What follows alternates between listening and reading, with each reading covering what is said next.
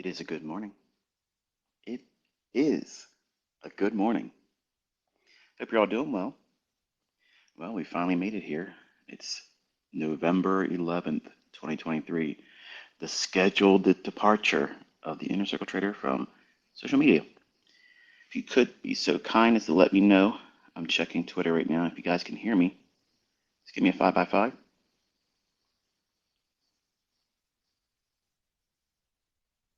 I'm using my Bose headset so that way I can talk with my hands today. Thank you, Lawrence. Just looking for a few more just to make sure everything has to be good on this one because this is my last one. London 2K. Noam, thank you very much. Thank you, Hank. El Gordo, thank you. All right, so you want to be a Forex trader. So you want to be a futures trader. What every new and aspiring Forex trader wants to know. In 2010, that's how I started this. For some of you, that's the genesis of Inner Circle Trader, but it actually was in the mid-90s. I had a presence on America Online, and many of you heard that story. And I thought many times over the coming months how I might reflect on how I would have done this last Twitter space and how I would have done it differently, or if I would have said this, or maybe said less of that. And I guess it's really one of those things where it needs to just come full circle. So while many of you know me as a Forex guru, or if you have a lot of glass awards, you call me a furu. The idea of sharing and the enjoyment I've had doing all this has been, for lack of better terms, just a wonderful experience. Initially, it started with a social experiment to see if I could create another one of me. And while I have wonderfully profitable students, um, none of them actually had the same thing happen that I was trying to, kind of like recreate. So at this chapter of Inner Circle Trader on social media, that is, um, I just wanted to sit down with you for a little while, and I'm going to be doing this up till 10 o'clock, and then I'm going to close it. So there is no long one today. I pretty much said everything anyway, but I want to just sit down and encourage you. I want to kind of like reflect on what it is that you have in your hands now and how you should respect it, how you should trust it and lean on it. Even in my absence, you have everything that you need. You don't need to subscribe to anything. You don't need to pay for anything. It's all in your hands right now. The problem with it is some of you are going to be extremely depressed because maybe this Twitter account has been a source of inspiration for you or a motivation for you. And for the ones that have been with me longer or have developed faster, not that that's always a good thing, but some of you absolutely have done very well in terms of growing in leaps and bounds, faster than some of my other students. That doesn't mean that if you haven't arrived yet at your understanding that you won't ever get there. It just means that they did something more than you did, and your life circumstances probably dictated that you couldn't do as much as they did. And that's not a knock against your aptitude. It's not a knock against your will or passion to do it. It just means that life sometimes gets in the way. So if I can leave you today with a measure of encouragement, it's this: that everything that you would have been looking for as a trader, no matter how much time you spent seeking things, indicators, systems, courses, gurus, teachers, mentors, whatnot. I have given you everything that cuts through all of the fat and takes you right down to the bone. What holds it all together? You can have a lot of muscle, you can have a lot of strength in something, but if you don't have a good skeletal system, a framework, you can't do anything. Imagine that icon, Arnold Schwarzenegger. He was huge, right? What happens if he didn't have a skeleton, right? It would be useless to him. It's a big pile of muscle, right? Useless. So what I've done is, over the years, I've placed in your hands a language, so that way you can see the marketplace from a framework stance. And then I've given you pieces, little cogs that work very, very well in the grand scheme of things. And by placing these small cogs, like specific PD arrays and very specific, straightforward, easy models, optimal trade entry, 2022 model, silver bullet, those things are very generic principles that can be treated just as they were taught to you, and you don't need to inflate them with other things. You don't have to add additional filters. You don't have to do anything to make it complicated. But for some of you, you want to go really deep. You want to go as deep as the rabbit hole will take you. And I appreciate that. That's how I'm of the same mindset. I'm not satisfied with just knowing. And I have to be careful speaking like this because for some of you that don't have this perspective or have this incentive behind your study, I'm trying not to inspire that, because if it's really not in your makeup as a person, then it's really not there and it's not necessary. Like, you don't have to know everything. You don't have to know the daily high and the low. You don't have to know what the weekly high and low is going to be. You can trade in the middle and get a lot out of that. So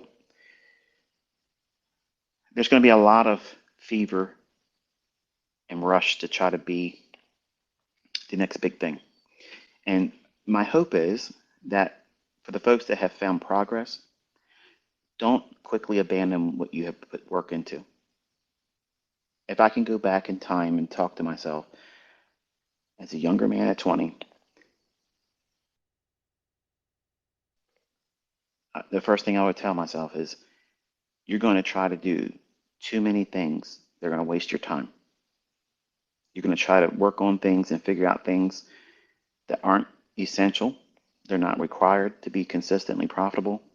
They're not going to help you actually. They're going to actually become a hindrance and a distraction. And they're going to be puzzles for you to try to figure out versus trying to figure out the problems that you have as the man. The person that is the trader, that is largely the issue. And I've mentioned this many times over the course of Twitter Spaces and even in the dry parts of my videos that people generally complain about. But they're the brass tacks. They're the things that really make you or break you. And it's hard to communicate that to someone that's brand new, because it doesn't feel like those things are pertinent to you when they are paramount to your proper development. If you look at the number of years I spent with you, it's about equivalent to what it took for me to get it all figured out and get myself out of my own way. Everything was scheduled. Everything was planned. Nothing was random. I've taken you through the exact process. Do you remember how fever pitched I was? I'd always be tweeting. That was me in a characteristic form of how I was as a 20-year-old, trying to do everything, buy every book that I could get my hands on, deliver pizzas in addition to my job on the one day that I had off, just to get more money to go down to Trader's Library down in Columbia, Maryland, to waste more money. Because those books, the only thing they did was kept me hooked on the potential of figuring out the right guy or gal out there that's going to teach me the secrets to how these markets work. And I can promise you this, over 2,000 plus books, not one of them were able to do it. Not one of them were able to do that for me. Now, for some of you, you probably have heroes in your back pocket that you like to champion, and that's wonderful. I hold Larry Williams in high regard because he was the first person that had a great impact on me and helped me focus on things, whereas I didn't have a structure. Like I was just coming from Ken Roberts garbage, right? And it helped me think about things in a more structured manner, how to work from determining whether a market's really in a position to be traded or not. And you think about it for a second. How often have you looked at a marketplace and it might be your very favorite market? If you're a Forex trader, it might be your favorite Forex pair or your futures market or your commodity or your cryptocurrency. And it's moved into a consolidation for a prolonged period of time. And you just don't have the patience to hold on to it. To sit on the sidelines, that is, and have patience, holding on to patience, waiting for a viable setup. So you go in and you start doing things recklessly because, you know, you're looking at this stuff. So therefore, you don't want to be wasting your time. You might get something out of it. Even if you made $100, it's worth your time being in front of the charts, right? And I did a lot of those things when I was younger. And Larry Williams was the first one to help inspire me to focus on a market that was more prone to trade in a manner that would be advantageous. Okay. You don't want to be in a range bound market. Now, I have since learned, obviously, and you've learned as well from me, the ideas of trading inside of a small ranging market. It's possible. You don't need a lot. I taught you how you can take 5 handles out of the index futures and carve out an entire career on that and never need to move beyond that. You don't need to be a 20R trader, a 50R trader, a 200R trader that never really does it. Instagram. So being content with enough is important. And I guess in a lot of ways you can look at, what I've shared on my YouTube channel is probably in by many definitions overkill. And because it's a lot of videos and it's basically a daunting task for someone that's highly critical, they're going, oh, he's overcomplicating it. There's no overcomplication. It's me teaching in great detail why something's going to repeat. Now, I don't have the faith in something because I see it work a few times and not really understand the mechanics behind it. I have to understand what it is that makes this thing work. Now, I'm not a mechanic. Okay, I'm not very handy with my hands, but I understand how cars work. I understand a combustion engine. I know the technological advances that we've had and the things that we used to have, like carburetors and things like that. They've evolved. Now, because I understand how they work, doesn't mean I can repair them or fix them. But I had to satisfy that internal desire to know what it is. And as a child, everything that I ever had, I took apart. Now, sometimes I couldn't put them back together, but I had to know what was inside. Like what's inside of this thing, what makes it move and what makes it tick. And I've always been inquisitive. And I think that the Lord gave me that, and coupled with what everybody else would say is a mental illness and an impediment, but obsessively compulsiveness, allowed me to fuel that insatiable desire to keep digging in to understanding what makes these candlesticks, and back then it was open, high, low, and closed bars, perform a specific manner, in a manner that repeats, in a manner that can be exploited, and also to reveal something that's always been there underneath your nose and everyone else's nose, but we've been hearing for decades, and as long as the market's been around, that price is random, price is unknowable. No one can be consistently accurate in predicting or timing the marketplace. And obviously, majority of you now are part of the, League of Extraordinary Gentlemen and Gentle Ladies. Because you can do the same thing now. You're able to time the market in lower time frames that defy all logic, even from the Goldman Sachs boys. Doesn't it feel good? Doesn't it feel good to be a part of this? To have learned something that even the big shots that go on CNBC, they try to tell you this stuff, that you can't time the market. You can't outperform the S&P. Are you freaking crazy? Seriously? What's the average return on the S&P annually? It's trash. I'm making trades with 20% per trade. So how long do I have to prove that any one of us, or anyone that's willing to sit down and learn this pyramid with proper risk management, using a real stop loss, I don't need to sit there and work all year long to make industry standard high watermark return. Dude, that's just like that's a morning scalp. Like that's not something that we're sweating that. We're not sweating that.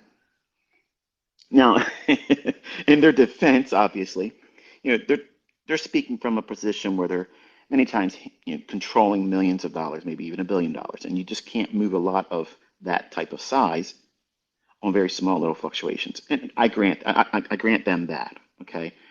But when they themselves like to spit in our direction and say that there really isn't any edge there, when there is no sharper edge in this industry than the one that we're wielding every day, it's there. The precision is there. It's undeniable. You've seen copious examples of beginning to end executions, both in demo for a longest of time, and this year you saw it with real money. You cannot deny that. Now, for some of you, that still isn't enough because you can't do it right now.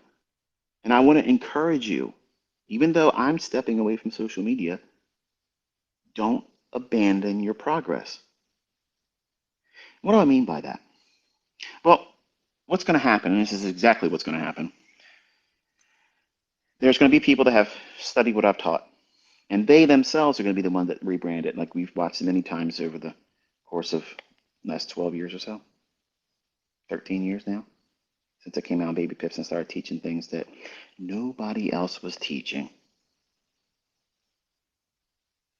And that $5 million bounty is still there. Not one person came forward with proof or evidence that any of the things that I've presented to the community is rebranded of anything. Because if it was, somebody else would be out there doing that stuff, just like you see me executing. And what do you see as a common denominator when anybody sees my examples? This has to be delayed data. That's their only excuse. It has to be delayed data. Or it's demo. And then when it's a live account, well, it's an AMP demo account. But when they look at how AMP goes on to TradingView with a demo, which I didn't even know they had, you can see it clearly is nothing says AMP live there. It's some kind of series of letters and numbers and gobbledygook. So we've canceled every argument. We've literally laid to waste every reason why you shouldn't at least do your own investigation on the concepts. I've always openly challenged all of you, and I'm so proud of you that have done it because you pushed through all the noise and the chaff and the distractions because many of them are marketers, and I get it, man. I get it. You can't trade well. Your profitability as a trader is not there yet, but you have something that you're marketing, and you want to make money. You have an entrepreneurial spirit. I get that. I understand that. But at some point, folks like you are going to have to prove that you can do what you're claiming and not talk about someone else to try to rise to the occasion. And I don't want any of you to become so good at this that you become toxic and arrogant. For most part, that's what you think I am. And I want to tip my hand to you and kind of show you really what this is all about. Because I was never going to do any kind of marketing. I didn't want to do any kind of investment into Facebook because I think Facebook is a joke. I didn't want to invest in advertising on any other platforms, and they'll go without being named. I needed to create a stir. Pardon me if you hear me drinking my cocoa, but we had our first frost, and this is like an annual thing for me. So if you hear me slightly slurp it, just pardon me, okay? But I wanted to create a measure of interest. And when you go to a rodeo, okay, when you go to a rodeo or you go to a circus, what do you remember most? The clowns. As much as you probably don't like clowns, because that's a real thing, I came out on Baby Pips and presented myself just as that. I completely disarmed everybody. What are they going to say about me? I'm going to teach you through a demo. There's nothing they can argue about. But I wanted to show that I could do something wearing a mask that nobody else would be able to replicate. And I would over deliver an education that would lead to something that was useful and profitable. Imagine that as a marketing strategy. No one else would have done it. But look how sticky I was. Highest numbered views on threads over there on Baby Pips still today. And I don't have any content in there.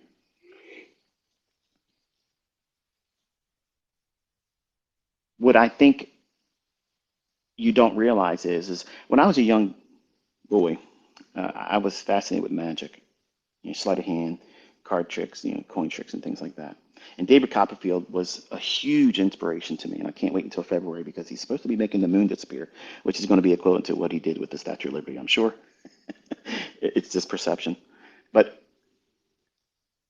that first moment of watching his annual magic presentation on CBS was like a huge milestone each year for me because I wanted to be like him.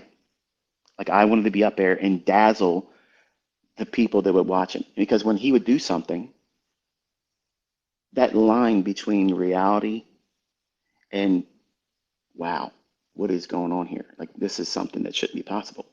I loved that moment of astonishment. And over the years, I invested money in learning and time in studying that craft of magic. And I got really good at it. And then one of the guys I learned from, his name is Paul Harris. Now, if you looked at this guy, you would not be impressed with him at all. He doesn't have any kind of features that would say, "Wow, he's charming," or that he is really just an average-looking guy. Okay, slightly balding, a poorly maintained mustache, and just nothing really to look at. But sharp as a tack. And his style, I kind of took that as a guru online. And what do I mean by that? His strategy was many times to entertain himself, really. And if you probably find his interview, maybe not. I don't know. If I can find it, I'll share a link on Twitter before I go. But for some of you, this probably means nothing to you. But I want you to understand who I am, where all this stuff came from, what created this personality that I presented to all of you, and the building blocks that created it. Because it's not me copying somebody else's trading style. It's me as a young boy growing up and having all of my influences become a part of what you're seeing. Like you remember the 80s cartoon Voltron? Loved it. I loved it. Before school, I'd watch it, and you had these tigers that would come together, and they would make this Megazord, right? There he is, boom. Well, all of these people, like Paul Harris, Jeff McBride, Larry Williams, um, martial arts instructors, all these influences over the course of my life, all had little parts and roles to play to be who I am. And the arrogance aspect that many of you don't like about me, that's really not me. And I've told you very candidly when I was younger that was a genuine thing about me because I was new money, and new money just acts like new money. And it's an ugly thing. But I got humbled. And it might not sound like I'm humbled, but I use this as a means of engaging the audience. And what did Paul Harris do as a magician? He would win the crowd over with his talent and his cordialness, his politeness. And then he would flip it up and become this jerk, this person that really nobody would want to listen to. And then he would try to win them back over. As much as that may sound like, what, why would you want to do that? It made sense to me. That made sense to me. Because who do you really want to be paying attention to? You want to see the guy that was taunting everybody to get knocked out. You ever see that MMA video? The fighter, he's out there, he's doing all these breakdancing moves, and all of a sudden, boom, Sleepville. Well, that's what everybody wants to see. So if I'm not going to market myself and pay for advertising, and I already hook the people that already see value in what I'm teaching, how do I get the rest of the people? I got to create some kind of stickiness. So I'm going to be that arrogant clown that represents himself with a demo because everybody wants to see that guy get wrecked. So they'll talk and they'll talk and they'll talk to their friends and they say, "Go look at this guy here, look at this." Yeah, wonderful. And they all advertised for me for free. You all worked for me for free, doing all those things. You allowed all these well-rounded students that I have now to find me, and I never had to put a dime behind any of it. Everything was scheduled. The real me, the real me, that's who's talking to you right now.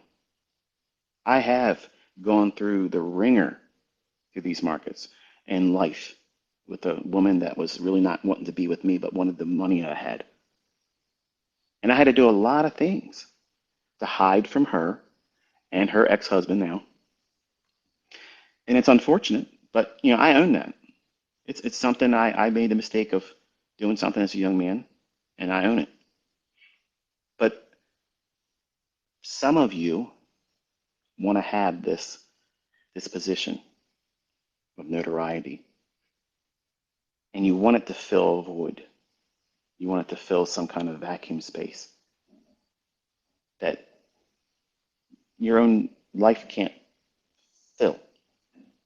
And you're thinking that if you become popular in trading, or if you start teaching, or if you're giving out signals and such, and I hope all of you are successful at it. I genuinely, absolutely, wholeheartedly want all of you, even the people that take shots at me, trolls and whatnot. I want all of you to succeed. I've had a lot of fun being an inner circle trader. I've had so much fun. And some of you have taken it personal, but I've never meant anything personal. It's always been shop talk. That's all it is. I can take a good ribbing. Look at how I go back and forth with Patrick Whelan.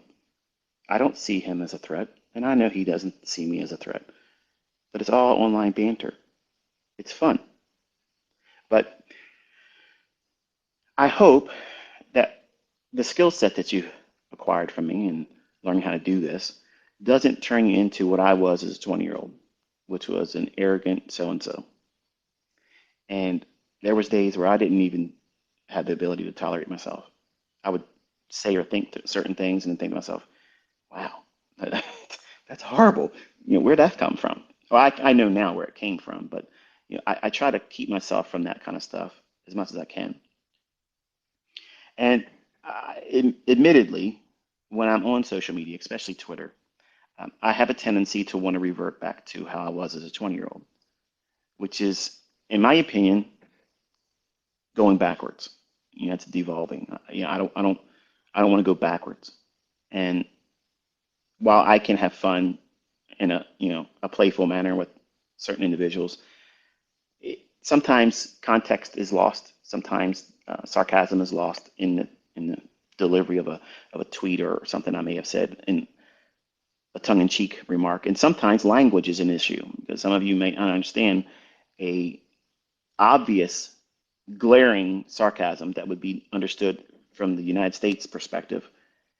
And then for someone of foreign persuasion may hear me say something and there's a disconnect, or it may come across as arrogance when really arrogance wasn't even the delivery at the time. But that whole side of me was instrumented and originated from Paul Harris, who was a magician that really didn't become a big thing, but a lot of his effects and sleights and stuff that I learned, his style made sense to me because what was I?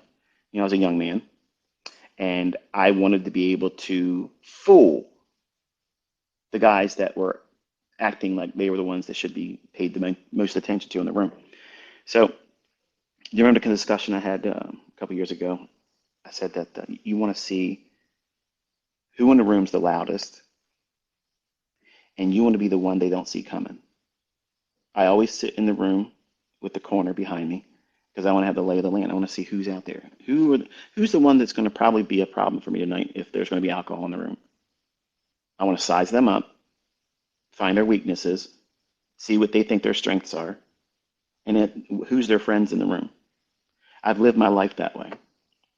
I mean, I grew up in a neighborhood that, you know, I couldn't run. I didn't have the stamina to run, so I had to learn how to fight. So my mindset has always been I have to be prepared for anything that's adversarial. And that's why my perspective on the marketplace is always that of like war or an action movie, something to that effect. And it also serves a very good purpose for the young men because that's how they think too. Rambo, Chuck Norris, you know, um, you name it, whoever you want to put in that action film role. So it kind of allows that human mind to be blurring the line of, okay, yeah, I'm learning something very, very dry, very, very technical, very, very boring in the beginning. But if it can be laced with, hey, you do this, you're going to be a Chuck Norris, you're going to be, a Bruce Lee, you're going to be some kind of commando GI Joe that can pull off something nobody else can do. And young men, like I was, we let our minds drift to those things. Women, it's always been a hard sell for them. And that's why in the beginning, I didn't have a whole lot of women that were students. The one that comes to mind is Okie Dame. I'm not even sure if she's still around or not, but she was on Baby Pips. It's one of my core students in the beginning, but I'm not sure what she's even doing anymore today, if she's even trading. If you're listening, I hope you're well. But yeah, I'm talking about online students, because I obviously had women as students prior to being on Baby Pips. But all these stepping stones of becoming a human being that has been influenced by other people, not necessarily traders, not necessarily, good role models. I used all of that to create this online persona as of inner circle trader, just like wrestling. You know, um, when you hear me rant, what you're hearing is how I used to practice when I was working out and was a larger guy, 18 years old. I wanted to be a wrestler. I mean, I have yearbooks that you can see all my friends were like, don't wrestle this one, or they all knew that was my aspiration. I wanted to be a wrestler, and I would practice doing shoots and promos. Like I could do verbatim just about every Macho Man, Randy Savage, Hulk Hogan promo that you can pretty much get almost everything that they're saying. I'll say it just verbatim, just like that, down to the flicking of his sunglasses and flicking it away, all of that. Even the one where he did the promo with Mean Gene Okerlund, where he had the creamers, the coffee creamers, the cream of the crop. I practiced that so many times when I was in high school because I knew what? Nobody cares about the wrestling. Nobody cares about that. Nobody cares about that stuff. If you've ever been to a live wrestling event, it's actually boring. But when you watch it on TV, they add additional sound of the audience cheering. That's fake. And you're hearing that commentary. What's the commentary? It's to make you like, it's to influence your interest. Oh, look at this, because they know that you have a team mentality. So as a influencer, I already knew that there's a lot of people out here in this industry that are getting credit for things that don't really deserve it because they're not doing anything. They don't even prove they can trade. They can't even show you an execution from beginning to end. Not just once, but they're the most opinionated people. So I wanted to come out and have a very polarizing, very polarizing perspective placed on me. And Tom Hugard is he's been public about how you ever hear this guy inner circle? He never puts the trader at the end of it. I think it's a subliminal knock against me because he thinks I'm just a demo trader. I don't think that. I'm just being funny now. But he said that this guy he's very polarizing. He's like Moses. And I didn't take that as I'm trying to be Moses or that I'm equivalent to Moses, but he nailed it because that's exactly what I have tried to do. So that way it creates discussion. There's going to be people that have learned from me, that have real tangible experience that they can say, this works in my hands. I know it works.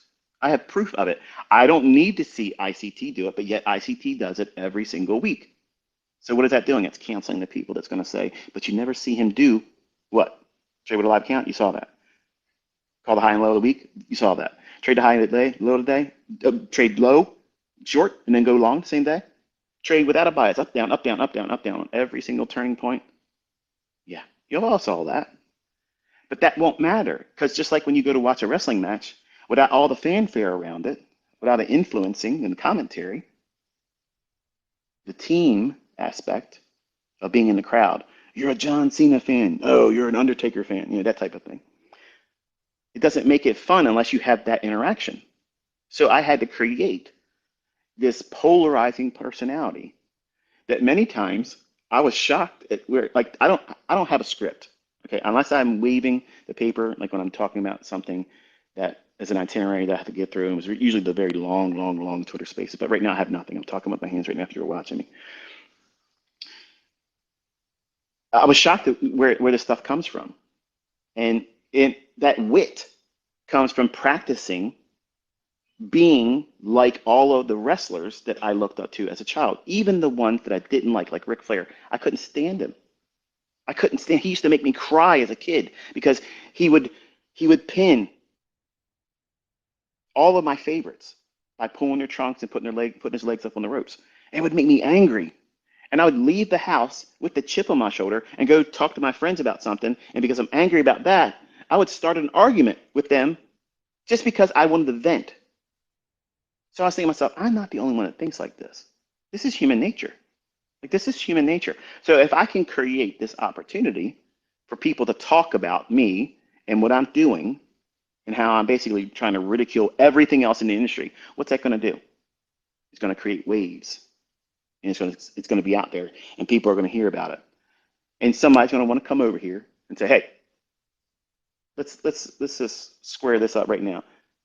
This is what I can do. This is what you said you can do. And largely, it's been just exactly what I said. They'll talk, and you're going to hear all these new people talk, but I want you to remember, let them prove. It matters not to me, and I'm the guy that done more than anybody else out there. It doesn't matter if they show it to you with a demo account. Because if they have conceptual ideas that they believe are viable in price delivery, because that's what I focused on, price delivery. If they can do what they claim, they will gladly show you from beginning to end with a stop loss and walk it just like that. And not just one time. Every single week, consistently, show you what they teach, what they claim to know. Can they do it in their own hands? Because there's going to be a lot of people with my logo, with my name, saying they trained with me, saying they're a charter member. That's been the biggest scam. So many people has claimed to be charter members. And honestly, folks, the easiest litmus test is simply ask them to prove that they can do what they say they know how to do. And as soon as they say no or give you excuses why they don't want to do it, there's your answer. That's it. You don't have to troll them. You don't have to go on and on about them. Just, okay, I saved myself a lot of time. Don't even wish them well. Just wipe your feet off at the doormat and just leave them right where they stand. There's going to be a lot of fraud and scam and all this other stuff once I stop producing content, because there's going to be a lot of you that just want to be around it still. You don't need to be around it anymore. You have everything in your hands right now. I don't care if you go watch any more of my videos. I don't care. If I cared, I have the biggest audience right now, making over 30-some thousand dollars a month in ad revenue, and I don't even put new videos up. I'm telling you, I'm not putting new videos up. So how does that even fit the criteria that people were going to try to say that I want you to watch videos for ad revenue? Because I could just easily put something up every day. I could talk about a review that's already happened and make lots of money doing that.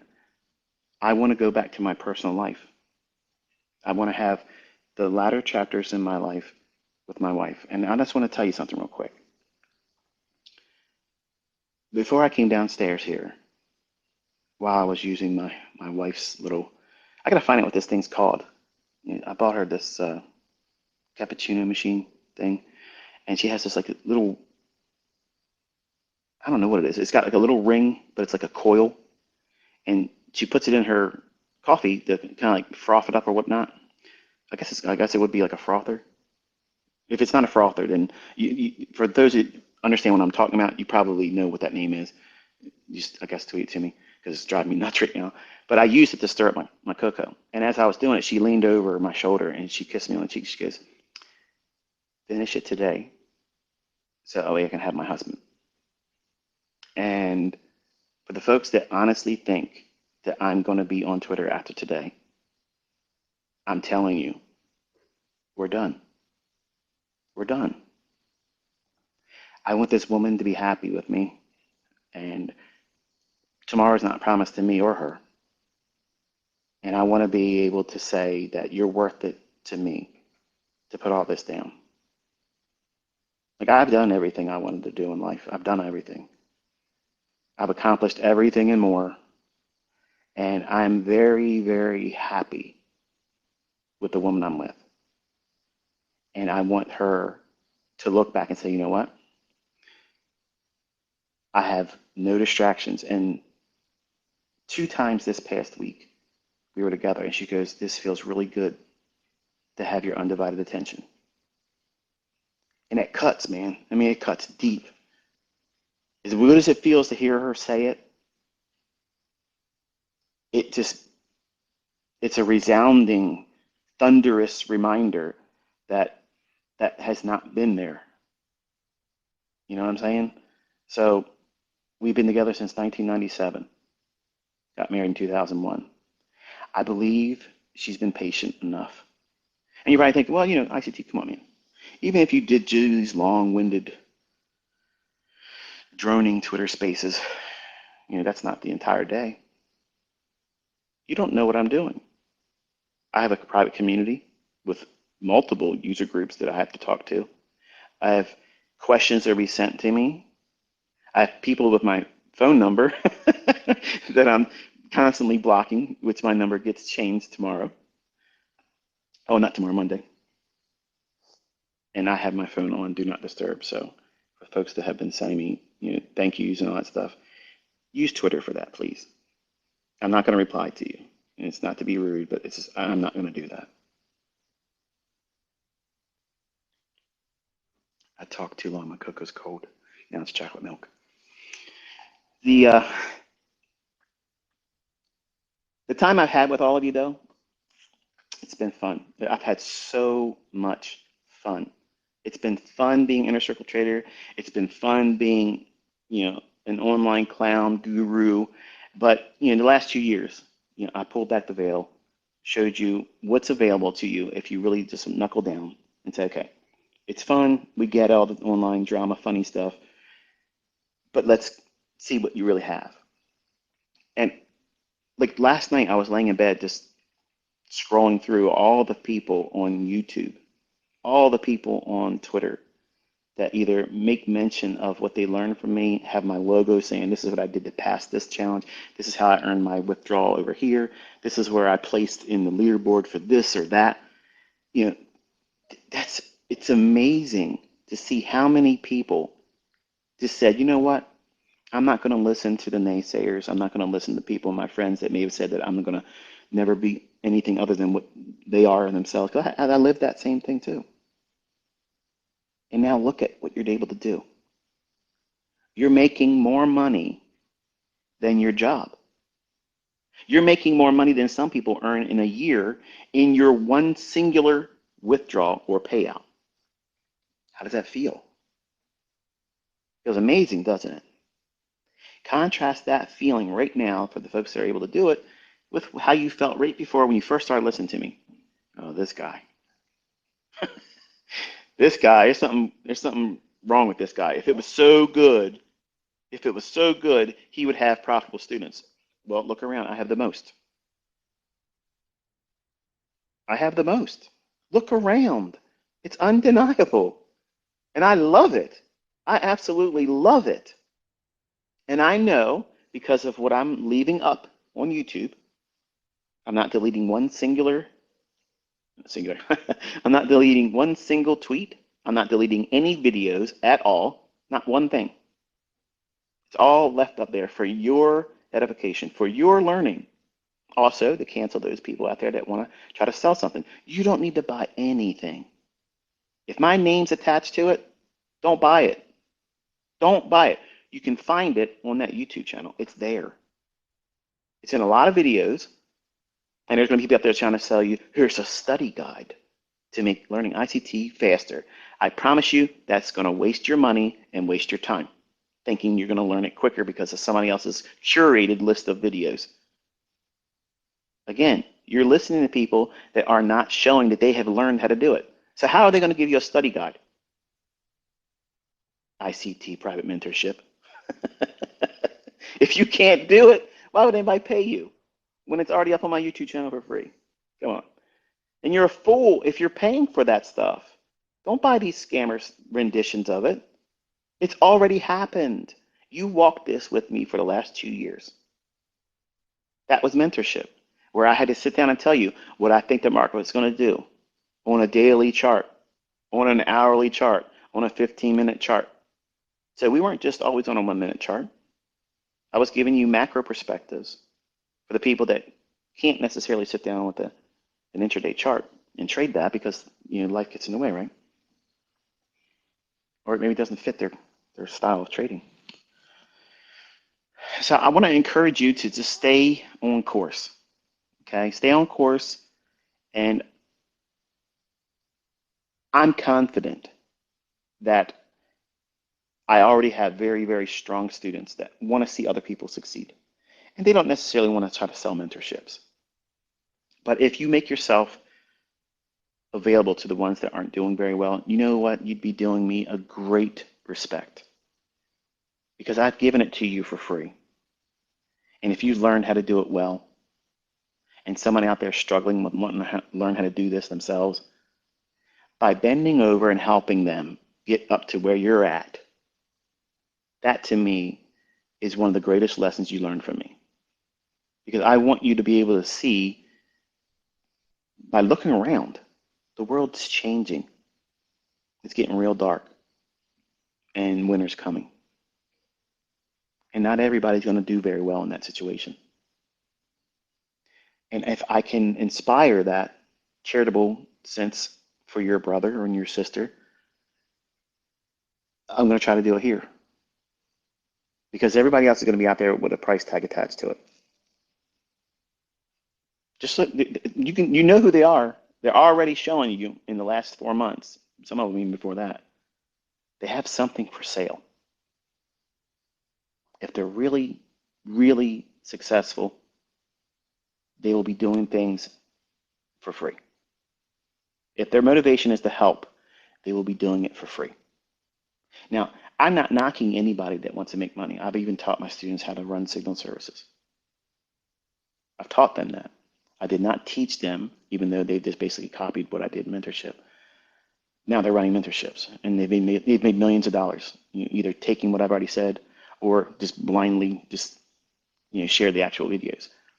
And I've had people that have bought those videos from other people from 2016, 2017, 2018, 2019, 20, and the last group was 2021.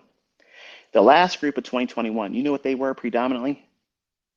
They were people that bought the bootleg versions of the videos. You know what their common denominator response has been? Having the videos wasn't enough. I had to be with you where you were telling us what the market was going to do day by day and watching it happen 90+%, always delivering. That's mentorship. And I told this to my group all the time. I said, the videos aren't the mentorship. The core content is just a language. And I told them when I was done, I said, I could take those videos and put them up on YouTube, and it isn't going to change anything. It won't change anything.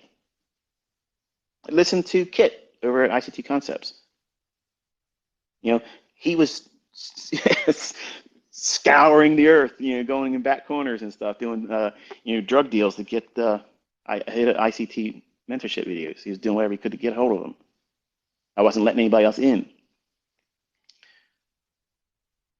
By itself doesn't help. Those videos that other people are going to sell you are not going to help you. What has to happen is you sit down doing the things that I walked you through. Now, I've already said this in the core content. I've said those things in core content. You have to do these things, practice like this. But even my paid members didn't want to listen to that because they were waiting for the easy 1, 2, 3. Here it is. I don't have to spend so much time and energy because I got things to do. And they're the ones that still, even from 2016 group, can't trade. They can't. Not for a lack of sound logic that's being taught to them, because I have students from 2016 that are murdering it right now. And I also have students that have done better than any other group, even the 2016 group, that were in the 2021. And I have students that never joined my private mentorship that discovered me in 2020 on YouTube that have now are earning multiple 6 figures a year trading just from what I taught for free. That should encourage you. That should encourage you, because every one of those groups are a different walk of life. And the ones that are succeeding are doing what? They're not putting a time limit on they have to learn it by this time. I have to know everything. I have to take everything the ICT says and place it into my trading approach or my model. That's a fool's errand. You can't do those things.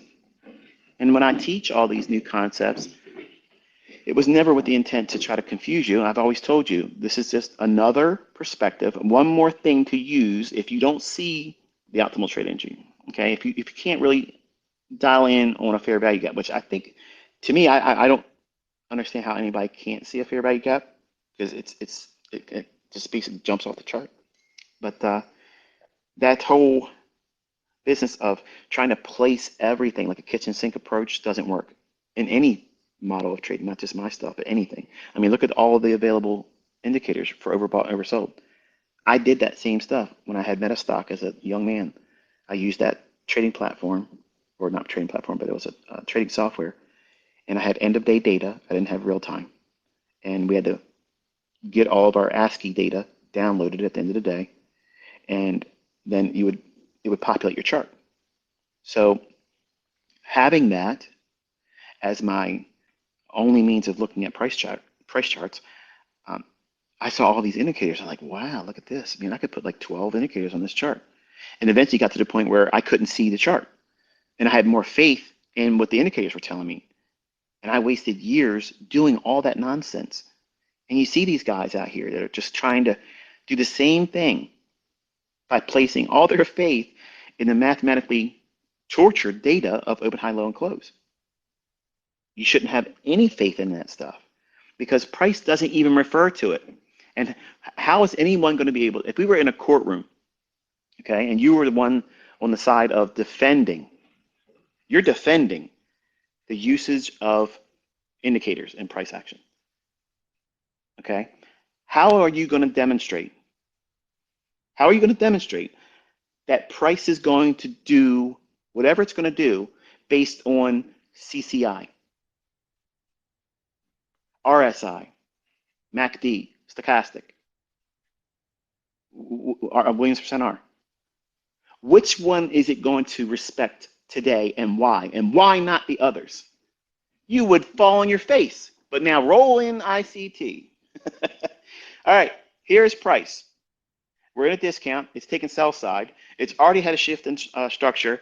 There's buy side, relative equal highs here. The time of day. This is when the market will start spooling. It's going to run. It's already cleared sell side, and now we're waiting for a fair value gap to form, below price. And then when it goes into there, we're going to be buying that with a stop loss that goes right below the low that creates the fair value gap. And we're going to take a partial halfway between where we're entering and the draw on liquidity. That's easy. That's simple. And then the final terminus is the buy side liquidity. That's double tap. Remember that on baby pips? Oh my goodness, that's a flashback, right? So that's simple. I could stand in front of the CFTC in front of any judge and do this every single day. I don't care how long. Make the court last long. I don't care because I can do this every single week, every single day. It's going to be there. Period. I've been proving it for years.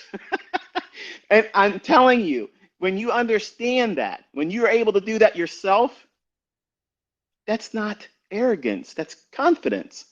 That's confidence that you don't have to struggle and scrape around trying to dig in the back corners for something new. You have everything that every trader wants to know. I told you from the beginning. I know what every trader wants to know. I know it. And I taught it. I demonstrated over and over and over again. And for some of you, it was enough for me just to teach it to you. Well done. Well done that you took the initiative to find your own proof. That you took the challenge. I told you, go in and see if it isn't in your charts. Because if it's BS, you're going to see it right away because it won't repeat. There won't be any consistency behind it. There won't be any quote unquote edge. Dude, it's a razor's edge, sharpened to a fine edge. And it's there all the time. Look at the evidence all around us now. So many people coming forward. I have so many guys that are in jail right now. They're listening to this with a phone they're not supposed to have. Shout out to you, bro. But they're learning how to trade. And then they come out into the world. They come out into the world, and you know what it's like. You know what it's like. I was a manager, okay? I was a manager, and Keith White, I know you can't hear me, but this man used to hold up drug dealers. I can respect that. First of all, that person that's selling the drugs, he's not in the community's, he doesn't have the community's best interest in mind, okay? He's an opportunist. Keith said, well, you know what? If anybody deserves to be held up, it's them, and I know they're going to have the money. So he and his buddy would roll up, boom, give me your stuff. And the guy that said no and tried to run away, he shot him in the right butt cheek. Well, that put him in jail for attempted murder. So he did a number of years and then got out and couldn't get a job. Nobody would hire him. He was on probation, whole business. And then he crossed paths with me, and he said, "Listen, I ain't gonna lie to you. This is where I'm at. This is what I did. But if you give me a chance, I'll work hard for you." All right. Really? That easy? Yep. Why? I said my father's a contract murderer, and I know if he ever gets out of jail, I'm going to be the one that has to employ him because nobody will. So I know. So why did I have a dad that was a contract murderer?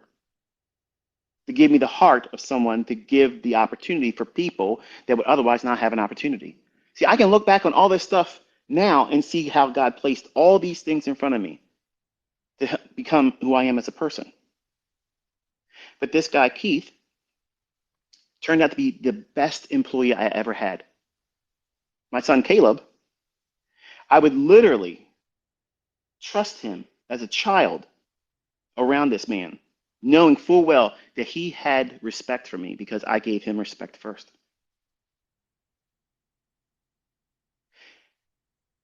I wished many times that he wouldn't have got himself wrapped up with somebody that got him in trouble and he reverted back to something that he couldn't do because when I was no longer able to guide him, he got himself in trouble and now he's doing time for home invasion. So he's going to be up there probably for a long time. I wish he would have learned, like some of the men that have come out. And recently we just seen one. Gentleman came forward and said, look, this is it. I came out of jail. I did things, I'm not proud of. But I'm turning things around. And you know what?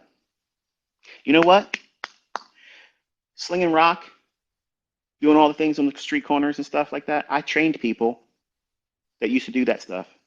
And they make more money. And they feel better about themselves doing it this way than doing it that way. And I'm sure that gentleman and like everybody else that would do it this way makes them feel good. Makes them feel like, you know, a sense of accomplishment that they're doing it themselves. No one's giving them anything. They're working for it. So that way their credit can't be shared with nobody else. And I got respect for that. I got all kinds of respect for that because this world's hard. It's not easy. It's not owing you any freebies.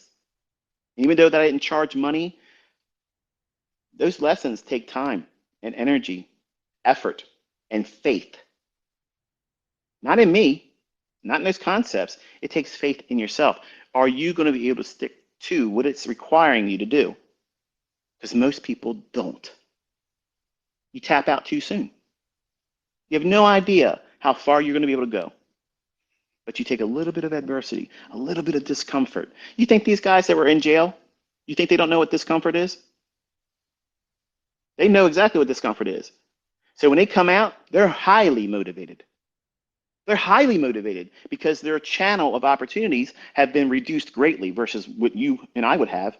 If I wanted to go out there right now, there's a number of different jobs that I could be qualified for, but I would never want to do. But as a convict, recently, on parole, that's hard. That's really hard because there's a lot of managers that would say, you know what, I'm going to look for a better qualified candidate. What you're saying is you're probably going to be a problem for me and I'm not going to risk it. Where I looked at it and said, you know what, they're honest. They told me right off on Jump Street, this is what I am.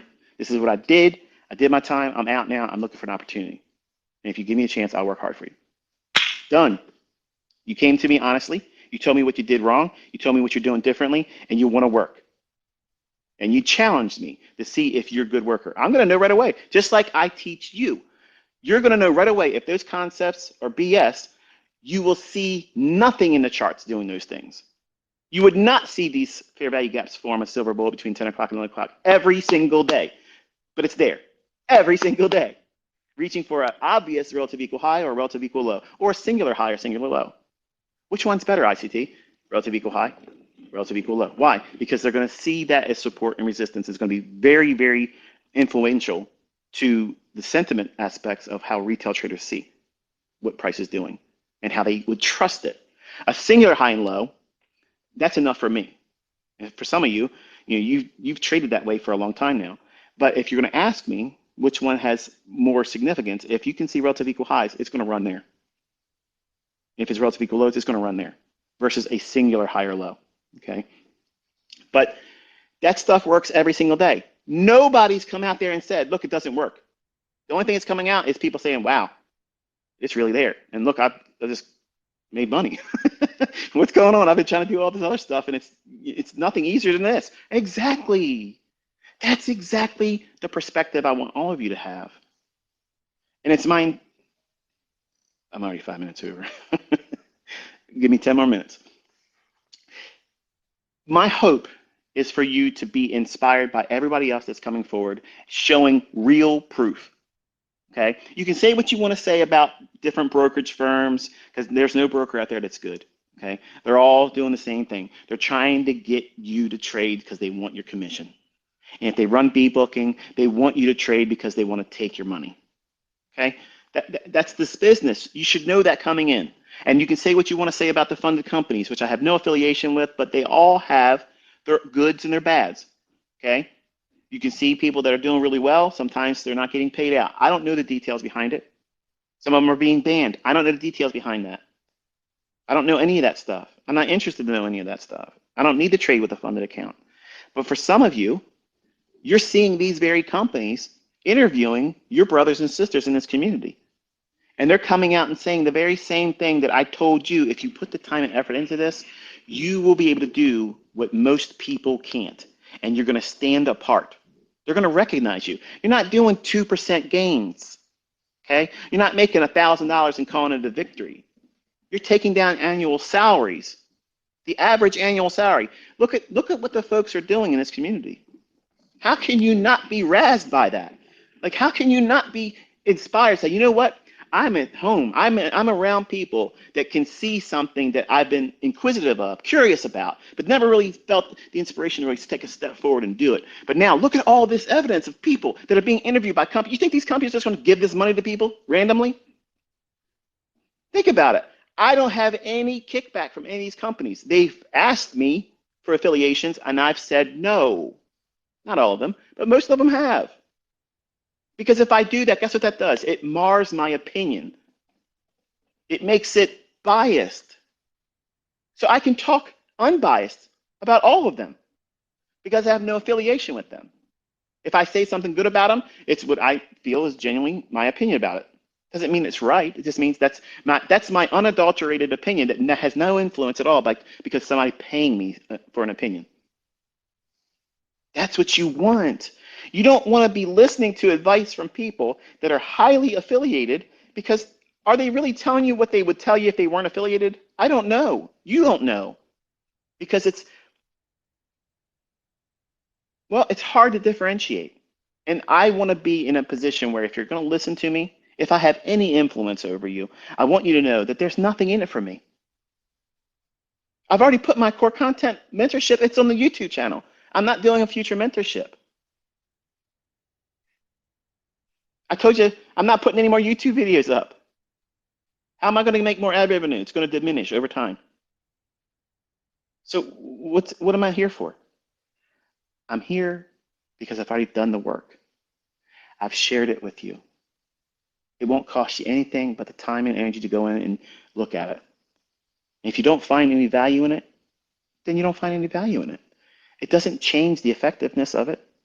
It just means that you didn't put the effort in long enough doing the things that you should have been doing and found the results that you're looking for. But they're not going to come on a time-based schedule. You can't time your success. Okay? You can't say, I'm going to be successful by this time. Because the only thing you did is you placed so much mounting pressure on you that everybody that would try to do that would probably cave. Do every athlete in the world that does an event that would be equivalent to an Olympic event, do they all make it to the Olympics? No. No. Do the boxers that work really hard to qualify to get to be in the Olympics, do they all get to be in the Olympic? No. Would you want to box any of them, that ones that didn't? I know I wouldn't. I wouldn't want to do that because they're trained. They've trained very, very hard. They just fell short of that mark. But they're still way better than the average person in terms of fighting.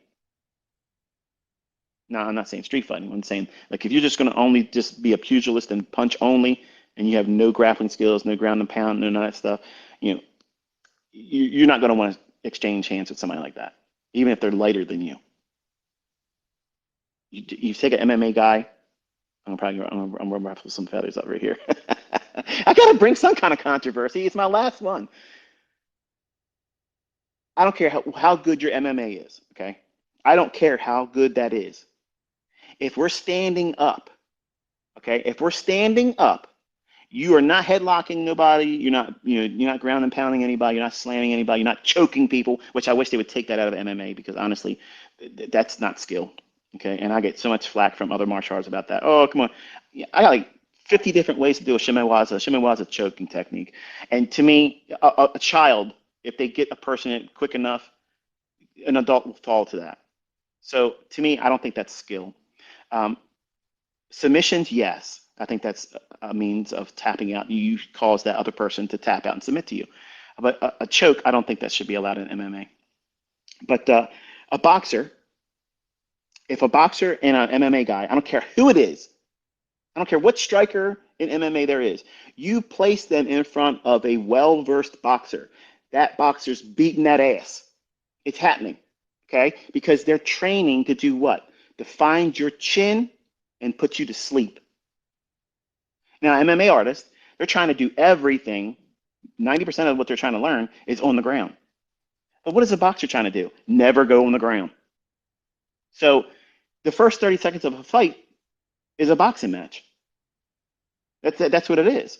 So I say all this to say that you don't want to try to be a master of everything as a trader.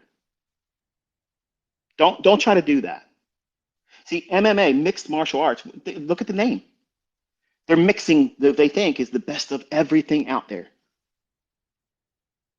No, it still doesn't take away the fact that there are some guys that walked into that octagon and literally laid waste. I mean, it was really fun if you look at the first two or three Ultimate Fighting Championships. If you never watched them, I mean, that to me was crazy. Like it was $15 to watch some really mismatched fellas get out there and go to town. But that's exactly what it's going to be like in the street. See, in the street, you're not going to find somebody that's your same weight, comparable in every aspect, within the same weight class. You're going to end up in the bar, and the biggest guy is going to come over to you when you're in a drunken stupor, not able to stand up, okay, and he's going to throw you around. That's exactly what the UFC was doing. That's the real world. That's how it is, okay? And they don't have weight classes out in the street. Well, in trading, you don't know what weight class the market's going to operate in that day, just like you don't know what indicator it's going to respect, which is why it's nonsense to even believe in that. So you have to take it back down to, okay, what is it likely to do? Okay, it's going to move a lot of momentum, one directional, at very specific times between 10 o'clock and 11 o'clock in the morning. Why? Why does it do that? Because at the 9:30 opening, a lot of orders come rushing in. Big trading firms and clearinghouses, they funnel a lot of orders in there because why? There's liquidity. Everybody's chomping at the bit to get in or get out based on that opening price.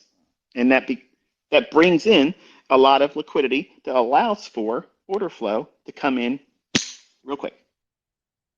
But it will evaporate quick. So what does it do? It uses that initial surge of inflow of orders to run to the obvious liquidity that's above or below the marketplace. What is it reaching for? Many times it's the opposing direction of where the daily range will reach for. So an example would be you're looking at a marketplace and your ideal scenario is you think the market's going to go higher. So you're not trying to go short. You really want to wait and see what it does at the opening price. That initial opening, 9:30, opening bell, everybody's in there clamoring to get in there and do something. All kinds of order flows coming into the marketplace. Boom, boom, boom, boom, boom, boom, boom, boom. That will evaporate. So what is it going to do after that initial surge of interest and all the clearing firms that come through with their orders hitting the marketplace in the first 15 to 30 minutes? What is it going to do? It's going to reach for the resting pending orders above the marketplace, above a singular high or above relative equal highs. So what is that initial move dropping down at 9:30 to 10 o'clock? Judas. It's fake move. So you're waiting for all that stuff. But then at 10 o'clock and 11 o'clock, you have that distribution phase of the morning price swing, where whatever it's going to do in the morning going into New York lunch, it's going to be directional, and it's going to run real quick into that buy side, up to, but not limited to, 11 to noon, New York local time. Now, that is a very generic perspective to hold in the marketplace. But if you look for that when the market's predisposed to go up, you got it locked. The only thing you're waiting for is a fair value gap to wait for a price to drop down into on a 5, 4, 3, 2, 1 minute, or if you're inclined, less than a 1 minute, 15 second, 30 second, 45 second, 5 second time frame. It's not complicated, folks. It's really, really simple stuff. But the complication comes with you're trying to find where COT fits in all that. Where's the commitment traders fit in all this, ICT? I'm really struggling with the break of market structure. Where's that in the turtle soup? I'm sorry, not the turtle soup. Where's that in the silver bullet? Where's that? It's not there. You're looking for liquidity. You're looking for liquidity. You literally can wait between 10 o'clock and 11 o'clock and say, okay, what has already happened? Sell side's been taken. All right, am I bullish? Weekly expansion is likely to, I'm wanting to see that weekly candle go up. Okay, then I already have a selection that I want to be a bull. I want to be buying only. So you filtered out every shorting opportunity. I don't care how good it looks, you're not taking it.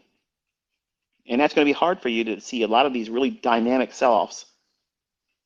You just watched me short the S&P the other day, and the Nasdaq was saying, "No, no, S&P, you're crazy. I'm not going down there like that. I'm not going down like that. Okay? I'm not going out like a fool. I'm not going down like a chump. I got somewhere to be today, and I'm very proud of you that I sent out that Mount St. Helens picture. That was a subliminal little marker for my students. It's getting ready to blow up, and Nasdaq was doing what relatively? It was saying no, I'm not interested in going down. So it was what the relative strength leader to the upside. So I shorted the weak one. Didn't get it went right down to my price, but the spread didn't let me get out. That's the price of precision sometimes. The difference between the spread, the bid and ask. But that's okay. To me, I think that it's fun to be that precise, to have my order sitting right there, and I've already taken a profit, so it doesn't matter if it takes the terminus out. I don't care. But if it turns around there, guess what that proves? It proves visibility. It proves conceptual idea that it can be timed. There is sound logic behind it. And I was so precise, the only difference between me getting that fill was the bid and the ask. How much better can you be but not get the mark? You can't get any closer to it than that, right? So that's the right perspective. So when you have that, and you see me down, I guess that's the second time you see me do it this year, where I've had a resting order in and just the spread denied me the actual exit on the limit order resting. But some of you get mad about that. And you're like, oh, what's the perspective to hold with this? I'm angry about this. Don't get angry. You should be thankful that you have the laser guided precision to even to include a limit order there, where nobody else in the retail universe would ever have that. They're looking for, wedges and bull flags and inverted head and shoulders, and I gotta stop. But you have really the easiest thing in the world if you're trading a silver bullet. In Robbins, that's all I'm doing. I'm not doing anything. I'm not bringing out Enigma. I'm not doing Model 2022. I'm not doing Artemis patterns. I'm not doing, Reapers. Nothing, but just simply silver bullet. Because in my mind, when I created that, like I wanted it to be so easy for my child to be able to see it, know what time it's going to be there. So that way they're not anxious. They're not anxious to worry about, am I going to miss the move? Because think about how much you're fearing all the time. Your FOMO is off the charts. Any given day. Man, I hope ICT tweets about what if ICT could just tell me in a tweet to note this level, I'm going in. I'm going in. I'm not going to have any reservations. I'm going to take that trade because ICT is pointing to that liquidity. He's basically telling me, signed, sealed, delivered, it's going to happen. And for some of you, that's what you're afraid of with me not being around doing anymore. And you shouldn't be afraid about that.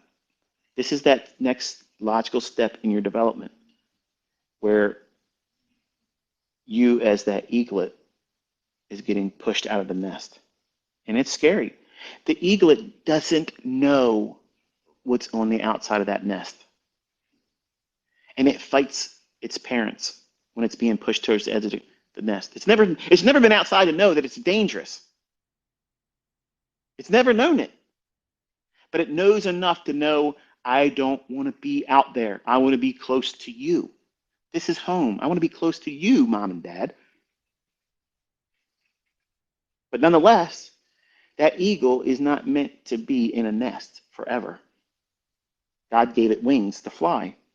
And it can't use those wings until it's pushed into a situation where it has to use them. You have the tools. You have been given the instructions. You've been given the mindset, how to look at things, how to avoid certain things, how not to think about these things that create pitfalls in trading. That's what I've talked most about, because that's the very thing that's going to be your undoing. It's not going to be your winning. It's going to be how you think about what you didn't do right, or that you did right but wasn't good enough. And what is that going to do? FOMO, fear, greed, over trading, over leveraging, and all of those things are going to be your downfall if you allow them. If you've taken everything I've ever said, either in text or in audio format, whether from a video or like this on Twitter Spaces, I probably wrote dozens of books already by now. But none of you would have been willing to pay any amount of money if I said trade psychology according to ICT. There probably been a handful of you that probably would have bought it, but most of you wouldn't have. But the real secrets to precision order block entries. Oh man, that's the one that's on the top sellers list. I'm a #1 bestsellers list on everything, right? But that won't help you. See, if you stay in the game long enough, you're going to find what you excel at. And you're also going to learn the things that you do incorrectly, that you're prone to repeating over and over again, like trading without stop loss or trying to be better than the next person because they have more attention given to them. And you do reckless things. And those reckless things are the very barriers to your success. You're the one that's in the driver's seat with it. I mean, think about it like this. When I teach my students to look at a weekly chart, you're looking at what is to be the next weekly candle. Are we among weekly candles that have been recently enlarged? Have they been increasing in size, or have they been reducing in size, or have they reduced from big ranges down to smaller ranges and it's still in small ranges? Having a period of time studying your chart with that perspective on a weekly chart is hugely advantageous, because we just saw a lot of movement this week in the indices. So naturally, over the weekend, people are going to be making up their mind about what they want to do next week. What do they want to do? They want to buy. They want to chase price going up. Now, what you don't realize is November 7th, I told my private students that the high on the NASDAQ at 15,468, that buy side, was in the crosshairs. It was going to reach for that. And then the fair value gap just to the left of that will be filled. Now, I say that only because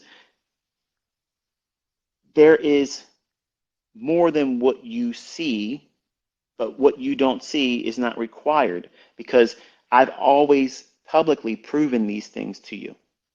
I've given you ample evidence to understand that this stuff repeats over and over and over again. It's not enough to call a move. It's not enough. That's not impressive. It would have never impressed me to only hear somebody that would be calling me or calling themselves a mentor of me or anyone else to say, I called that move. I was looking for this thing to happen. But in the same sentence 30 seconds before, it might do this, but then when it does the other, say, I called that move.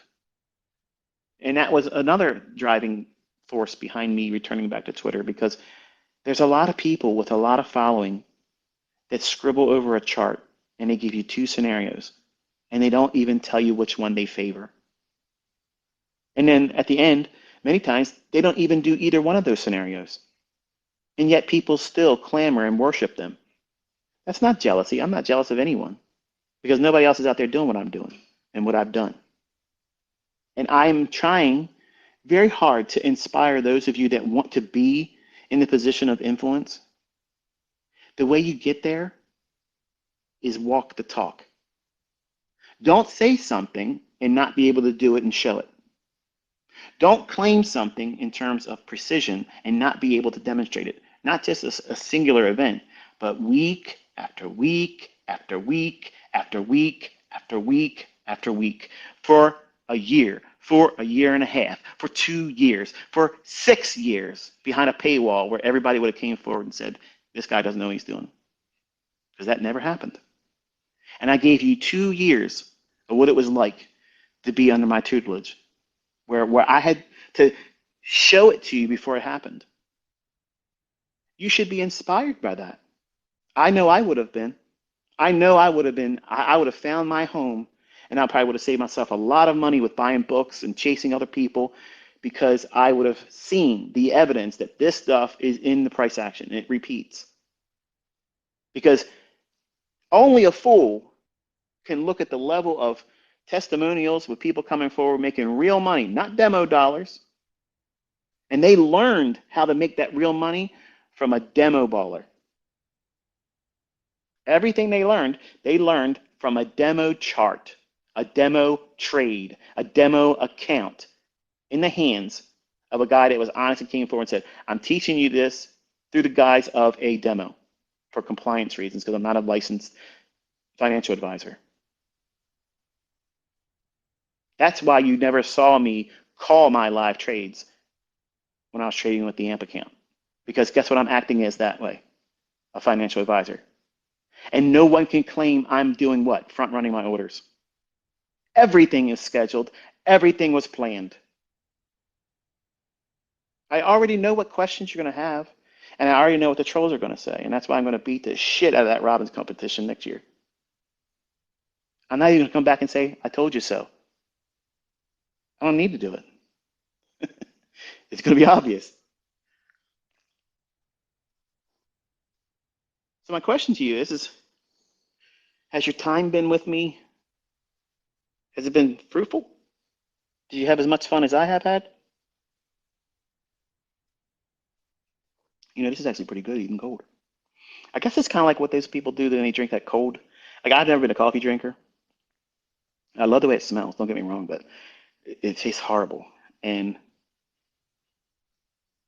this is kind of like what I think cold coffee would taste like. It's better than like a chocolate milk, but I don't know. I'm digressing here. But I've had so much fun. I've been up all night long thinking about, you know, what did I want to talk about? Who did I want to talk about? And what did I want to revisit and whatnot? And honestly, I've said it all. Like I've already said it all. And I want to save this part here, and then at least I have a clear conscience now. I know there's a lot of you that really you're listening to me right now, but you hate me, which I don't get that. But if we've ever exchanged words, just know that it was all for the sake of drawing a crowd. That's all it was. I don't know any of you from Adam. You know, I don't know what you do in life, you know, if you're successful or if you're profitable or not. But I've always provoked everybody on Twitter. I've always done that. That was my style. That was my MO. I would go right up to the people and say, "Hey, you can't do this, and here it is." And the only thing they can say is you're a demo trader. But I'm doing something with a level of precision that you watched me do with a real account this year. It's undeniable. And they wouldn't bring forward any evidence that they could do it either. Like you would never watch them take a trade. Like I pioneered a new wave of other people that are openly sharing. Because it used to be, show me your MyFX book. You know, fuck your MyFX book, because that's fake. Show me a blank canvas chart with live data. I don't give a shit if it's demo or not. You go in with a laser precise entry with a real hard stop loss, manage that stop loss throughout the entirety of the trade to a target that you had predetermined. You do that dozens of times over the course of several months in a row, using the same logic that you claim is behind your Mickey Mouse bullshit. You do that, then you have a reason to have an audience. People have no excuse not to listen to you now because you've done something that 90% won't do. But look, you can tell who's been here. You can tell who your brothers and sisters are because they're out there showing you what? Executions from beginning to end, trade management with a stop loss. Guess who inspired that? Good old ICT. Oh, here he is. He's claiming he's the only person that ever did a trade. Look, I'm not saying the guys out there trading with MACD and RSI, moving average crossovers, aren't trying to do something, but they're wrecking themselves on their live streams. They're wrecking themselves publicly, dismantling themselves. I'm saying, look at the logic that's been taught to you for free. And how many people have it in their repertoire now? And they are not afraid. They are absolutely not afraid. And they have confidence that they know what they are able to do is going to repeat for them. And that's why they're barking the loudest. When people talk shit to them, they're like, let's go right now. And all of a sudden, their Velcro balls drop off. I love that. I love that because that means, number one, they know where they're at in their trading. And for the people that don't respond, get real quiet, and they clam up, that tells you volumes. That tells you volumes about them. They don't have confidence. If they have any success, it's hit and miss. Do you want to listen to somebody that has that? Do you want to learn from somebody that has an anemic level of confidence that many times, I guess in a lot of ways, it would borderline on arrogance? But you know, if you really can do something, if you really, really can do something, and you choose not to do it because, well, you got better things to do, that's just too much of a cop out. If you really love what you do and you have the time and effort to say that you can do these types of things, right? And you go on and on and on about how you can do this, you make this, but you're not even willing to just show a trade. Just show us. I mean, if you're going so far as to claim in comments to other people, my students, me, other teachers, other traders, other mentors, clamoring in their comment section, talking about, I do this and I do that, but there's nothing in terms of evidence showing that you even know how to enter a trade. Listen, we have raised the bar so fucking high now that these people that have been frauding and scamming people for so long, they're mad as shit. I'm getting threats all the time now. I told my private students earlier in the week, I'm getting death threats all the time. It's happening all the time because I've crushed their whole business model. I don't give a shit. I don't care. Go to my YouTube channel, learn how to do it, and that way you can help your students be profitable. Don't even have to mention me. I don't care. Stop hurting people. You don't have to worry about it then. You actually feel better about yourself because I'm not losing any fucking sleep. So anyway, I tried to get out of here before that kicked in. That's why I wanted to go about an hour. I usually could go about an hour before I swing, but I guess it wouldn't be a Twitter space without a other end of the spectrum. I didn't want to have any sentence enhancers in here, but I'm interested in seeing what your goals are. Before I close this Twitter tonight, not close it by deleting anything, but my last post will be a little vignette directing you on how to go forward. It won't be long because obviously Twitter has the capped at 2 minutes and 20 seconds, which I always usually come around about 2 minutes and 15 seconds. The tweet I send right before that, I'm going to title it Inner Circle Traders Yearbook. And I'm asking you, because I see a lot of tweets that I've missed. Like, there's also some tweets that pop up at the bottom on my Twitter that I should have seen, but I don't see them sometimes. I don't know why they don't appear in my feed. People will respond to me or they'll send stuff to me. They'll reply to a tweet, and I don't always see them. And then there's obviously sometimes where it looks like there's like 15 different replies, but when I click on it, there's nothing I can see because I guess it's some kind of scammer trying to promote to whoever would read my tweets. But the yearbook post or tweet that I make tonight will be the third tweet in my feed that will always be there. The first one is the pinned one where it says, I'm not selling anything. So that way, anybody that has my name associated with something, or if they're trying to say, here's my Telegram channel, I gave you signals, join Inner Circle Trader over on Telegram. It's all bullshit. You're not getting into a Telegram channel with me. You're not going to get signals from me. I'm not going to be teaching you mentorship. You're not going to get a PayPal link. You're not going to get a crypto payment link to me. None of that stuff. I'm not asking for any fucking money. I'm not making any more YouTube videos to make more ad revenue. I'm not teaching anything else. Okay, so all that stuff is going to be bullshit. So the first and only tweet that you're going to see on my feed that will be there forever, as long as Twitter's around, is the one where it says, I don't charge any money. Okay. Um, the second tweet will be this short little vignette video I add tonight that will post at 11:59. It'll be produced and timed. I'll probably be asleep, and it'll post, and that'll be the last ever post in this stream as Inner Circle Trader. But the post right before that, which will probably be around 9 o'clock tonight, the tweet will be posted with the title saying Inner Circle Traders Yearbook. I'm asking you if you would be so kind to, I've done this before, but a lot of you were like sending it already.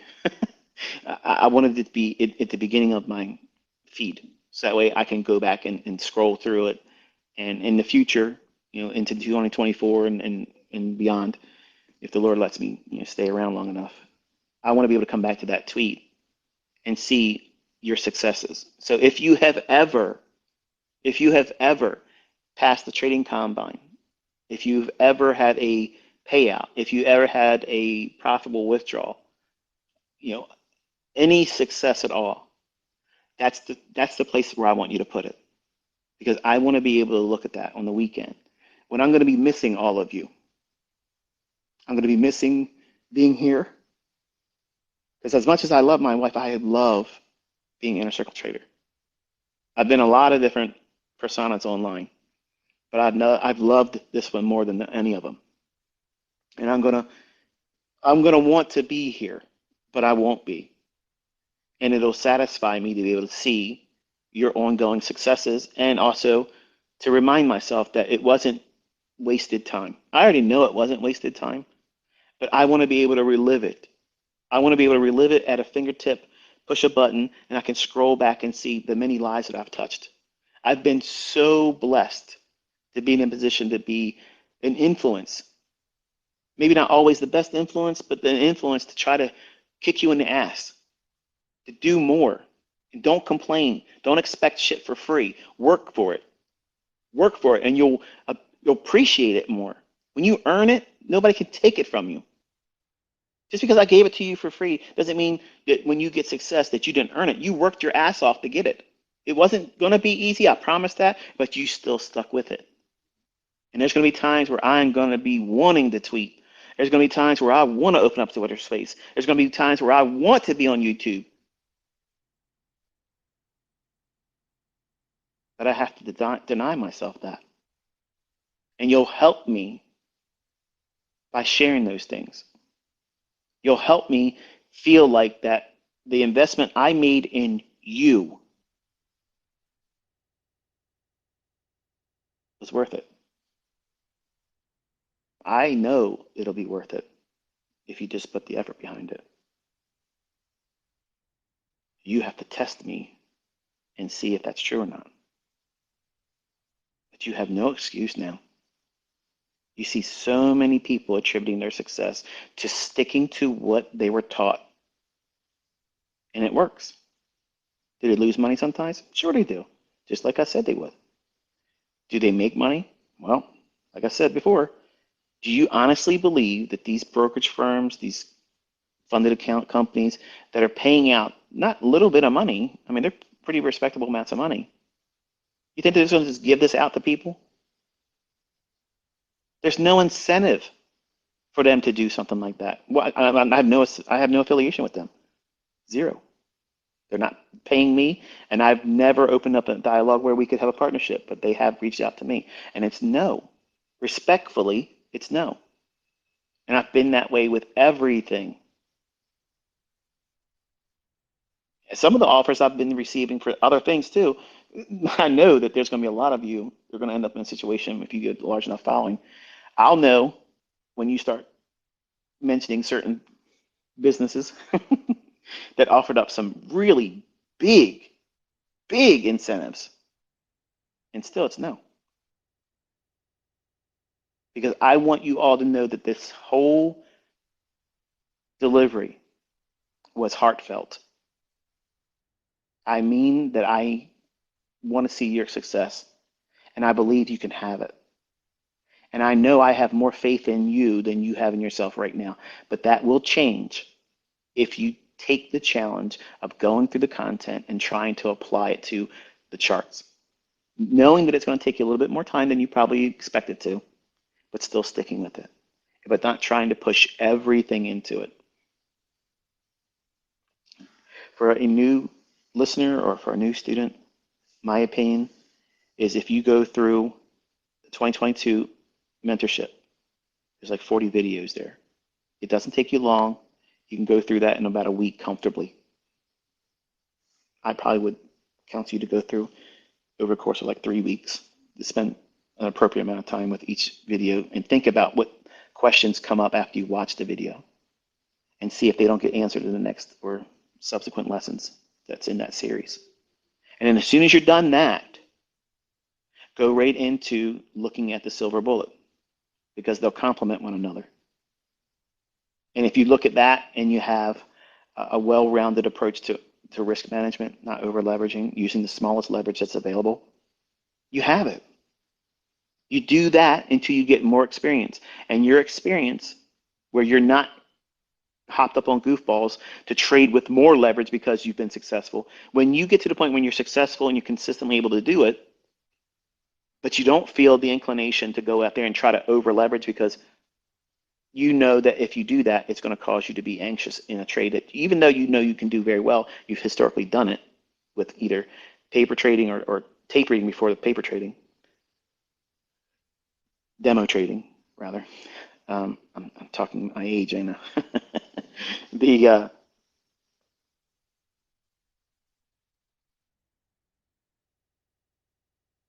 that moment, that the word escapes me right now.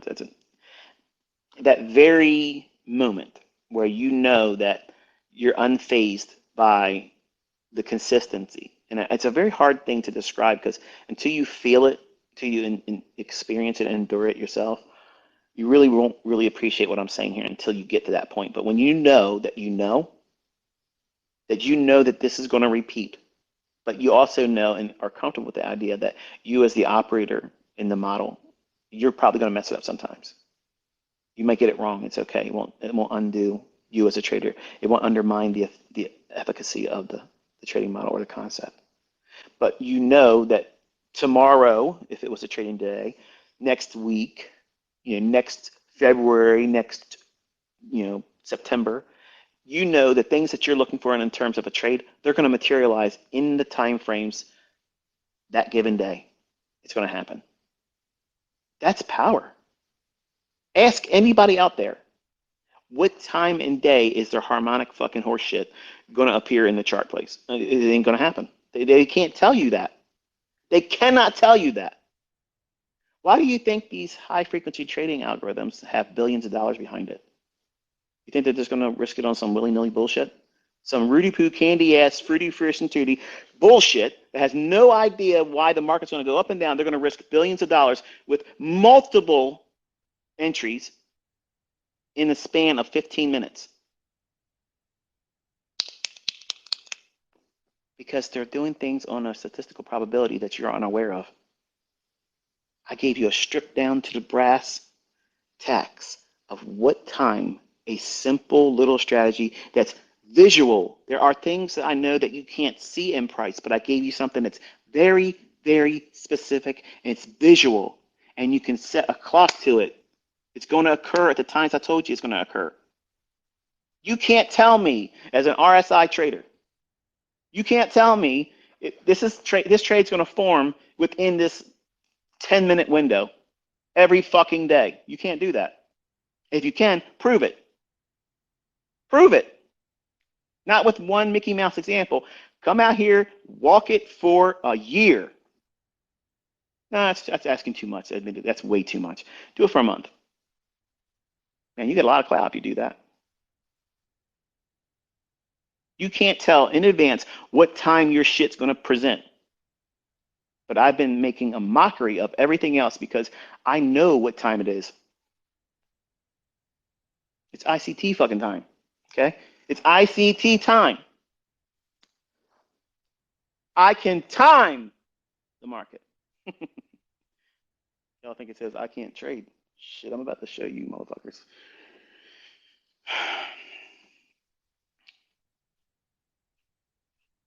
You have so many things that I wished I had. I'm envious of you. I'm so envious of all of you. I wish I could have had this coming up. I would have had so much more fun. I could have saved myself so much pain and anguish, loss, physical ailments, relationships, good grief, everything. And despite having all these advantages, some of you don't even recognize what you have. It's astonishing to me. For the folks that are making money now, they're convinced. You're never going to convince those people that what they've invested in terms of time and learning how to do, you're never convincing them. You're never going to convince them that there's something else that they can do that's easier, that's more precise, that is highly effective to this degree. You're never going to do it, folks. It's never going to happen. And see, that's why everybody else out there that has some kind of Mickey Mouse service, some kind of retail logic with all kinds of indicator horse shit on it, all these things that's taking your attention away from price action, that's why they're scared shitless right now, because the marketplace is diminishing. And so you think all these people are going to learn how to trade ICT and they're going to change the algorithm. For the last time, okay, pull up a chair. Pull up a chair. Sit down, okay? I want you to listen to me. When the market's going to go down, it doesn't matter whether you know it's going to go down or not, but if the market is going to go down, someone is going to be in that move making money. Someone is going to be in that move losing their ass.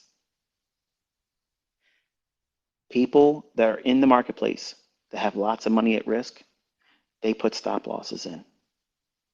Okay? Large traders have large positions. They have to have some measure of protecting that equity. They're not just letting it just rip and roll.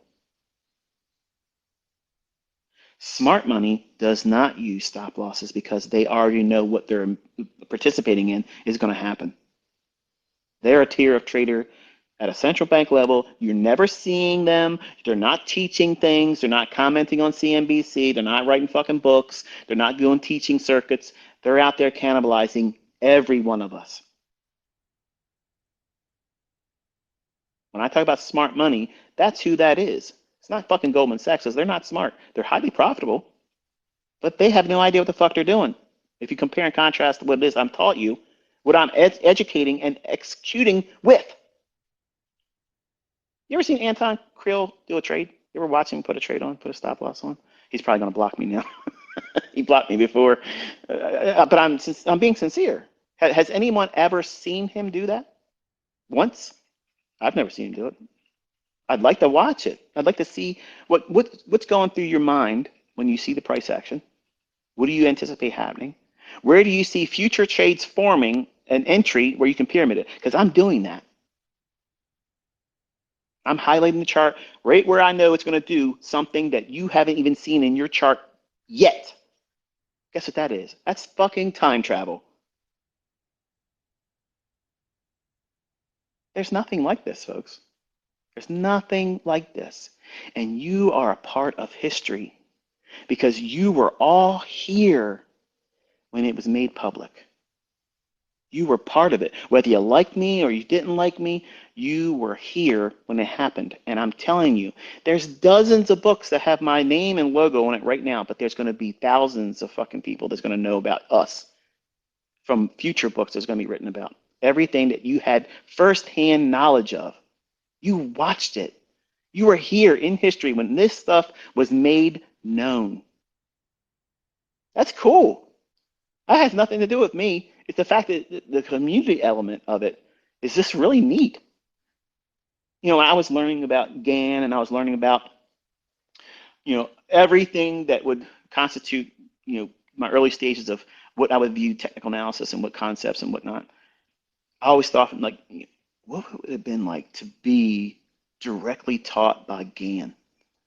What would it be like to be taught right side by side, hearing the words live over a chart? This is what's going to happen. You know, that would be amazing, wouldn't it? I mean, I don't have that same affinity now, but when I was younger, that's how I thought about it. And I tried to think about how all the things that I wanted to see as a dream, if I had a dream encounter of having a mentor that really knew what was going on and had an understanding about price action that was unrivaled, you know, what would it be like? You know, how amazing would it be to be able to see them outline something and it come to pass all the time? Just literally just at the fingertips, just go out there and say, okay, here's what's going to happen and watch it happen. Because I was frustrated as a young man, expecting simply because the market was oversold based on a 10 period stochastic, on an hourly chart. I figured that that's enough for me to call it oversold. I had no idea what I was doing.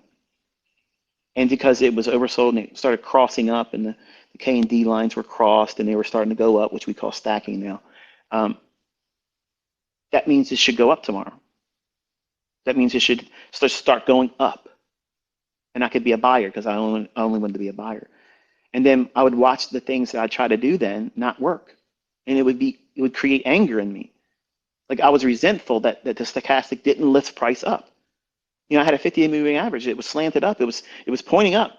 So therefore, I didn't need to know about a trend line, which I still have no belief in. I think it's bullshit. But the 50-day moving average, simple moving average, that eventually became an exponential moving average. If it was sloping up, and if you were looking at like a trend line, if it had an angle that was inclining, that told me that I want to be a buyer. And all I needed was to see an oversold condition on an hourly chart with the 10 period stochastics. And once it was oversold, I waited for the K and D lines to cross. And then once it came up out of the oversold, the next day, I wanted to be a buyer. What was I trying to do? I was waiting for the opening price to go down first. Why? Because Larry Williams was teaching me to be a buyer of strength. And every time I tried that, Larry, no disrespect, but I had my ass handed to me. I was buying many times as an institutional order flow on a fucking short sell and a fair value gap. And then it would rip lower and then tear my face off. Now, I didn't know that back then. Nobody else was talking about that shit then. But I learned these lessons from losing money. I lost a lot of fucking money doing shit that I thought was working or should have worked and it didn't. And I would get angry, resentful. I would be mad. These fucking indicators. And I would try to mess around. See if I can get the settings to be calibrated. We're going to calibrate the indicators tonight, Uncle Stan. Uncle Stan, I got it down. We're going to go to a 9 period because that's going to make a fucking world of difference, right? It didn't do shit. It just gave me another excuse to go out there the next day and lose more money. That's all it did. I was not looking at price. I was not looking at price. And as soon as I discovered where I was going wrong by looking at indicators, then I said, okay, let me go back to the logic. Okay, and this is for the crowd that's listening that love stochastic. Okay, I'm going to tell you how to use it and make money. Okay, you ready? What did you just say?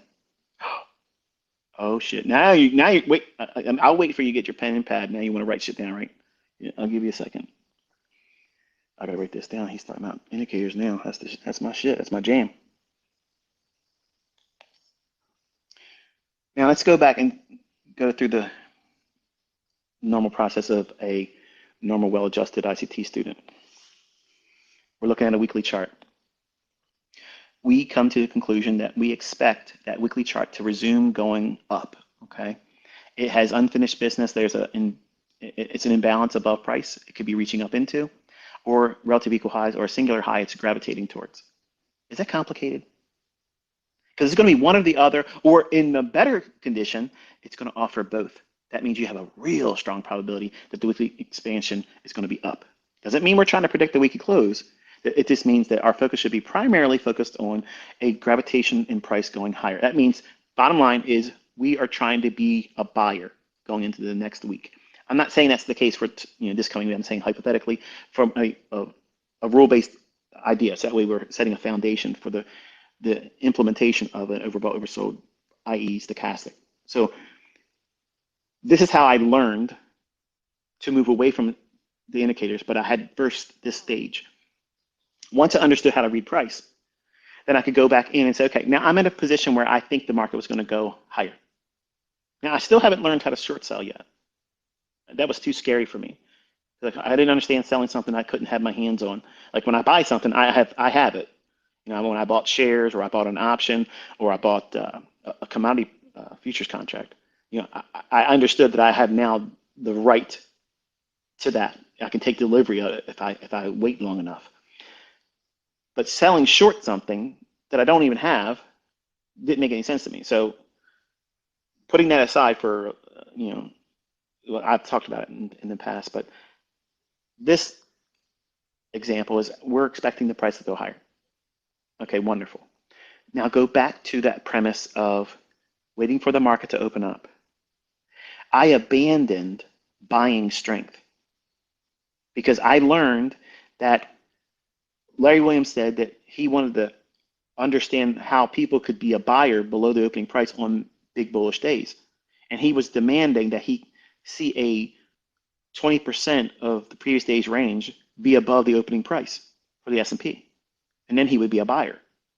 To me, in hindsight, looking back at it, I discovered that I was many times buying on a 10 o'clock high, and then my stop loss that would be retracing down to a silver bullet that now today would be a new entry, or really a more sound entry if you didn't buy below the opening price. I would get stopped out there, and then what would happen? Think. I went long buying strength, then it retraces on me. My stop loss gets hit, or it scares me and I close the trade. But it goes into what you understand now is the fair value gap, which is a silver bullet. What's price going to do? Take off.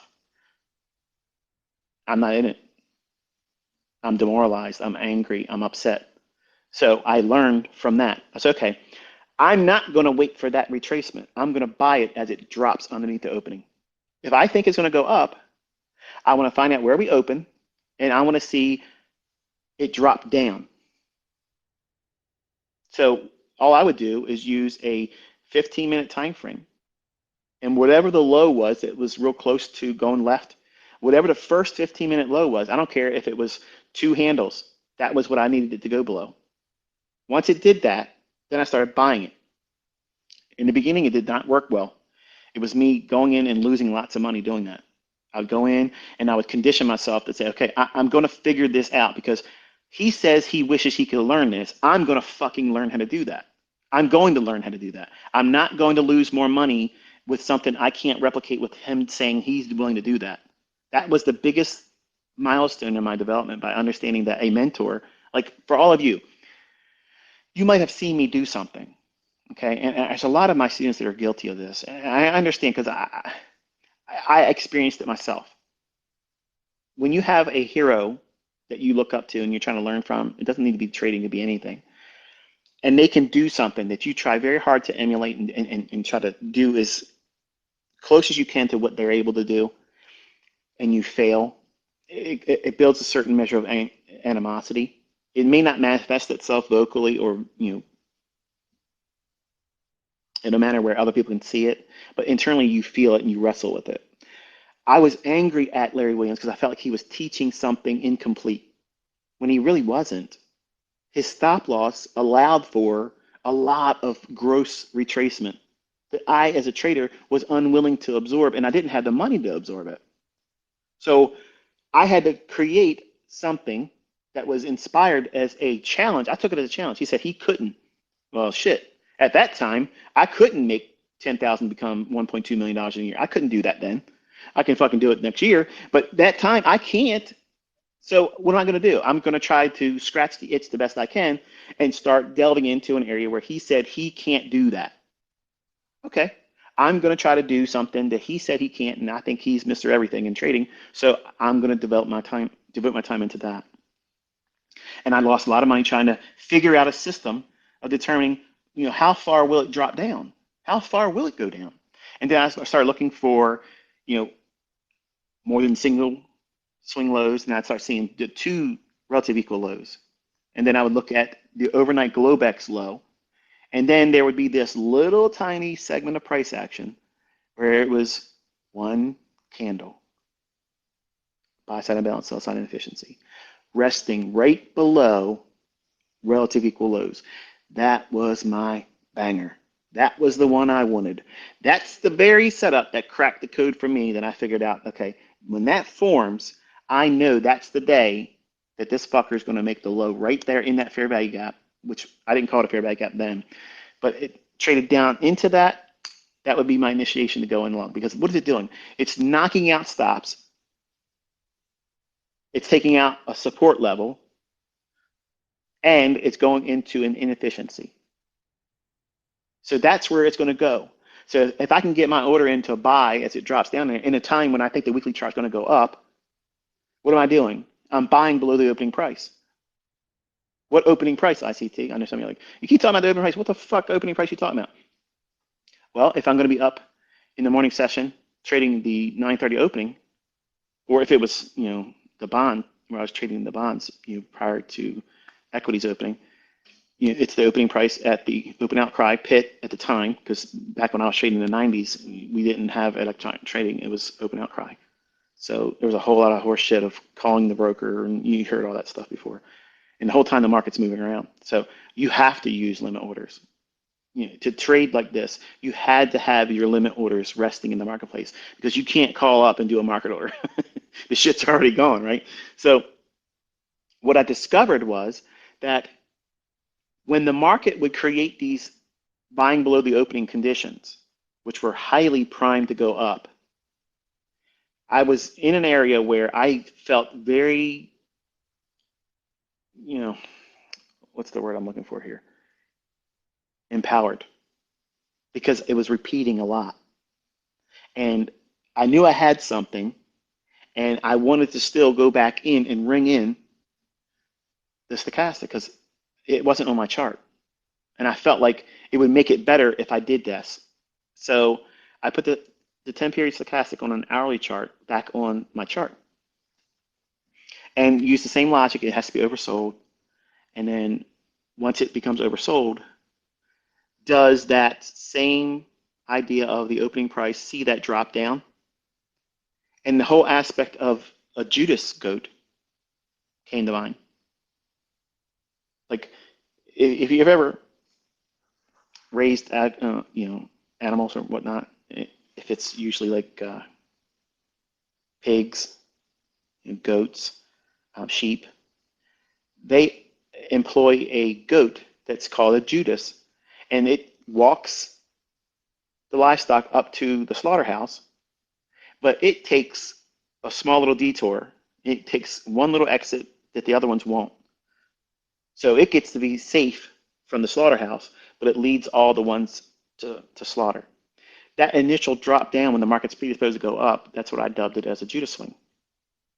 Now, it led me astray many times when I was trying to be a short seller, because I was so excited about learning how to do short selling. I even got caught up in many times a Judas swing. So I had to relearn a lot of things and get my mindset corrected from those things, because I was chasing something new, shiny new object syndrome.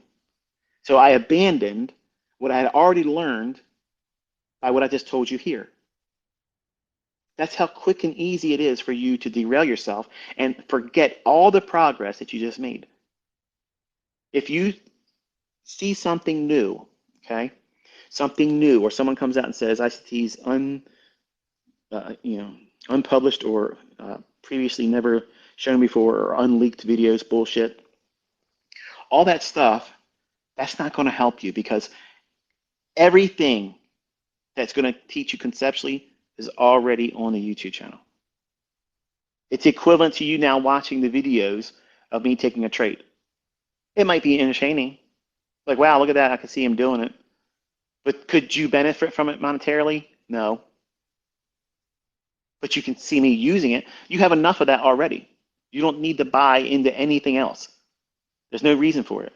So it's important that you understand my departure from being on social media shouldn't be an invitation for you to just drop all progress and just say, that's it, I can't do it anymore because I can't be inspired. ICT is not here to encourage me when I am. Go back and listen to old Twitter spaces. It's the same thing as I'm saying it now. For some of you, you're going to be listening to this, months from now. You're going to get the same thing. Everything I'm saying here is timeless. It's an approach to taking something like, if many of you probably like that guy Tony Robbins. You pay a lot of money for his stuff, his CDs, or read his book or whatnot. Those things are old or stale. But when you read them and they resonate with you, it feels like it's a right now word for you, right? I needed this right now. This is refreshing. I needed it. Well, I've already given you all of that. It's already there. You don't need an ongoing thing of me. There's thousands of hours of content that you can listen to be inspired by, and other things to maybe laugh about. So, I mean, you have everything that you need. But having that stochastic idea, I realized that, it became a matter of confusion where I was watching to see if the stochastic would behave a certain way versus seeing price behave a specific way. So I finally cast it off my chart and said, I'm not going to have any of that anymore. Nothing.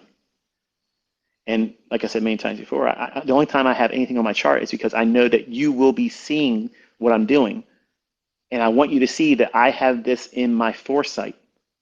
It's not something that I'm writing into my chart and annotating after the fact. I see it before it does it. And that is prowess. That's undeniable evidence and proof that it repeats. It's a real logic. And in my private group, I think it was last week. If memory serves me correct, I think it was last week. I'm getting older, folks. Senior moments kicking in once in a while. But I shared an example with them, and I was showing it by way of my cell phone. And I didn't notice it or not, but to me, it was just me doing what I always do anyway, which is execute on what I see in price. But TradingView had asked me to confirm my status, professional or unprofessional, for the data. And if you have a subscription package for real-time data, you know what I'm talking about. So because I hadn't responded to their questionnaire about it, they had disrupted my live data. So I was doing an example of trading what I thought was real-time price, and I had no reason not to think it wasn't, because I have real-time data through TradingView. And my student was like, "Hey, can you answer this? Why is that showing delayed data?" And at first I didn't understand what he was asking me. I'm like, "What? What is he talking about? Live? Is this live? What is he talking about?" And then I look at the top of the chart of the video I'm showing, and it has that little, I guess it was like an amber colored or something, and the letter D, I think is what it looks like. And then I was like, wow, yeah, I'm not sure what's going on. So I later found out that I had to do the questionnaire, or not the questionnaire, but to tell them what my status was. And once that was done, they reinstated my live data. But I felt uncomfortable for a second, because I'm thinking to myself, if that would have been on Twitter, you guys would have crucified me and forgot the myriad of examples of me calling it before it happens, trading it, and trading it with a live account where it's not a demo. You would have forgot everything and placed all of your hopes and prayers on that one event where you now can say it's fraud, because look at that right there. And I told them in my private mentorship, I said, I'm so glad that this happened after you have seen so many examples of me do this in front of you live, so many examples of me being able to explain it before it happens, and it's not during a paid mentorship. Because if that would have been a paid mentorship, that would have went over like gangbusters for people that don't like me. And for some of you, you're thinking to yourself, wow, we never would have known that. But that's the reality sometimes. Sometimes, when I'm looking at price, I'm laying in my bed. I wasn't in my trading room. I didn't have all my monitors in front of me. It was just me laying in the bed with the puppies. And to me, because I'm not looking to see if it's delayed data or live data, because I'm assuming that my phone's pulling the live data like it would normally would anyway. I'm just executing on it.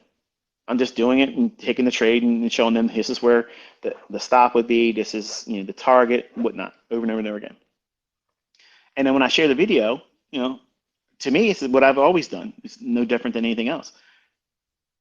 But it would be totally different had it been done here on Twitter. And you never would have known this had I not brought it up here today. But that's how I want to be with all of you. I want to be forthcoming. I want to be able to, where you don't have to worry about, and there's no ulterior motive. There's nothing, no catch.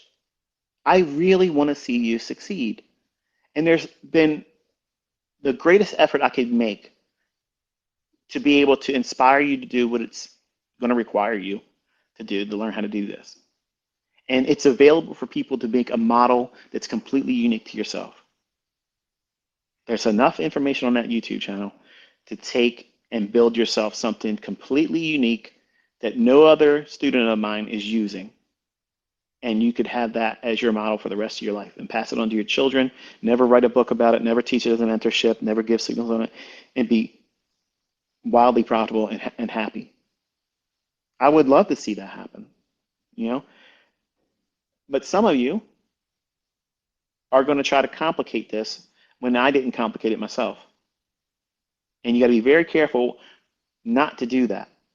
Just because I have lots of things in my toolbox doesn't mean you got to bring every Phillips head and flathead screwdriver to the job that only requires a hammer. Yeah, you have to simply settle down and realize what it is that you're trying to do. Because strip down technical science real quick for me, ICT. Make it simple so that way I can grasp it. We're looking for a time, a period of 1 month, where the likelihood of the market to reach to a group of orders that are resting in the marketplace above the current market price. Where would they be resting? Logically, it would be above a singular high or a swing high, or above relative equal highs that are in close proximity. The one that has the relative equal highs, that's going to take precedence over a singular high because the idea that it inspires resistance. Any inefficiency above price is a likely draw on liquidity. It's further compounded to likely if your weekly analysis is suggesting that it's going to try to gravitate up anyway. So then what have you done? You've taken a stage where the market is predisposed by your analysis, and you can be wrong. How do I remove that? You don't. You're always embracing uncertainty as a trader. You are a manager of uncertainty. That's what trading is. That's it. You have no control of the outcome. You have no control of the absolute amount of drawdown or profit or the success or failure of your next trade. You can't control that outcome. You submit yourself to the likelihood that if it does this, I can profit this much. But if it does this, I stand to lose this, and it's okay. I can still be in the game, and it won't rattle me to the point where I am afraid to take another trade. That is a big balancing act. And so many of you discount that, thinking it's not going to be significant of a factor for you. When it is the very underlying factor that's keeping you to be successful. And you know it many times, but you keep pushing it aside and ignoring it and saying, no, I just need to find a better entry strategy. I need to know when it's a right shift in market structure. Fella, listen, okay, I see you tweeting to me. You have to spend more time on the higher time frames and understanding how to read the tape. And by doing that and spending more time watching real price action, you won't fall victim to market structure shifts that are either fake or actual. There's no shortcut to it. So it's just a matter of time studying the charts, okay? I see your tweet. I'm not trying to be rude by not responding to you, but I gave you 31 years of my time already. 5 minutes isn't going to change it because I already said these things in the discussions and the Twitter spaces. Time, experience, that's what you're asking for, and I can't give that to you. I can only lend you mine, and mine is no longer being lent today, is the day it ends.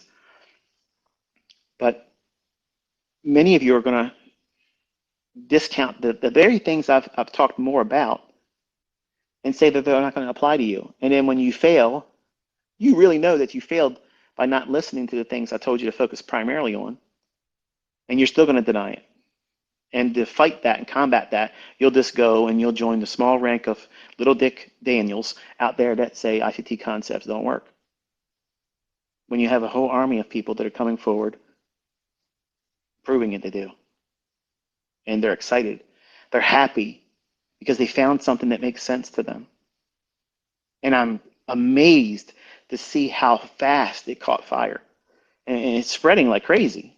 And to me, it's a little intimidating to have my name tossed around like it is and saying, hey, look, thanks to this and thanks to that. So I can see very easily how if I was allowed to do this when I was 20, that I could have been a totally different person. And I would never be leaving. I would be trying to pump it up and build it even more. And every affiliate offer, I'd be taking it because it was about ego then. It's not about ego. I told you I was going to teach you. I told you I was going to do my best to make it easy, not where everyone's going to be successful because that's not practical. But there's a lot of things that you're going to have to grow and go through slowly in that growth. And there's no way to make it easier by trying to speed it up. To try to speed it up makes it actually more complicated and harder for you. So you have to spend time in those. Even when you start making money, when you find consistency, you start finding profitability, that's going to be an adjustment.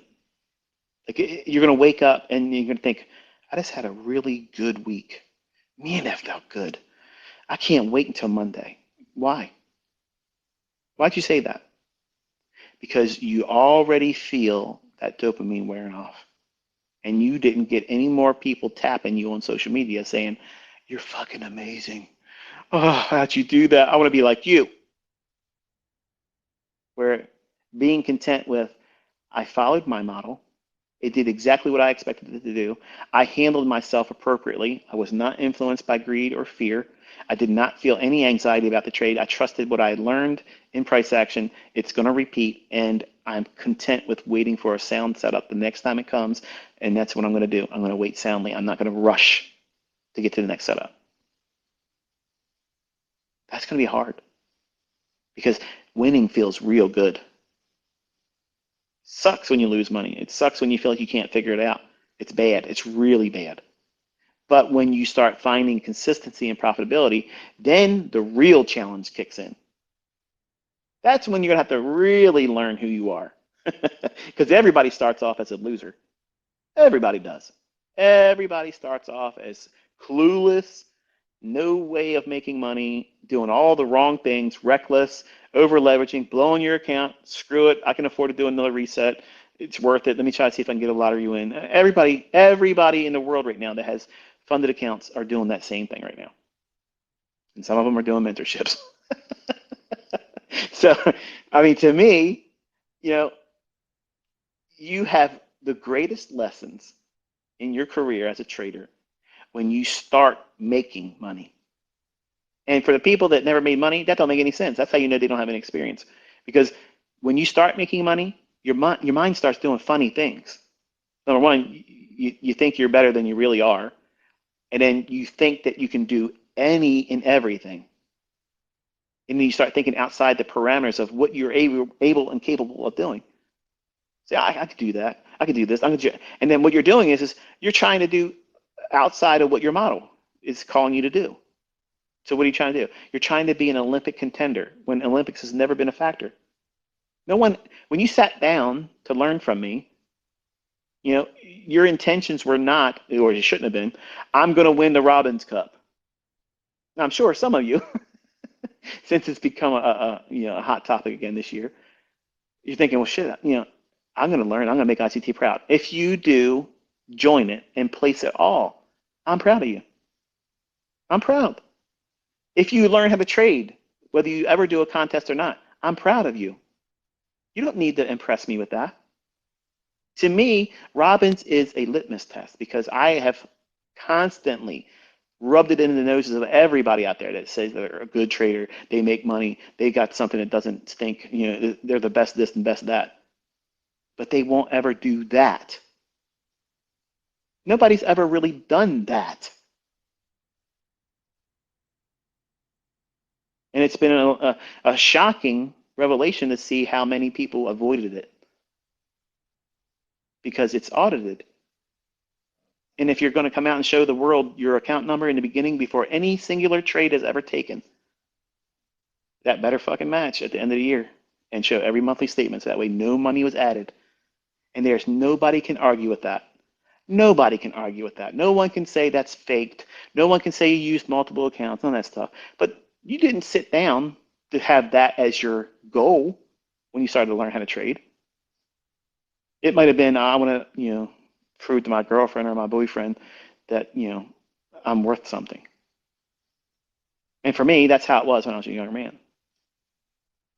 Because my very young wife and myself being a, younger man too, when she left me, that just totally wrecked me. Like it didn't give me a sense of value. It gave me a sense of I'm worthless.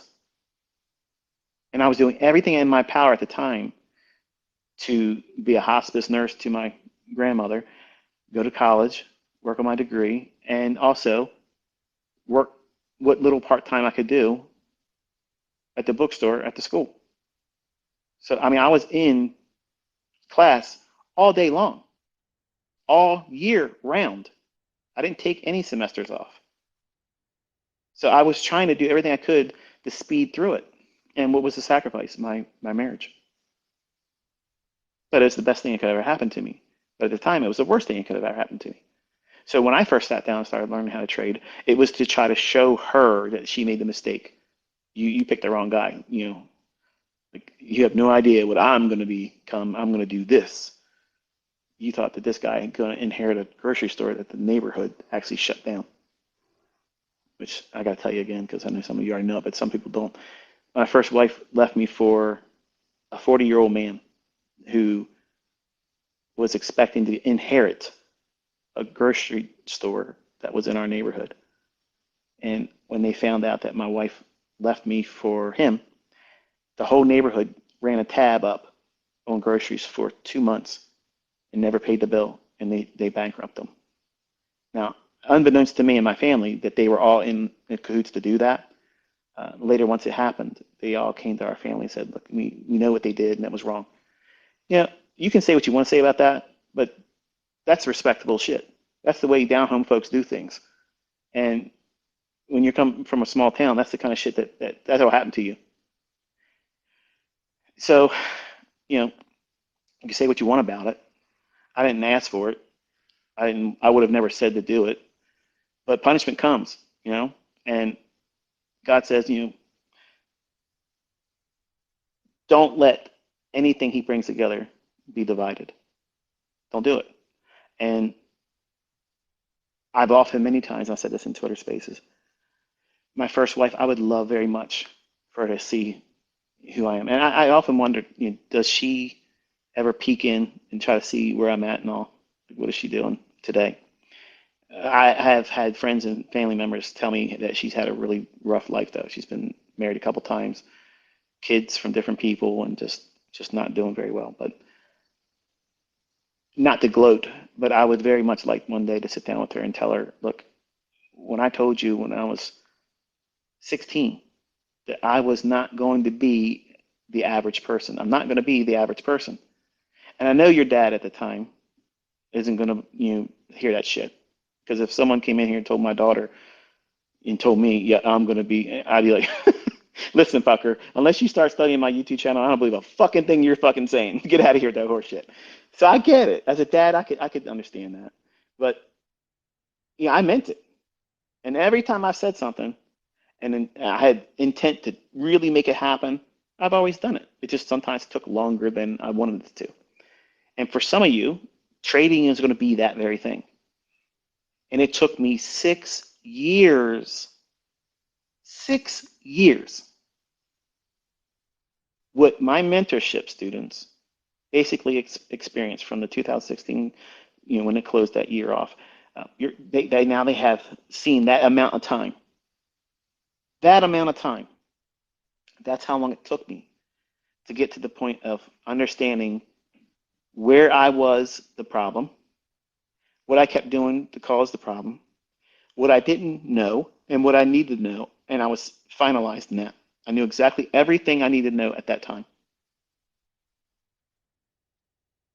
How many of you that are just now starting that feel the adversities of learning this, and you've probably been in it for a couple months or maybe this year, and you haven't found consistency yet? Are you willing to put in another 5 years with no guarantee of the outcome? I guarantee the majority of you are not willing to do that. Truth be told, if it would have took me 10 years, I still would have worked those 10 years to get it. That's why God gave me obsessive compulsive disorder. It's not a weakness, it's a superpower. I'm not fucking lazy. I'm not someone that's going to tap out. I'm going to stay with it. I always over deliver. And a perfect example is I should have been out of here an hour and a half ago. So that's how we roll around here. So you're going to have periods where you want to throw in a towel. You're going to say, I can't get this. That means you need a break. That's all it means. Take a week, maybe two. Don't look at anything I've produced. Don't look at the charts. Don't look at the markets. Don't talk to people that trade. Don't go on social media. Leave yourself a distance from it. And just allow yourself to decompress. It's how you manage yourself. Even successful winning traders need to do this. It's not bad. It's a good thing. You have to take a little break. You have to schedule a holiday, a trading holiday. And I treat the holiday season as my built-in, hey, this is a perfect time to do it. Why should I be worried about charts when I have my family, pining to be with me, spend more time with me? And I'm going to miss those memories as well, too, in addition to everything else. No, it's not worth it. When you work your job, you schedule many times a year in advance. We're going to go, when I get my vacation time in, we're going to save up, put this much money aside, and then we're going to go to whatever that destination is for a week. How much time and effort do you put into planning your typical annual holiday or vacation versus how much time have you put into putting in and scheduling a hiatus from trading, even during peak trading hours and times? You're not doing it. Why? Because you got to push your edge, baby. Unprofitable people on fucking Twitter says you got to push your edge. Keep pushing your edge. You'll make it dull. How do you stay sharp? You rest your mind. What are you doing on the weekend? It shouldn't be more than an hour, two at most, with anything with the markets. You have to rest. Take your mind away from it. Constantly being engaged with it. It's too much. It's too much. So you have to distance yourself. And some of the greatest lessons you're going to learn is when you start finding out that you're better as a trader when you have scheduled only 3 trades a week at maximum. I said week, not day, not session.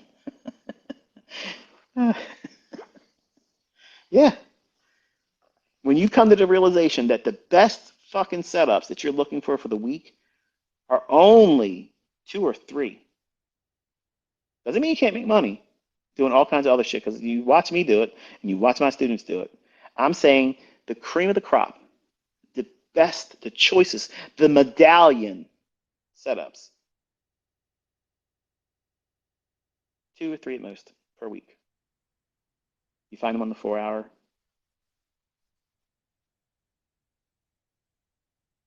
How often are you spending your time on that time frame? Until I started teaching actively around the weekly chart, you never even considered it. You're always looking at those 5-minute charts. It's 1-minute charts. Now the flavor is sub 1 minute. Those 1-minute charts ain't going to do a fucking thing that ain't already determined on that weekly chart, on that daily chart, on that 4-hour chart, on that 1-hour chart, that 15-minute chart, that 5, and that 1.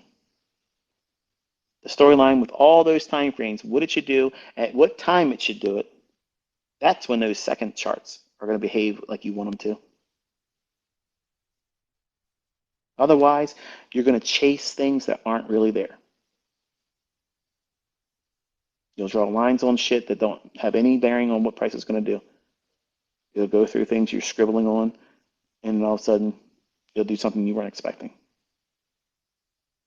So you have to have a higher time frame perspective.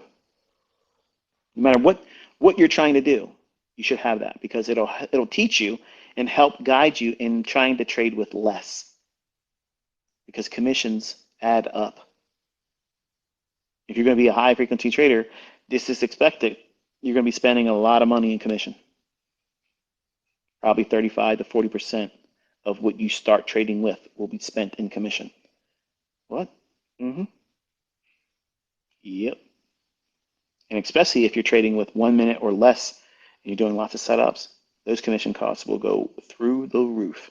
Sure, sure.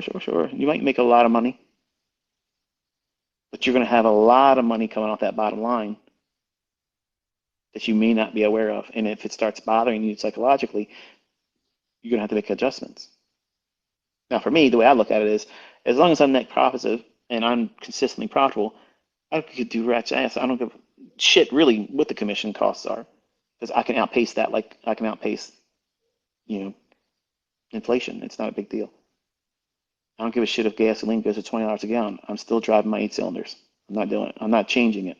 I'm not getting an economy car. That's the whole point of making money, to afford things comfortably and not give a shit. Look, I don't look at price tags.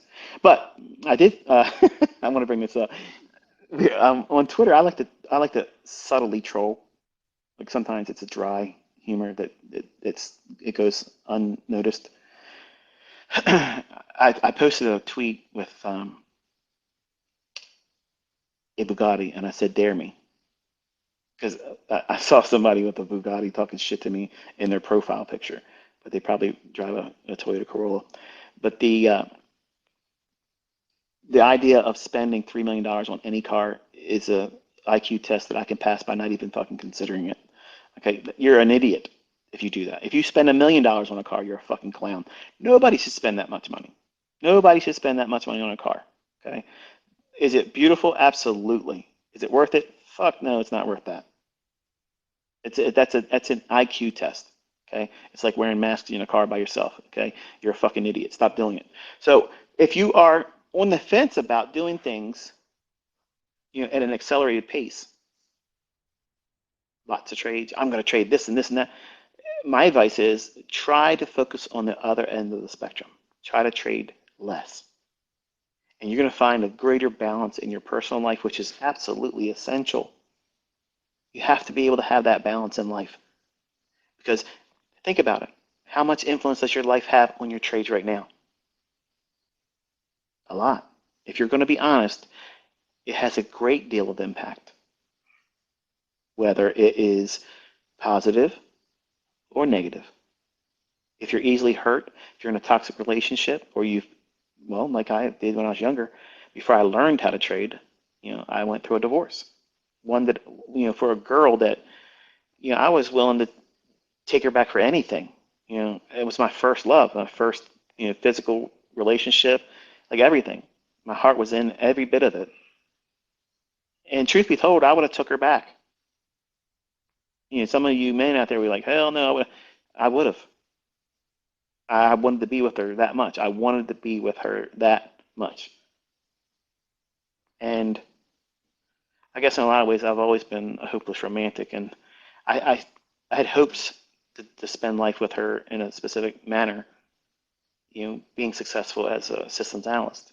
That's what I was really at the time basing all of my future success on, not trading. And trading happened as a response after the divorce was settled, which we backdated just to get it done because I wanted to get it finalized. But all of those things in your personal life, they're going to be drivers to make you do things impulsively. And you're going to have to wrestle with that and say, okay, am I following my model right now?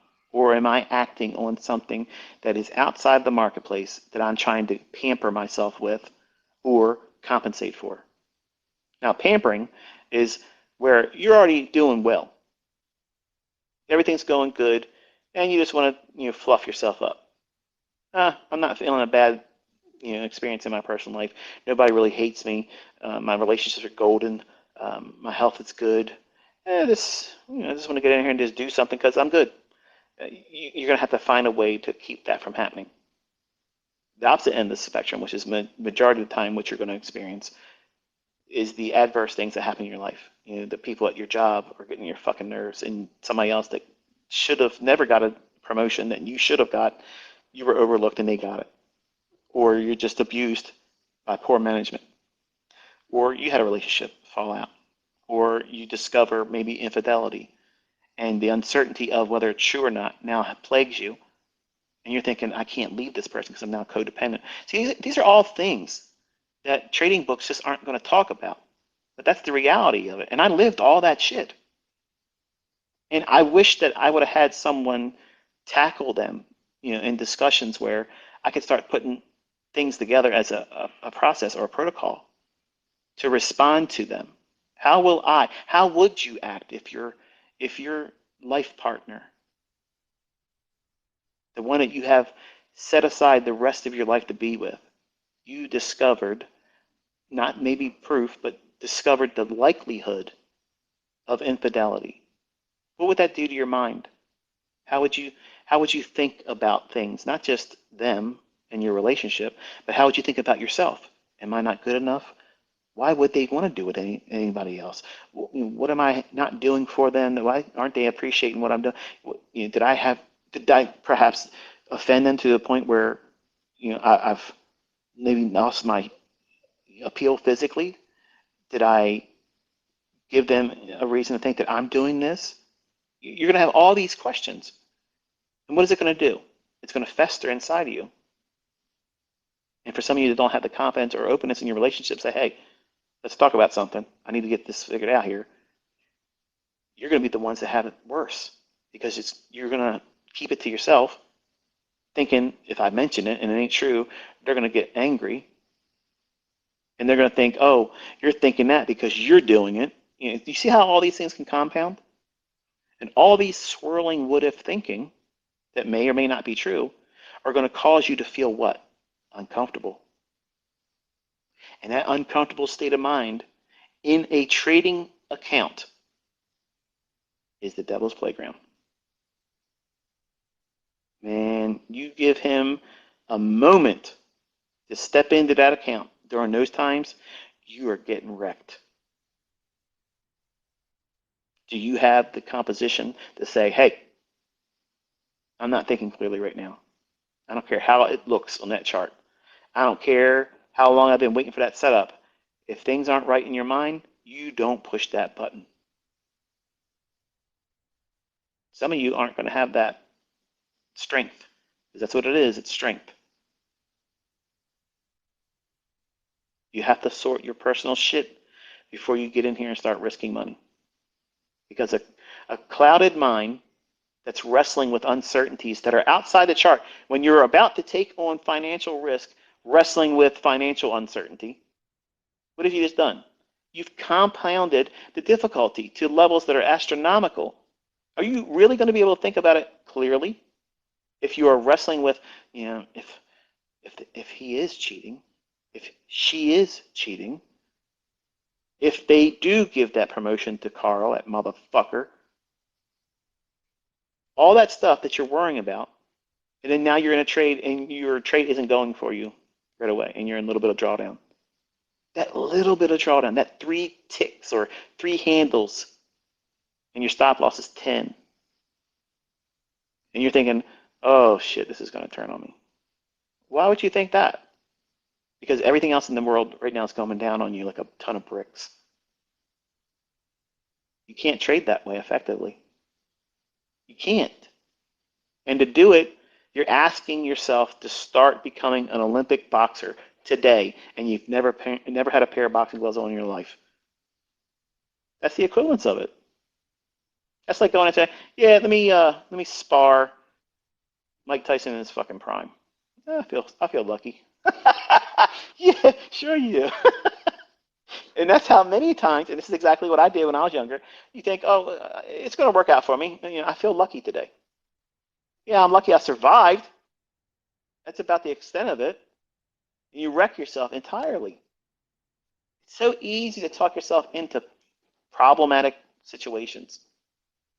And it's so hard to guard yourself from them. Think about it. You do it every day in your personal life. You invite yourself into conversations you should damn well know you shouldn't be a part of. You're trying to mind everybody else's fucking business but your own. And you want to be good at trading. You're going to hurt yourself. Those same characteristics are going to what many times prevent you from being successful. I'm telling you, if I would have put all this stuff in a book for trading, it would have been the least purchased book, but for people that have tried to trade and lost money, it would be such a highly reviewed book because they would be able to say, you know what, that's exactly how I fucked up. But you're not going to see it that way. I'm not sure if you heard all that vibration. I just realized my head was against the pillow. I'm on my big ass sectional down in the basement. And I got real comfortable here and laid my head back, so I was rubbing the head back and forth as I'm talking with my hands, like I said. As I did that, my head's moving around and my Bose headset was rubbing against this pillow, so if you heard all kinds of noise, I apologize for that. But let's see what time it is here. I'll go till 12. That's good enough for the last one, right? But there's so much more to trading than just simply finding a good entry strategy or a bias filter. It's predominantly around you as the person. And I came into trading with all kinds of baggage. And I was the poster boy for everything to have in your repertoire at your disposal to guarantee failure. When I first started to do this stuff, it was all in my back pocket. It was ready to be taken out at any time. I was a card-carrying member of the Loser Society, and I was trying to do everything I can to win this woman back. So I can tell from experience, I can preach it from personal experience, that those types of things don't equate to success. I had to find a value in myself outside of her. And in today's society, and it's a shame because social media has really cultivated a lot of this bullshit. It's not a good thing. It's meant to divide us. It's meant to cause us to be toxic to one another, invent hateful, spiteful things because the person that's saying it is just a vile creature that's not happy with themselves right now. People that are successful, you know what the number one characteristic is? They want to help other people, and they have very little to say bad about anyone else. Think about it. You know it's true. If they have all this time and energy to talk negative about other people, they couldn't possibly be happy. They couldn't possibly be content with where they're at in life. They couldn't be. I don't have time to spend on tearing down somebody else. I might throw a ribbing joke about someone using an indicator or whatnot, but I'm not going to spend my lifetime trying to tear somebody down. I got too much positivity going on. I'm too much of a positive person to live that way. And some of you are going to discover that you aren't prepared for success, even though you might reach it faster than you expected. And you're going to start doing things toxically, outwardly, on social media, to other people, and you're going to try to do your dick measuring. And that's a number one reason why women are better traders. Better traders. I didn't say that the men can't make more money on par, because the only reason why that happens is because they over leverage and gamble. Women generally don't gamble.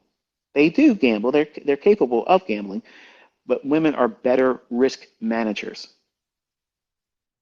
Men are greater and better risk takers. Now, I'm not impressed when someone over leverages something and says, look at this, I made this much money. Okay, what is your strike rate? How much drawdown do you incur? And how often do you trade? Because my interest is in excellence. You see what I do. That's fucking poetry, okay? That is so pretty to watch. And I don't give a shit where you came from, how you like to trade. Ask anybody. When they watch my execution, it's too good to be fucking true. And that's not arrogance. That's not me puffing myself up. I worked very, very hard to get to this degree. Okay, it doesn't happen overnight. It takes a great deal of prayer. It takes a great deal of trusting and waiting on the Lord to give me the ability to do it. That's where it comes from. It didn't happen real quick for me. I wasn't able at year 6 to trade like I can trade right now. I had fixed only the physical things in me, the mental barriers. That's how long it took me to get out of my own way, 6 years. And then I had to get comfortable with what I understood, what I should be focusing on. 3.5 years after that, that's when I was locked and loaded. But as a person, figuring myself out, it took me 6 years. It was painful. Nobody was telling me to, hey, look, buddy, come over here to my chat room and I'll encourage you today. That wasn't happening. That wasn't happening, man. It's hard. And you have so many advantages today.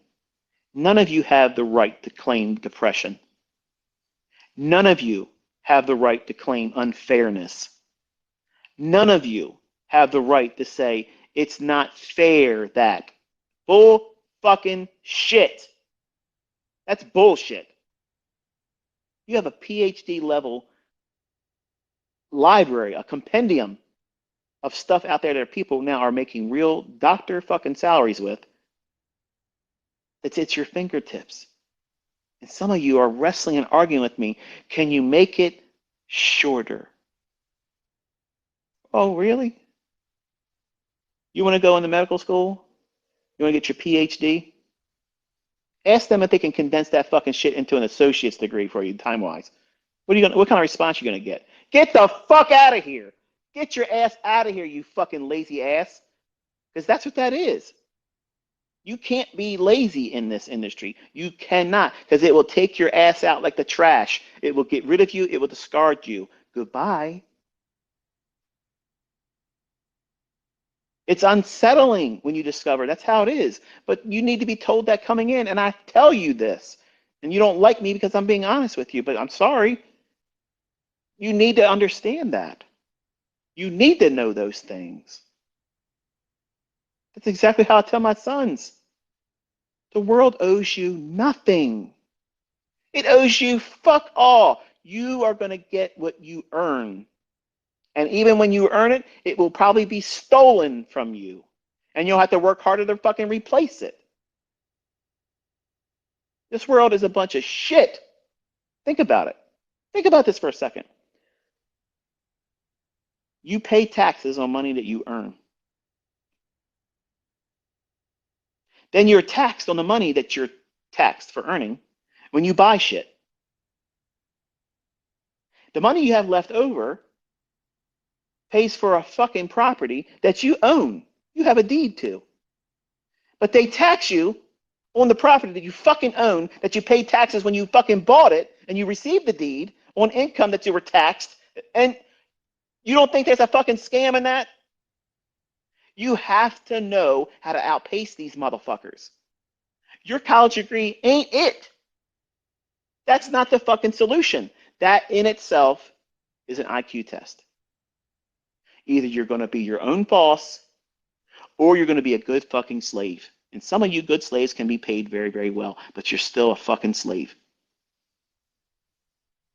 And you're willing to submit to whatever fucking costs and lifetime mortgages, the equivalent of, for student debt on a college degree, on a career that you might not even like doing once you get there.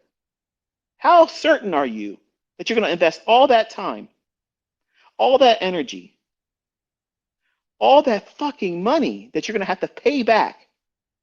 And you can't write that off with a bankruptcy. Student debt, you're fucking stuck with it. And Biden just told you, fuck off, I'm not paying off nothing. They do that shit to get your vote, man. You're manipulated constantly, all the time. All the time. In this world, you have to be shrewd. You have to be diligent. You have to bust your ass. But there's a way to work hard and there's a way to work hard and smart. When you work hard, you're going to work hard the rest of your fucking life. But if you work hard and smart, you only have to work hard and smart in the beginning. And once you figure out what it is that you're supposed to be doing for yourself, being your own entrepreneur, and trading is the last bastion for that. And you can start with next to nothing. Reading people going off about, oh, you're only going to give a trading system to the rich people. Are you out of your fucking mind? Why would I give a trading platform a setup like that to someone that hasn't even done the work of being a profitable demo trader? Am I a good steward of what I've been given as money? If I just give it to somebody, what was you expecting? Pick a number, and if you're right, you fucking win like it's a lottery? No.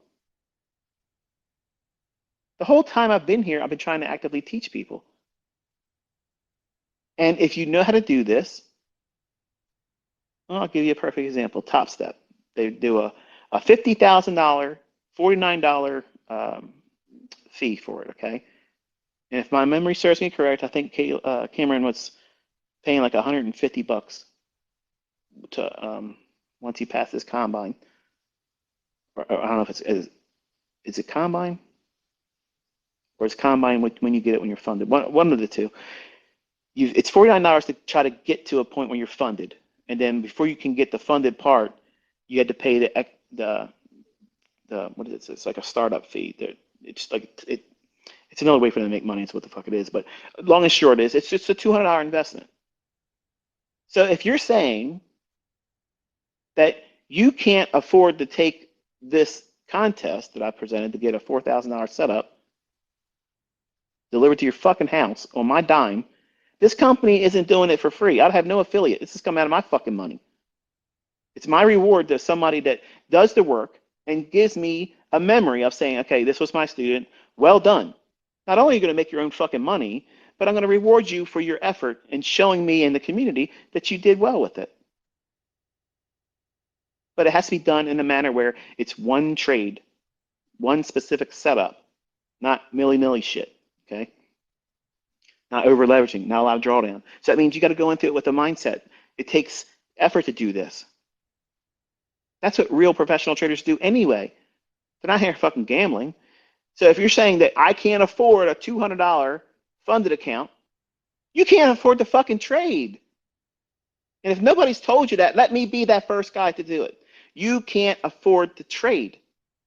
Your high and lofty ideas that you think that you're going to get there somehow, like it's going to magically fall in your lap, that's not going to happen. You're going to have to earn it. And that's the problem with fucking social media, because there's so many entitlement motherfuckers running around thinking everything's owed to them. You need to give it to me because you have it. You better give it to me, or you're an asshole. You're a piece of shit because you didn't give it to me.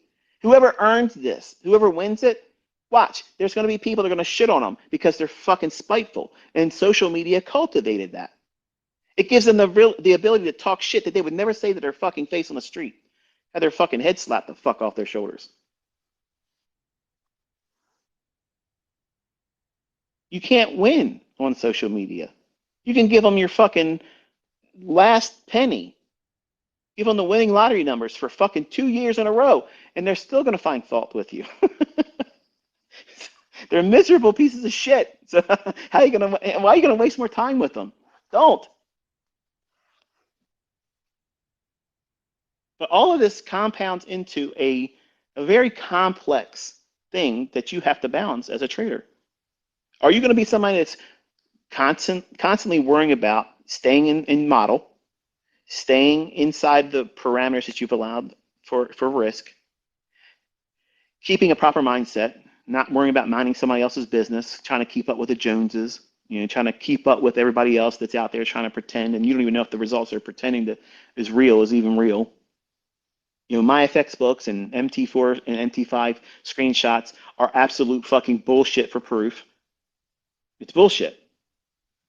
If they're going to have the initiative to take all that time to show you screenshots of profits, okay, and they have not been interviewed and paid out by other companies where you can see they are getting paid real money, if all you ever see is a screenshot of bullshit supposed profits, even if there is a fucking withdrawal, you don't know if that's fucking real. Show a fucking history of trades where you get in, you manage the trades, and there it is. If you see that, and if you're one of these people that are listening to me, you know, I still want to pay for somebody to teach me or pay for somebody to do me signals or whatever. If you're willing to give somebody any money and they've never shown you that, you're a fucking idiot. You are an idiot. You deserve to be fleeced. You're a sheep. Because if nothing you've not learned in the last 2 years with me is that you have to see it be done, outlined beforehand. And you know what? My students that can do that, they're the first ones in fucking line, raising their hand. Let me be the one to beat your fucking ass. Come at me, motherfucker. Let me be the one to show my trades against yours. And they all shut the fuck up, don't they? Isn't that funny? That's why they don't like our fucking community, because we're a bunch of fucking savages. We'll kick your fucking shit in, okay? That's the way it is around here. And if you're not there at that stage yet, you fucking will be. Just keep showing up and doing the work. Once you understand what you're doing, ain't a fucking person gonna take away what you know how to do. It's confidence. It's fucking confidence. That is not arrogance. That's not arrogance. Learn the fucking definitions. Confidence is saying, I don't give a shit what anybody fucking thinks or says. I know I'm getting mine. I know how I'm getting it. And I know what the fuck time I'm getting it too. That's a level of confidence that's not known before. You're all part of that shit now. You live it. That should be fucking celebrated. Who the fuck's got a problem with that? Seriously. Little Dick Daniels. That's who fucking has a problem with it. They can't do it themselves, so they're going to try to shit on you. And guess what? It doesn't even work. It doesn't even fucking work. You're bulletproof. You're fucking Teflon coated. These motherfuckers can't stick no shit on you. You've already been here. You've already seen it. You're doing it in your own hands. How the fuck's anybody going to convince you that what you're doing right now ain't it? This is it. This is what everybody wants to be able to feel this way when they get into trading. They want to feel the confidence knowing that, yep, this is a time for me not to trade right now. I don't give a shit what it does. I'm confident that I'm doing the right thing by not doing something. And when it's time to do something, I'm going to stomp a mud hole in its ass and walk it dry. And I ain't got no worries about it. I don't give a shit how many people learn what I'm doing. When the market's going down, there's people shorting it, and there's people buying it. There's stops always going to be above an old high. There's going to be stops below an old low. Always. It doesn't fucking matter if the fucking people in Timbuktu fucking 2 know my name or not. This fucking shit's going to be the same way. Why are you worried about shit that ain't going to fucking be an impediment? You're looking for an excuse to not do it. That's all this is. That's all this is. If you are worried about this algorithm being changed, if you're worried about that, you are literally manifesting your internal fears of wasting time, a little bit of your time, because you don't have the wherewithal to stick with it. That's the truth. That's exactly what it is. How do I know that? Because I've had students before I started doing it with paid mentorship for years that had that same characteristic. And the ones that were honest, they came out and said, you know what? I'm not going to be able to stick with this because I won't be able to stick with it. Well done. That takes a great deal of honesty, and I'm proud that you have the conviction to come forward and say, you know what? This isn't for you. That takes inventory on a person. You got to be honest. You got to be comfortable in your own skin. So you know what? This is above my capabilities, and I'm not willing to invest any time because I know I'm not going to stay with it. That's why most people don't join a gym. They don't join a gym. That's why they don't have a home gym. They don't have these things that are going to help them be healthy. Why? Because they know themselves. They're not going to fucking join that program because they're going to waste their time and money because they know they're not going to stick with it. That's exactly what goes on when people come here and they try it for a fucking week and they say, this doesn't work, it's a scam. But How do you explain this to people over here? And how do you explain this? And how do you explain the fact that I called this shit and it turns on a fucking dime to the tick? And it goes exactly where the fuck I said it was going to go against everybody else on YouTube's expectations. Proven. Well, I don't have any comment there. We're not going to say anything about that. But you're a scammer. Oh, shit, that's some good stuff. Oh, man, that's good. That's good. I love it. I love it. I'm still sipping this 68-degree cocoa. How do you know it's 68 degrees, ICT? Because I keep my house at 68 degrees. So, anyway, I'm not sure if you can hear it in my voice, but I am in the holiday spirit. Like, I am so happy to know that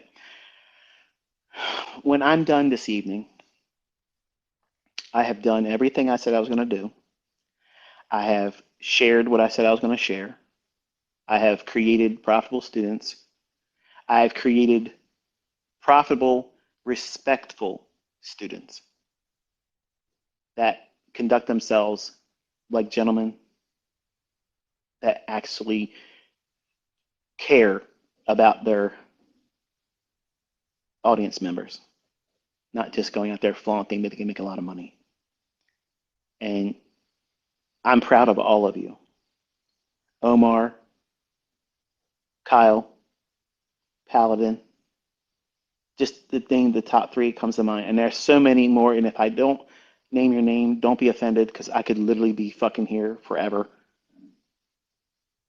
The fact that you care enough for your communities like you do, and for the people that spend the time listening to you, that's something that I was really concerned about because, as I mentioned earlier in this Twitter space, the way I made myself marketable is I had to be polarizing. I had to create a faction, a split, a division, knowing that it would create ripples. And those ripples would be, okay, you're either Team ICT or not Team ICT. And the ones that don't like me are going to sell me more than anybody else will. Because you all want to come here and watch me do something wrong. And I've enjoyed denying you that.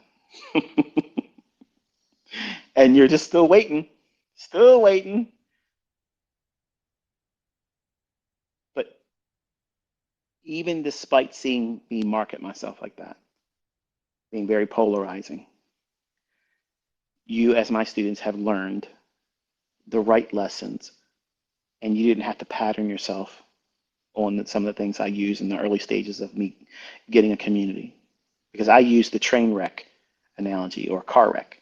Okay, if I could create some kind of a stir with someone that had a bigger audience member, base, a larger audience subscriber base, and I could stand right in front of them and say this, that, and either one of two things are going to happen, and this is usually what happened. I got banned, blocked or whatever. And they would never look at what I'm saying, but it didn't change the fact that I would still talk about them.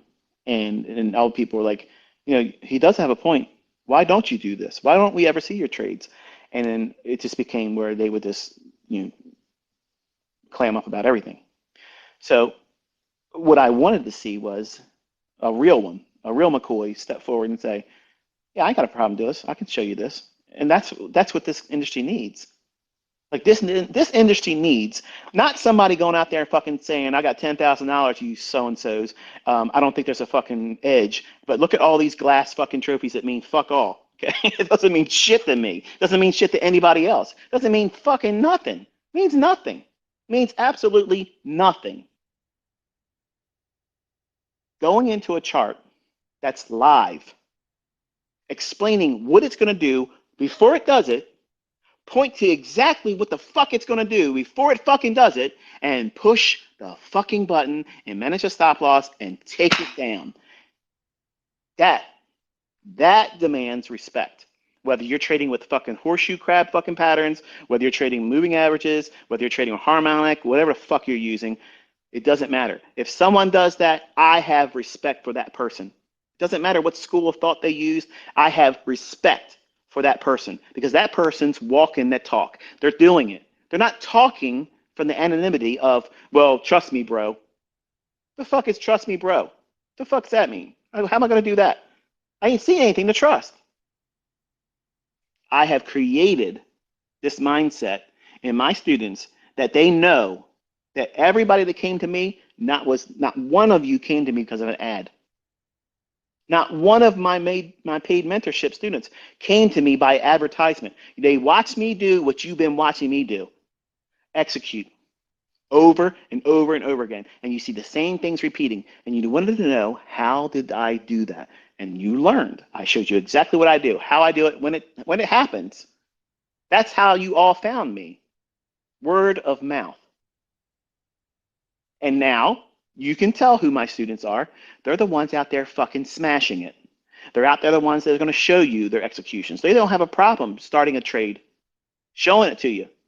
They want to. They want to shove it up your fucking ass, twist it sideways. Okay? They ain't worried about it. They know that what they're going to do is going to work. They're not afraid of it. Now compare and contrast that with what everybody else has been trying to avoid doing on Twitter, on Facebook, and on Instagram. They want to give you just enough to let you think that they're profitable, but they can't prove that they can execute under live data. I said this before, and I'm going to say it again. It doesn't matter to me. I've been doing this a very, very long time. If it's demo or if it's live, I don't give a shit because it still has to be done with live data. You have to know what it's going to do before it happens. You can't escape that. So if anybody is willing to do that for you, and you can see that they're consistently able to employ what it is they're teaching or supposedly teaching as a conceptual idea, then that person has earned, number one, the respect from me, because that's something that 99% of these fuckers out there that are trying to sell something won't ever do for you. They'll only show you the after. Here's what I did, bro. Trust me, bro. I made this. Oh, I would eat you both. Bring your shit, man. Bring it. All that stuff means nothing. Means nothing until you can do. The doing is what matters. Talking about what you did, nobody can believe that anymore. Look at AI. They can make somebody sound and look like they're doing whatever the fuck they want them to do. You can't trust that. But guess what you can trust? You have somebody come out there before the fact say, the market's going to go here. And then you watch them with live data execute with a live fucking account. All of a sudden, you have a problem now, don't you? How the fuck could someone time travel, point to it beforehand, a week before it happens? Not just 1 minute. See, I've slapped these guys around for 2 years. Oh yeah, he's got a delay. You know, that's why he's using a 1 minute chart, because he can do this and watch. I can call this and I can call that. No, you can't. You can't replicate what I'm doing. And I've openly challenged it. Like, come on, I want to see it. I would love to see it. I would love to see it. Even if you got marginally close, one half of it, I love watching people trade. Not for the sake of watching them wreck themselves. I'm talking about people that know how to trade. I wish there was more of it. I love it. To me, that's much more entertaining than watching some fuckers running around in some pajamas chasing some pigskin. That doesn't make no fucking sense to me. That don't make any sense to me. Football, NFL, fucking stupid. You're making people rich watching people injure themselves. That's dumb. But trading, to me, that's like really watching mental chess on a battlefield where you have everything to lose. Pride, ego. You lose face in the front of your subscriber base. And you have everything to earn. Respect, glory, pride.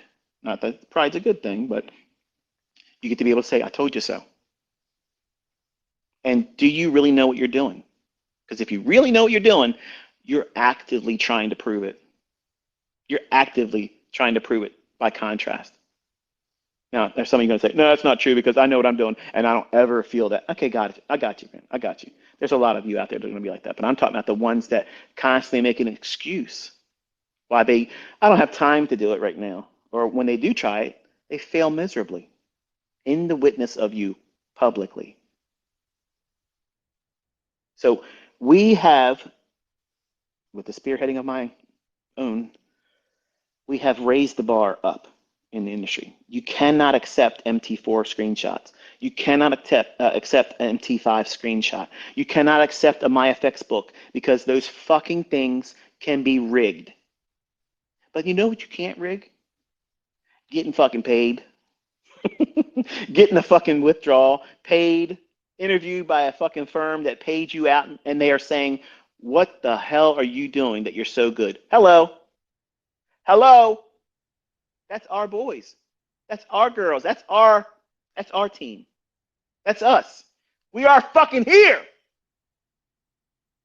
And just because I'm parking my old ass and retiring doesn't mean you get to sit on yours. I'm watching all of you. I'm watching all of you. And the next king is coming up out of our community, not anywhere else. So hopefully you're inspired. Hopefully you're encouraged. And I've given you something to hang your hopes and sights on going into the new year next year. There's a lot of shit going on in the world. I hope you're making your house ready. One of the best things you can do is inform yourself. Prepare yourself, because things are going to get real, real uncomfortable here soon. And what you think is a constant, which is a weekly paycheck or bi-weekly paycheck, that might not be enough for you. And you're going to have a skill set that you can lean on. And trading doesn't have to be an everyday work day. You don't need to do that every day. Try to keep your costs low, your commission costs low, your trade frequency low, and try to trade with the highest quality setup. Let that be your primary focus when you're taking trades, not quantity. Quantity, that's not important. Quality is. You're going to be far less stressed when things start ramping up here soon. What am I talking about? Well, if you watch and listen to my Twitter spaces last year, I told you some real drama's coming. And my students have been with me a long time. I told you in 2020, war is coming. It's coming. And it's coming to our soil. They've invited it. It's going to come here, and it's going to affect everybody. And it's going to affect the marketplaces, not any one particular, but all of them. And when it gets like that, you need to be patient and sit still. There's going to be periods where you're not going to be able to trade, and try to just wait and relax. These people are greedy. Their casino, they won't leave it closed forever, but they're going to disrupt it for a little bit. You've been told this years in advance. Don't be scared when it happens, but don't try to live above your means.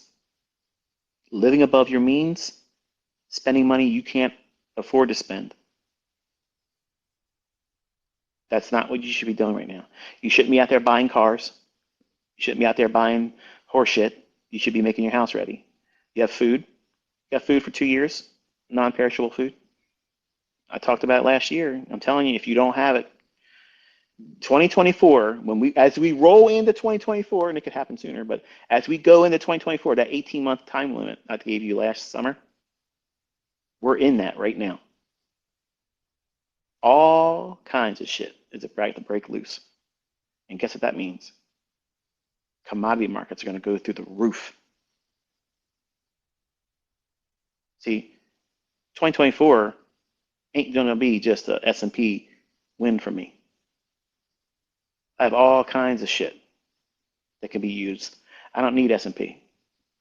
They could keep S&P in a locked narrow range for months. I don't need that. I can trade a silver bullet in copper, in cotton, live cattle, See, once you know what you're doing, if it trades, it can be traded with the same thing. You have a cookie cutter. You can go out there and just simply stamp your cookie cutter into whatever dough is out there and take it home. And don't try to take more than that cookie cutter is designed to do. That's peace of mind. That's you not trying to make it an Olympic effect or event, rather.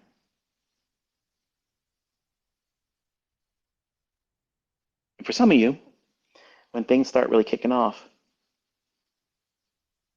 and violence is everywhere, because it will be violent, you're going to want to feel good and comforted, and you're going to look to the markets to do that for you. I'm telling you and reminding you, don't. Don't. Don't take exorbitant risks. Don't risk what you don't have to lose. If every bit of money you have right now, you have to be very good stewards with. If you're going to the clubs on the weekends, you're a fucking idiot. If you're buying recreational vehicles or additional vehicles, you're a fucking idiot. You're trying to get the latest bling, you're a fucking idiot.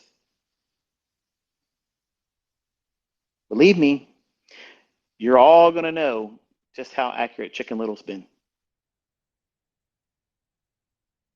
Because when this fucking shit starts falling down on all of us, my money isn't going to protect me. It's not going to protect me. Yours ain't going to protect you. In a moment, they can turn your access off to your money. What about the money you have over at that funded account company that just got tapped by the CFTC? Did you get your payout?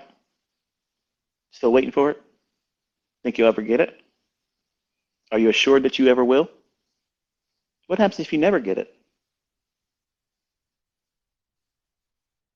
Does your life get impacted by that? Or is it your mind scrambled over it and now you're all messed up? See, that's what the intended purposes are when they start disrupting things. When central bank digital currencies become a real thing here, they're saying cash is always going to be available, digital and real. That's a lie. Because as soon as it all goes to central bank digital currency, cash will be made illegal. And then they own all of us. Your money has an expiration date. If you don't spend it, you lose it. If you don't listen to them, you do things on social media they don't like. It's like in China, they say you can't spend anything, or they limit what you can spend. You can't buy that. It's only good for this. That sounds like welfare, doesn't it? Doesn't it sound like welfare?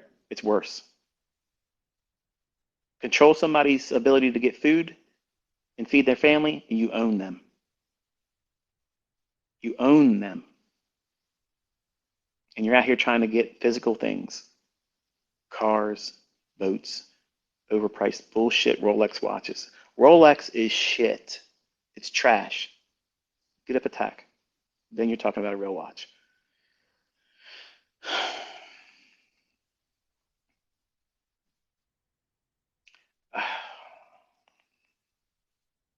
I so want to talk about other things.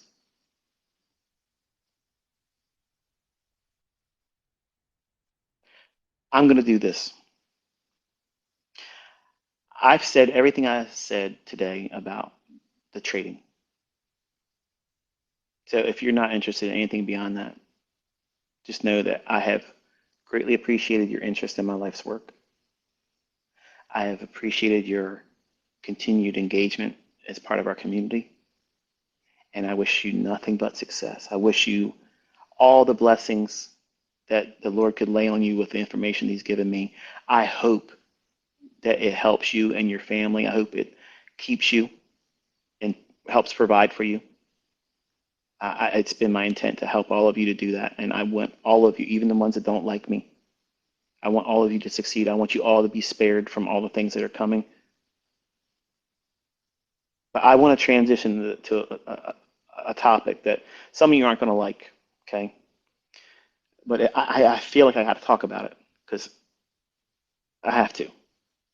But if you're not interested in anything outside of trading, this is the time when you can turn off the Twitter space and bid me farewell and or tell me go fuck off. Whatever.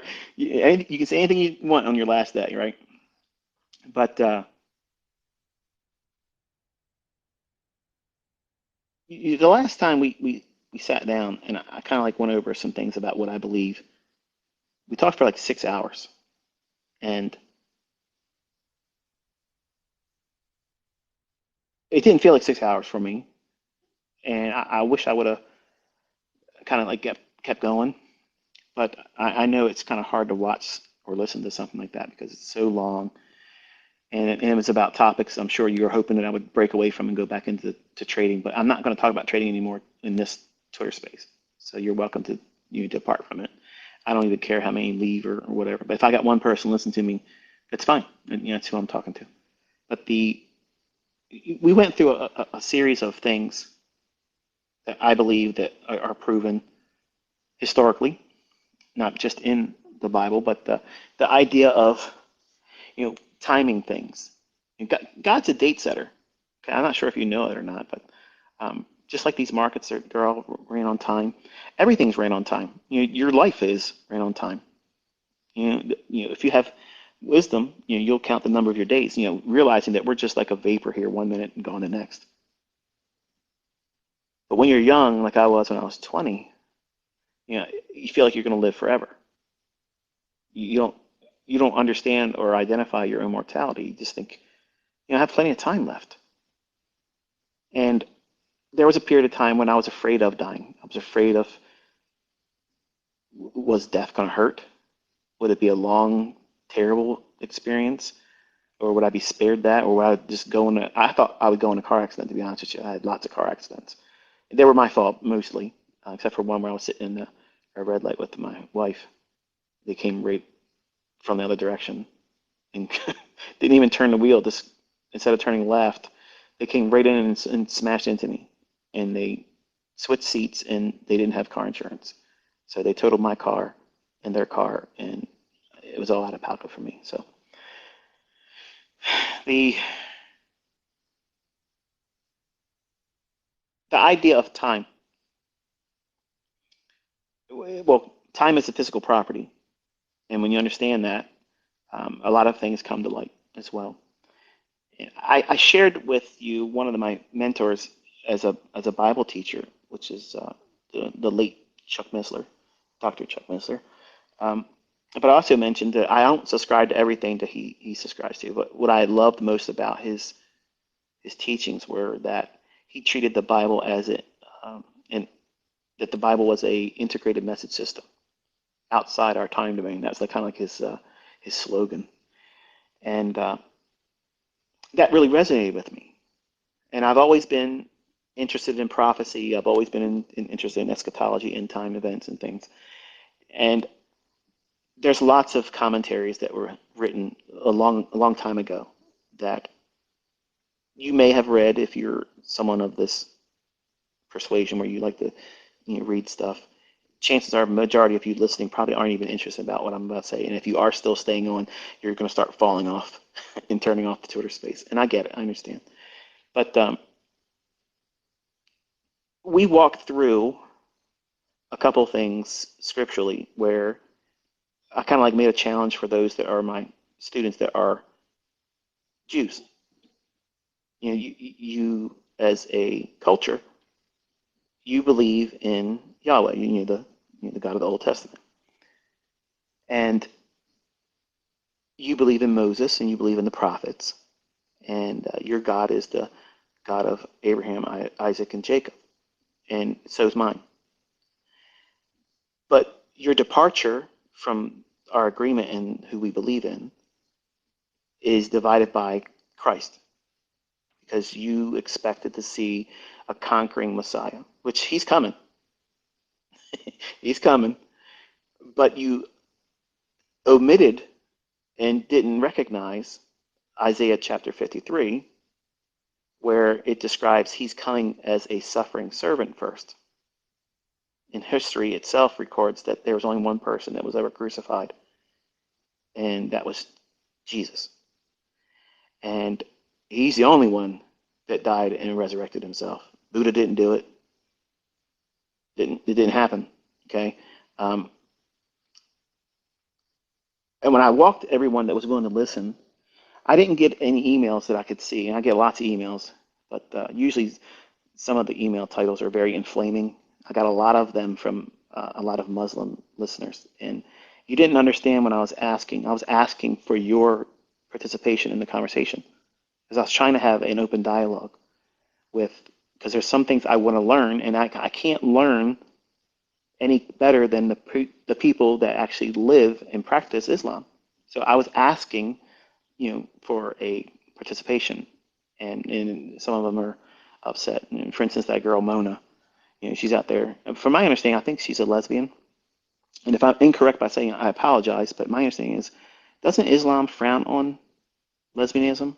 Like, how is she going to defend Islam and talk about me when I was asking the community at large that were Muslim, do they see this? Because I was looking at it and studying it, and I can't read Arabic. Like, I don't know what it means when it has that stuff written out. But I caught a lot of flack for that. So on the same coin, but just the opposite side, I was looking to see if there was any Jewish listeners that had a response for what we went through in Genesis chapter 5, where it literally goes from Adam to Noah, and you look at their names and the meaning of their names. It talks about, man is appointed mortal sorrow, but the blessed God. Now think about it. The blessed God shall come down, teaching his death shall bring. How can God die? God's the eternal spirit. So he has to come and place himself in the form of flesh, which is the only thing about God that can die. That's what makes the Son of God. It's not God the Son, it's the Son of God, the humanity of Christ. So I didn't get any, not that I could tell. I'm ready to be corrected by someone forwarding an email. Maybe they reached out to me because I was actively really interested in to see the response in that. But um, to me, I think it's astonishing. Like, how can you not see Christ in that as a Jew? How can you not see that? I mean, I can understand because when Palm Sunday occurred, Christ basically was holding them accountable that they didn't recognize that day because they should have known the very day he was riding in, proclaiming to be the Messiah. And how does that happen? Well, before I get into that, here's Jesus riding on a donkey saying, "Hey, look, there's so many times that I wanted to shelter you and preserve you and give you peace. But because you have not recognized the day of your visitation," what's he talking about? He was holding them personally as a nation accountable that they didn't know that was the very day he was showing up as the Messiah. He held them accountable to that, so much so that he spiritually blinded them. And you wonder why a Jew can't see Jesus as their Messiah. That's a miracle right there. That's proving that Christ is who he said he was. Because if you take a Jew to Isaiah 53, it's astonishing how they don't see Jesus in that. And how can you wrestle with Genesis chapter 5 in the genealogy from Adam to Noah? Their names literally spell out the gospel of Christ.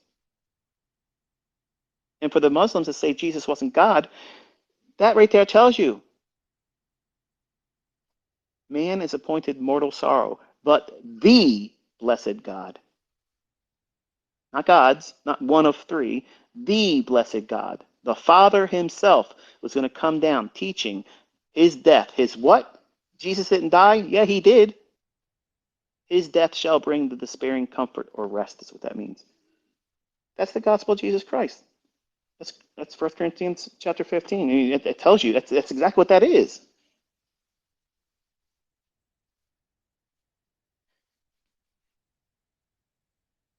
I told my memberships in my private mentorship in 2020 when that whole COVID crap started.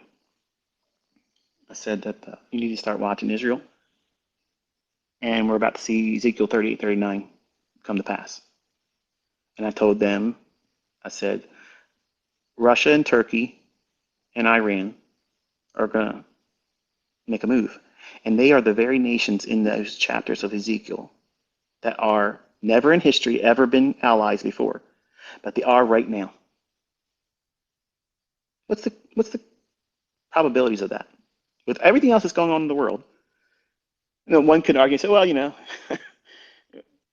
nations can fortify, a union together. What's the big deal about that? And most people, if they're being honest, not publicly, most people have a distaste for Israel being there too. Now, I'm going to share my opinion, okay? And my opinion is based on what I believe that the Bible teaches. And because I place my faith in that, if you want to call me, whatever you want to call me, I'm okay with it, okay? I'm not trying to convince anybody here. I'm just sharing, and you have been invited to leave the conversation if it's something you're not interested in. So if you stay here, you have listened to this because you wanted to. But I'm going to compare and contrast Islam, Judaism, and Christianity. And I have something that's going to offend all three of them, I'm certain. It's not my intent to offend. It's my intent to try to cause you to think about it. And while I may not be in social media active today, I will be reading tweets to me. And if you can share what you think or what you believe, whether you're in agreement or disagreement, and you can do it respectfully, I will read your tweet. I actively want to read it. I'm not trying to say a one-sided conversation and then say, here it is, and there's nothing else. I'm just admitting to you up front that you're not going to sway me. And I am aware that everything I'm sharing as my own testimony or my belief is in no way whatsoever going to convert you. I'm not going to convert you, okay? I'm not going to convert you from Islam. I'm not going to convert you from Judaism, okay? But know this, that there is no God outside of Christ. That's him. He came in the flesh. So because I'm telling you that, no matter what response you give me, whether it be disrespectful or respectful, I prefer it to be respectful because I like to see cordial conversation. Okay? That's the problem with religion. Religion turns the ability to have a civilized conversation into war.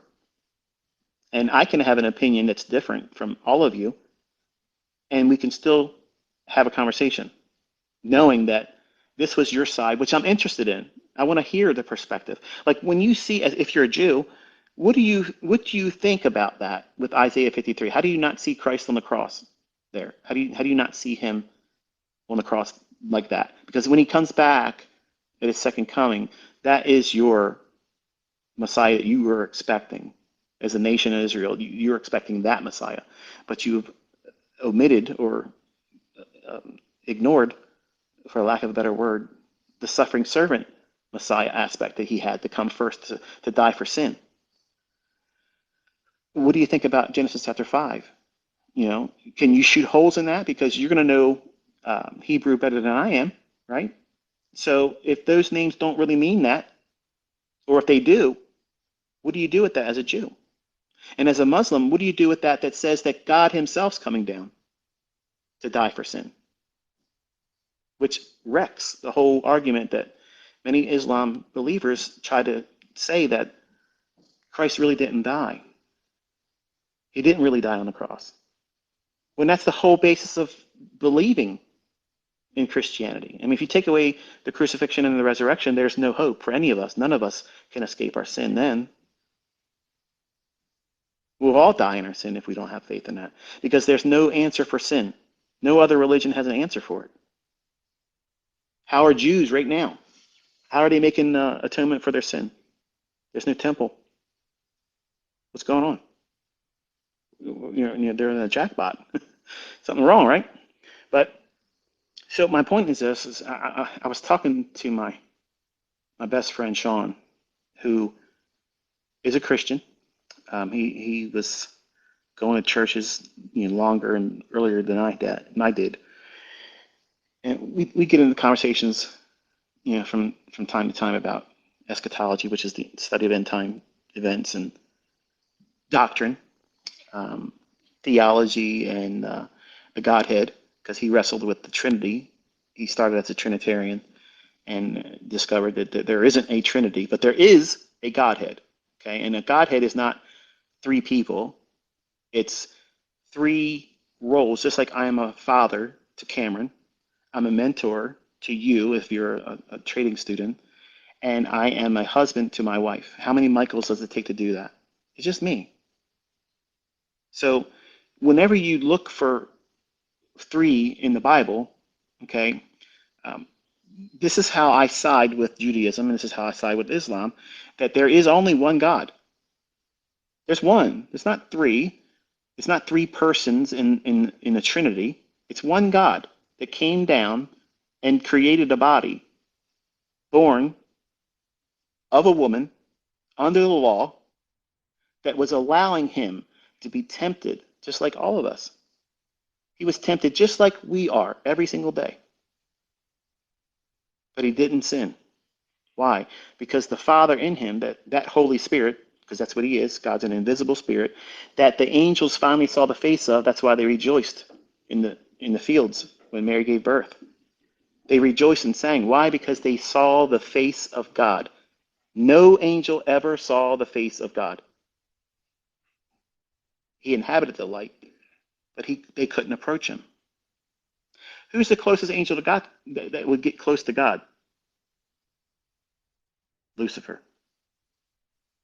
That's why he was prideful, because he was the anointed cherub that covered all other angels.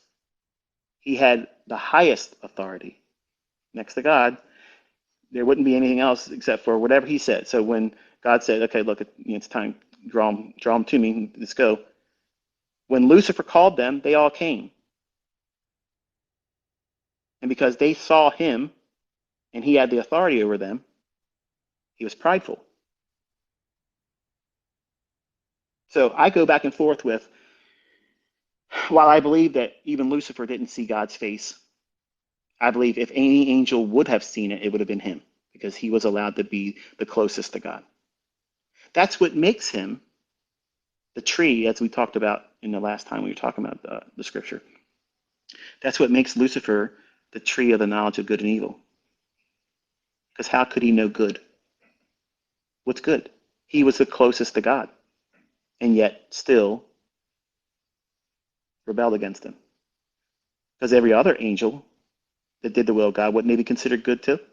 And we understood by the types and the models that's being shown in the symbols of Ezekiel and Isaiah in the chapters where Isaiah 14 and Ezekiel chapter 28.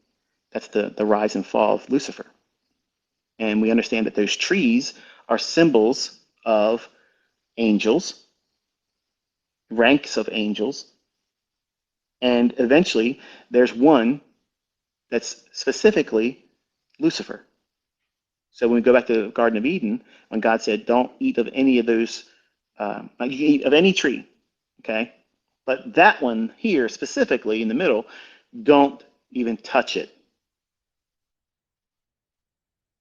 Whoa! So there's something different there, right? You can eat freely of all these trees, but this one here, don't even touch it. And we went through the whole detail about what the real sin of Adam and Eve were, and how was Eve wholly and solely deceived. And that was a sexual event. And then we understood that Cain wasn't biologically Adam's, and we can understand that it's taught specifically in our Old Testament too, and then confirmed in the New Testament. And then you have a problem with, why did God say in the Old Testament? Because I had this problem too. When I started reading the Bible where God says, destroy every one of these individuals, man, woman, and child.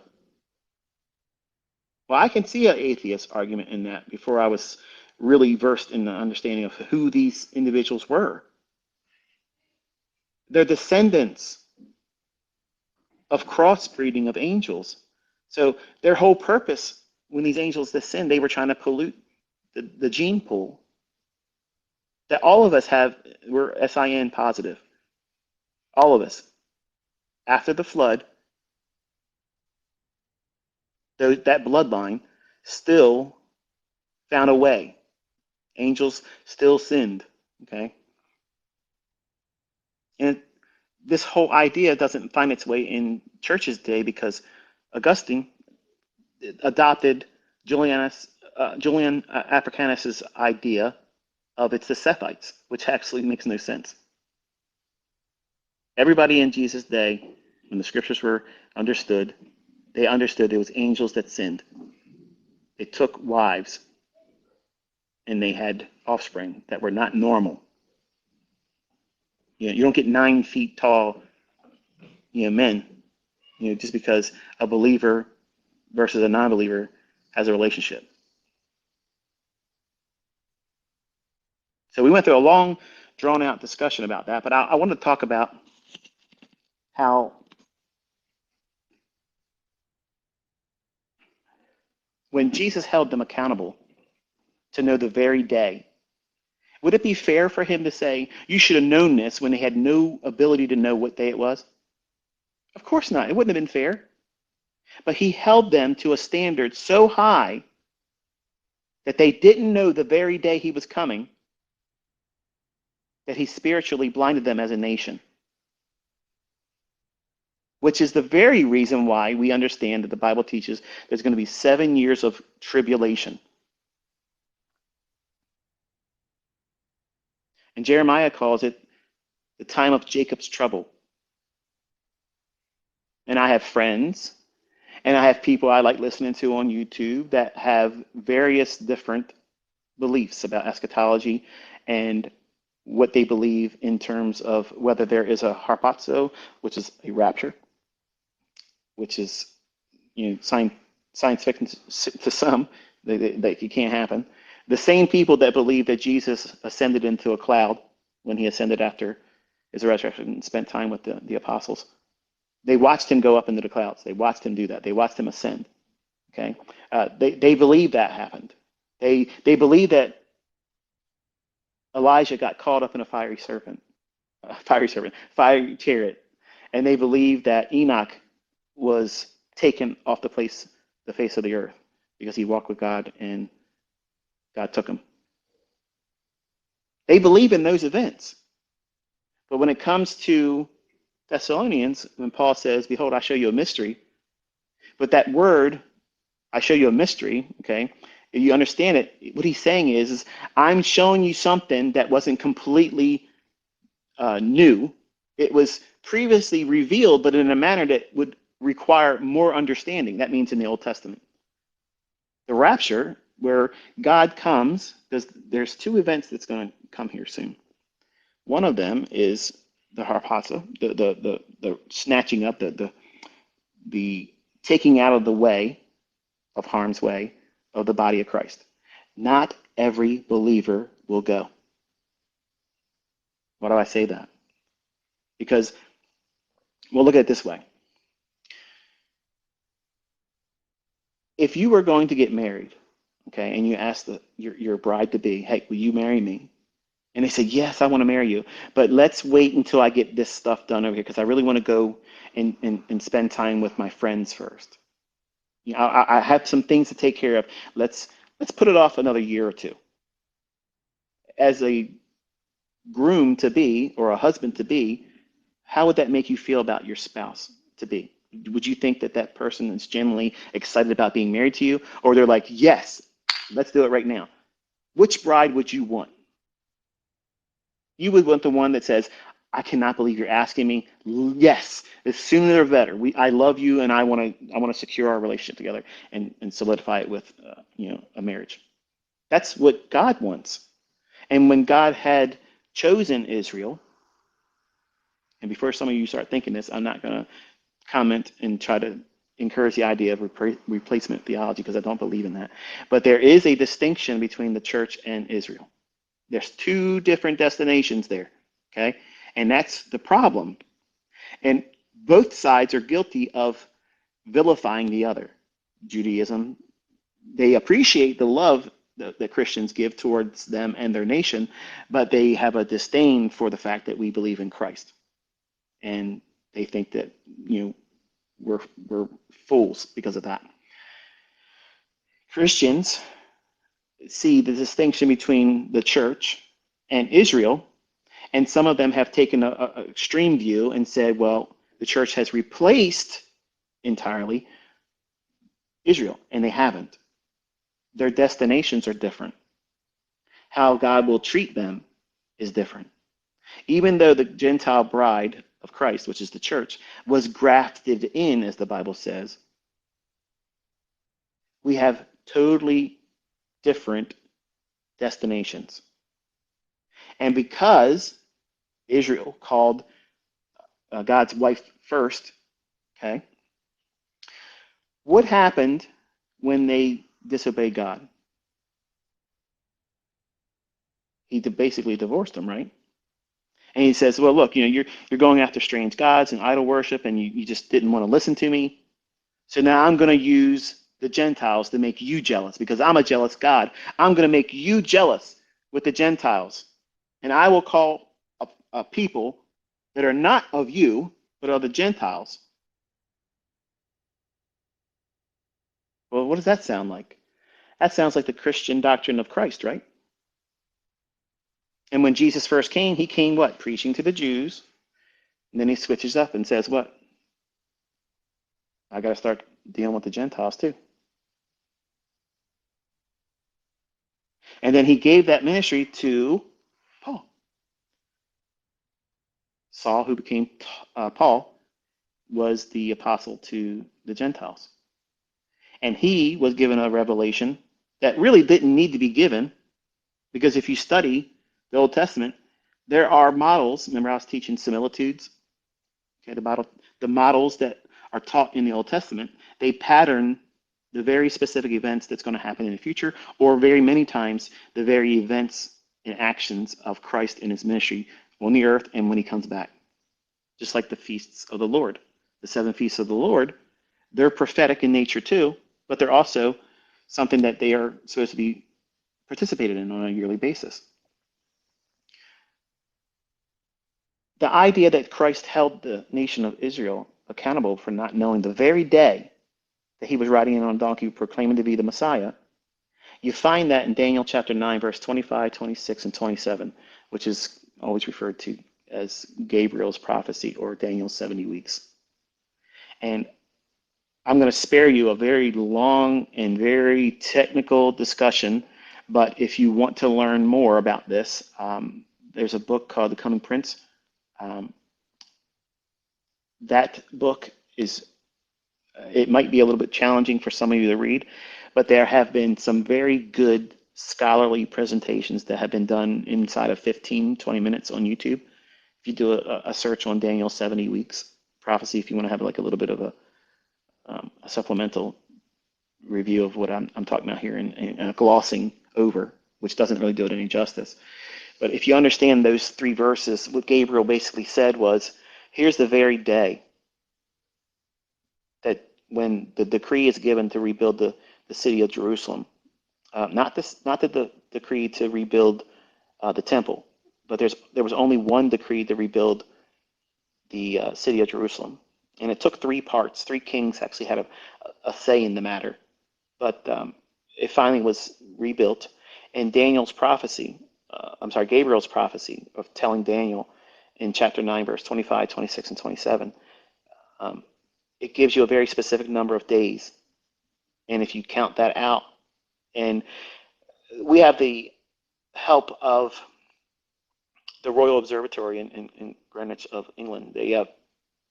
They helped with the calculation of the aspects of the Julian versus the Babylonian calendar.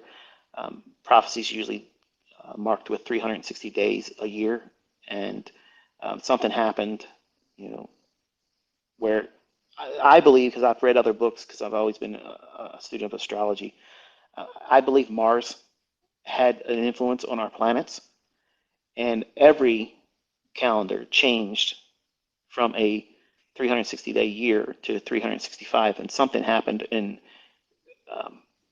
there are some scholarly works that are done outside of Bible-based views, just scientifically represented, where Mars had a interference with our orbital rotation.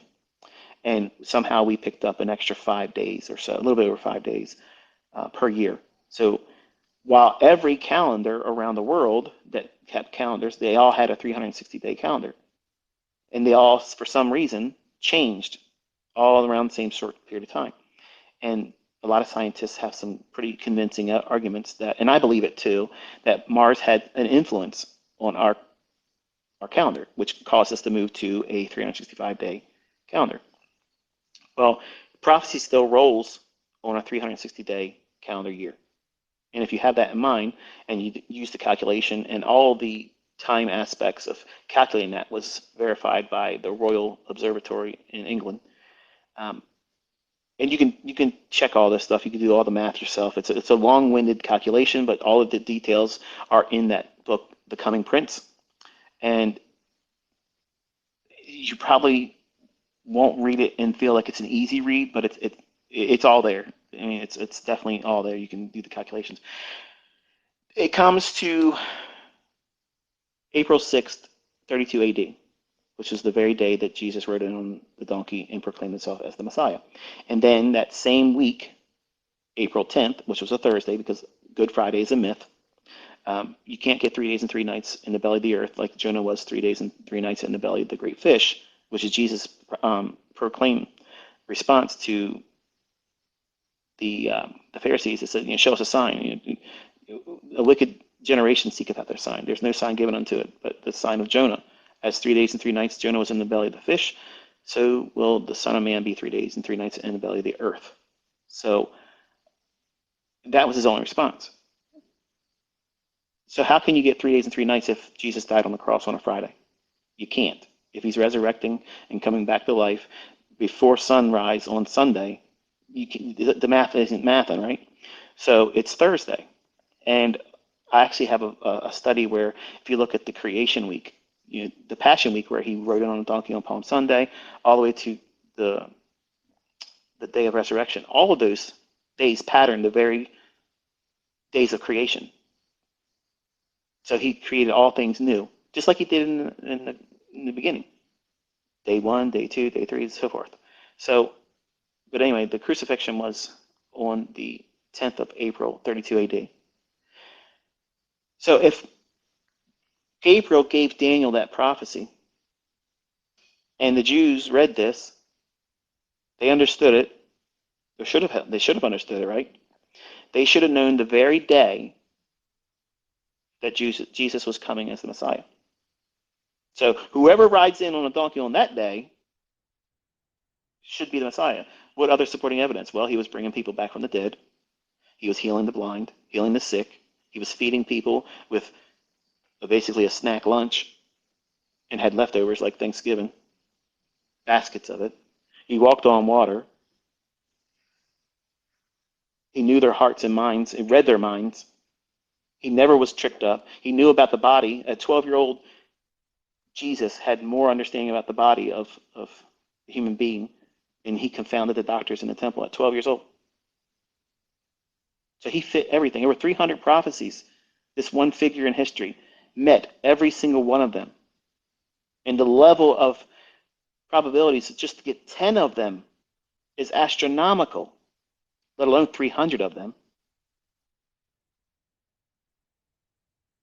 So if he fulfilled over 300 of the first ones, there's thousands of them he's going to fulfill in his second coming. So when we have this discussion about, and like I talked about with my friend Sean,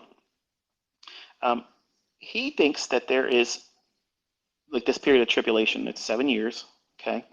And in Christendom, there's 2 camps, okay? One camp gets subdivided into 3 other subgroups, but the main view is there is a rapture where the body of Christ is taken out of the way. It means it's treated just like Enoch was.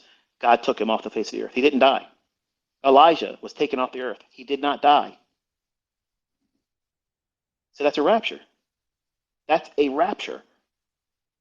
So for people that say, oh, this rapture is not real, it was created by, no, wrong. Nope. Go back to Genesis, the book of beginnings. Everything is in the book of Genesis. The crucifixion, the resurrection, the rapture, the tribulation, the end times. Who's going to be in the end times fighting against Jesus like they have a chance? So everything is found in that one book. You don't even need the other 65 books. Just Genesis will teach you everything. Just look at Genesis chapter 5 and the genealogy. It's crazy, right? And then we took it one step further, and I said, okay, look at Genesis chapter 5 and Genesis chapter 11. And I walked you through the number of years they were alive before they gave their firstborn. And you add those years up, and it came to 1,948. That's an interesting number, isn't it? Very interesting. Well, that same thing happens when you go over to Ezekiel. God tells Ezekiel, lay on your side for this many days. And this is going to represent 1 day for 1 year for Israel's sins. And once you do that, turn over, lay on your right side for a number of days. And again, they represent 1 year for 1 day. And if you do the calculation of that prophecy, and I'm going to spare you that, okay? But there, again, you can find a lot of really good short presentations that do a very scholarly work of explaining it. But it gives you the very day of May 14th, 1948, when Israel became a nation again. The same 1,948 days that the genealogy from Genesis chapter 5 and 11, which is Adam to Abram, the father of nations. Now, you're going to tell me that God's not a date setter, because he is, and he's precise. What was the margin for error for these prophecies? 0. Because if it didn't happen on those days, none of it was real, right? But yet it is. Now, let's roll back the time in Michael's life. I'm 14 years old. My friend Sean. We're laying on the picnic table of his dad in the backyard, staring up at this space, looking at clouds and stars and the moon. And I remember telling him, I said, Sean, you know what, man? Jesus said, when the signs start showing up, that generation will not pass away until all of them happen. That means we're going to see the rapture. We're going to see the second coming of Christ. We're going to see that in our lifetime. Do you have any idea how exciting that is? He's like, yeah, it's kind of neat. But I could tell he wasn't really subscribing to it. And later on as an adult, he was like, and he still holds this view. He doesn't want Jesus to come back yet. And that's what separates who goes in the rapture and who doesn't. And why do I say that? If you look at the parable of the 10 virgins, 5 of them make themselves ready. They keep their lantern wick trimmed, their lantern full of oil, that's the Holy Spirit, prayed up, and they're constantly ready to go. I am very happy. I'm happy with my family. I'm happy with the life that God's blessed me with. I'm happy with everything. I am ready to go. I would rather be with God than here. And that doesn't sound like suicide, because I would never kill myself, because that's self-murder. But I would rather, I want this event to happen. Like, I'm actively praying for it every single day. I want it to happen. I pray for my family. I pray for myself. I pray for all of you to be counted worthy to escape these things that are coming upon the earth. But there is a faction of Christendom that don't believe there's a rapture. They believe it was a made-up thing. It's an escapism. When that's a really poor choice of words, because the whole idea of what the Old Testament teaches, God is an escape artist for the people that love him. Like, he gets them out of harm's way. You don't believe it? Go through those stories. Yeah, sure, there's people that die. There's people that have hardships and things that happen to them, absolutely. But the flesh profits nothing. The flesh isn't going to heaven. That's why when people say, oh, well, if God was a God that loves everybody, he wouldn't let sin happen to these little children. He wouldn't let these people in the world get raped and murdered and abused. Well, guess what? That's a consequence of sin. He promised that those things were going to happen as a result of the fall of man, of Adam and Eve. He's keeping his promise. But you know what he also promised? That if you love him and you trust him and you believe his gospel and you obey his gospel, that's Acts 2:38, by the way, then you will be spared that hour of temptation and trial that the whole world will experience. How can someone get that kind of special treatment? Well, we'll talk about it. But there's this idea that some church believers and Bible believers and even believe in Jesus. They say that there is no rapture, and it's a lot of the Southern folks. I love. There's a channel. I didn't want to name any specific channels here, but I'm not going to do it. Actually, I'm not going to do it because I know some of you that don't like me would love nothing more to go there and start more trouble. But there is a Southern lady that I absolutely love. She reminds me of a young version of my grandmother.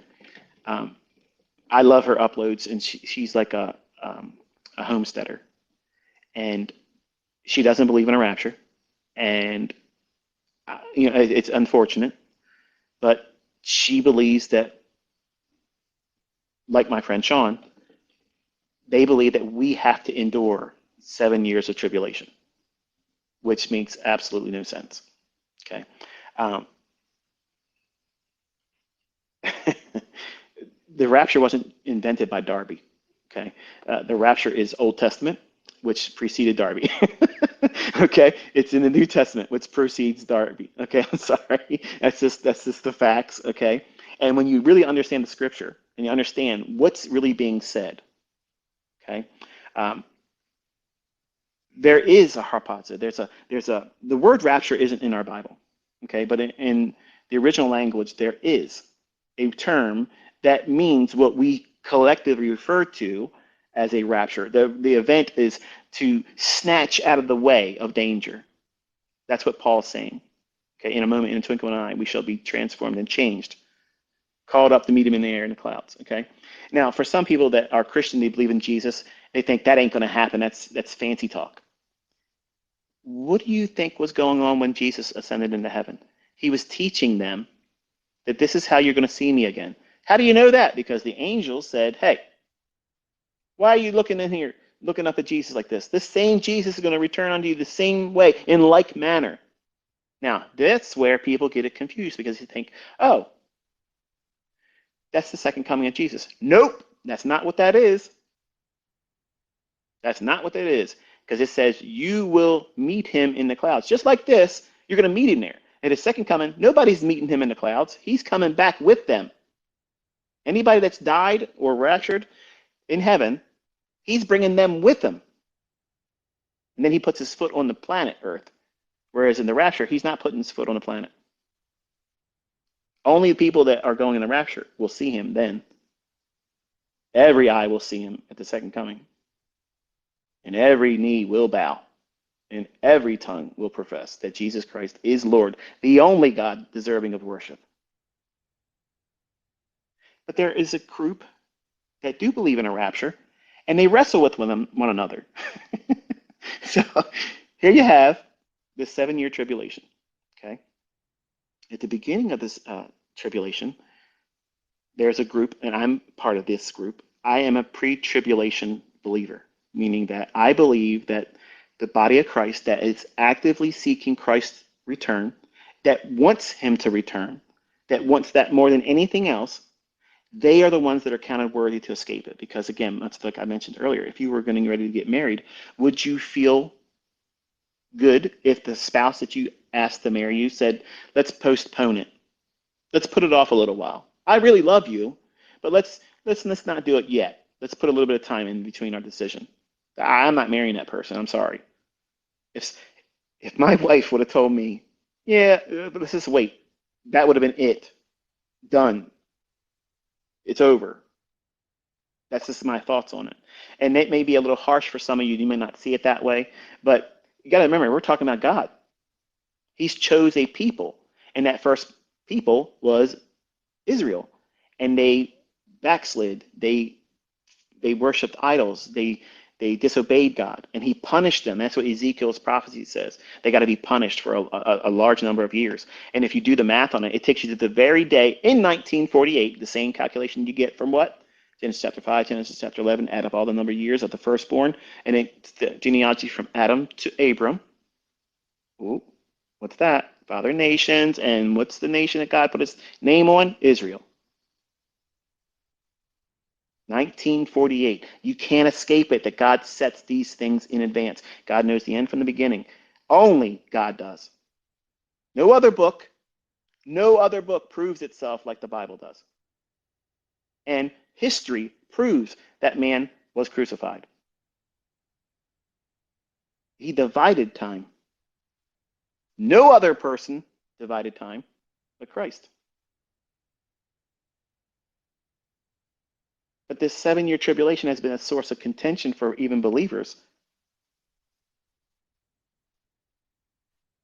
Before the tribulation, before that 7 years of terrible things, there's a pre-tribulation where the Bible says then that which hinders is removed, then shall that man of sin be revealed. The man of sin is the Antichrist. Okay, I believe he's alive and well right now.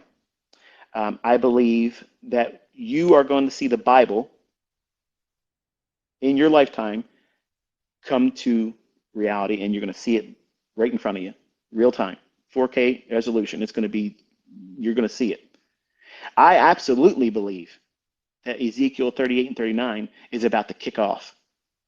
Now, I don't know. This is what I've been flip-flopping back and forth with, and it's not just recently, but for the number of years I've been studying it. I don't know if Ezekiel 38 and 39's war, where Iran, which is Persia in those chapters, Turkey, and Russia, they are an axis of, well, they're allies, let's say it that way. Okay, and I'm not going to tell you anything more. I want you to read those two chapters.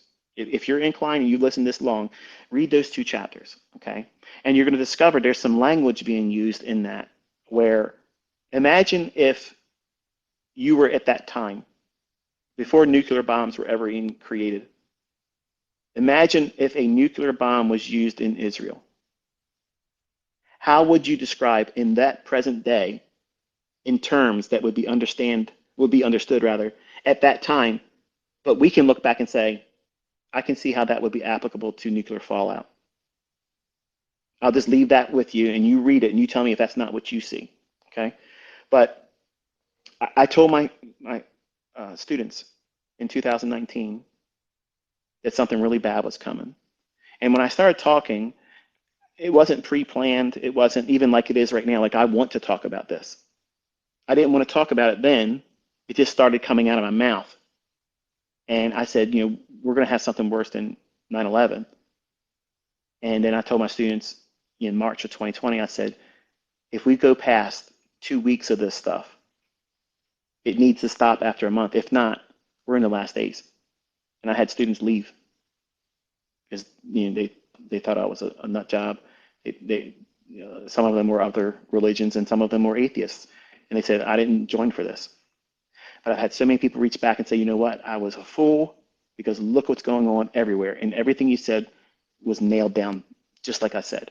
Now, I'm not taking credit for this because I believe what I was saying was given to me because it wasn't premeditated. Whereas I'm talking to you right now, I'm trying to be very careful about what I'm saying because I have a destination in the conversation.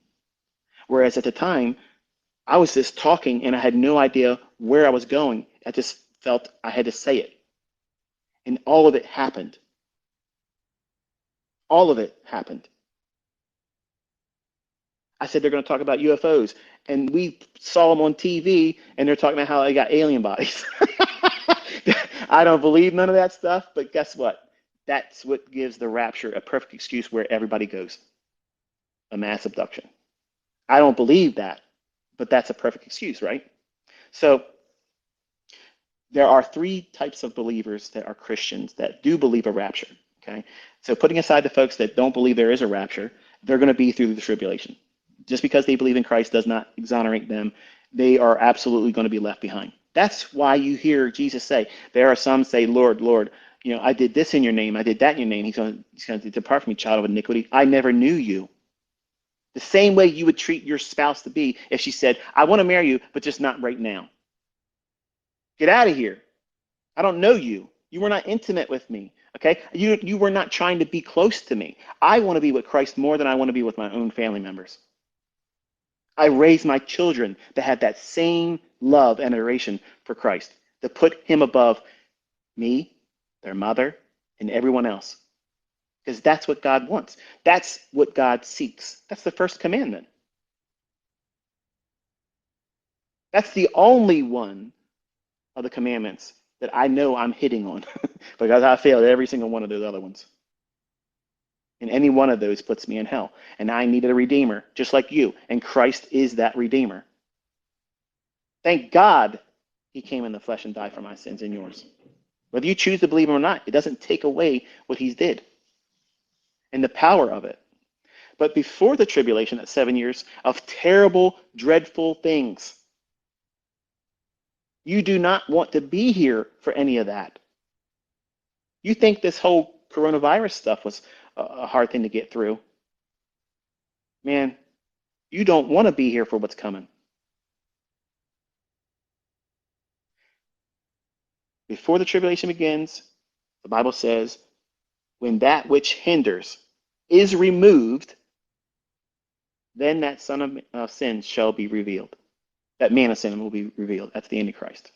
Okay. What is the thing that's hindering the body of Christ? The believers that want Christ to come back. Not, I love Jesus. I want him to come back, but just not yet. And they use the excuse because I want more people saved. I used to think that. When I was younger, I used to think that. But guess what? God knows who that last believer is going to be. Remember, he knows the end from the beginning. He told Daniel through Gabriel's message and visitation the very day that he was going to ride in on a donkey and present himself as the Messiah. And he held the entire nation of Israel accountable for not recognizing that day. So now what's the purpose of the 7 years? It's the time of Jacob's trouble. He's going to demand that Israel does a national repentance. The nation itself is going to repent and call upon the name of the Lord. And then and only then does Jesus come back. The rapture is not the second coming. They're two distinct events. And my friend Sean wrestles with this because he believes that at one point he was mid-trib, which means the 3.5 years, midpoint of that 7 year time of trouble, where the whole world is under craziness. He believes that the rapture happens then. I don't believe that because it doesn't fit the model of everything else that the Bible teaches. You got to look at everything in the Bible, not just take things and say, well, that makes sense for me here, but I'm going to ignore all these other scriptures that says this. For the people that don't believe in a rapture, what do you call what happened to Elijah? What happened to Enoch? See, in the flood, look at it like this. The flood, which is global, you may not want to believe in the Bible, but guess what? There's other cultures that prove in their historical records, even in paintings on caves, there was a global flood. You can go up on mountains and find fish fossils that should have never been at that height. Aquatic animals. What do you think? A bear climbed up miles of a mountain, then decided to eat it up there. It kept it in its mouth the entire time up there. Come on. They're too big for an eagle to carry up there. You're denying it because you want to deny it. There was a global flood. It wasn't a localized flood. It was global.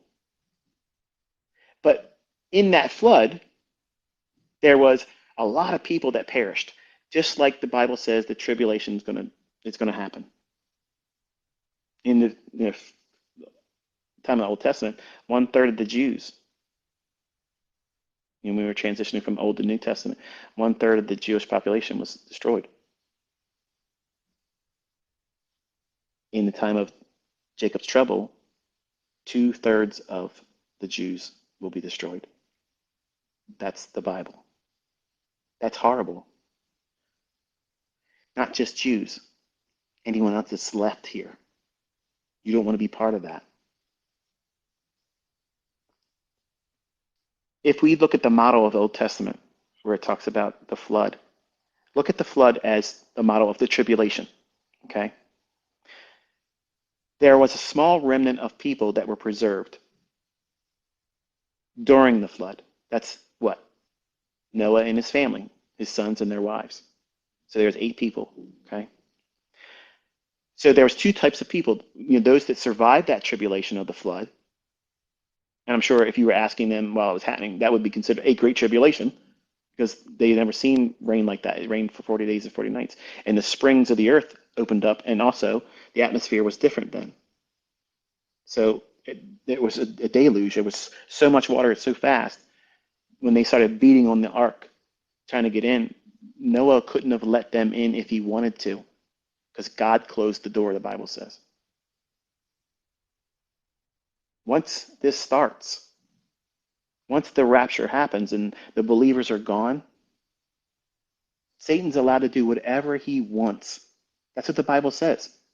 He will be allowed to do whatever he wants.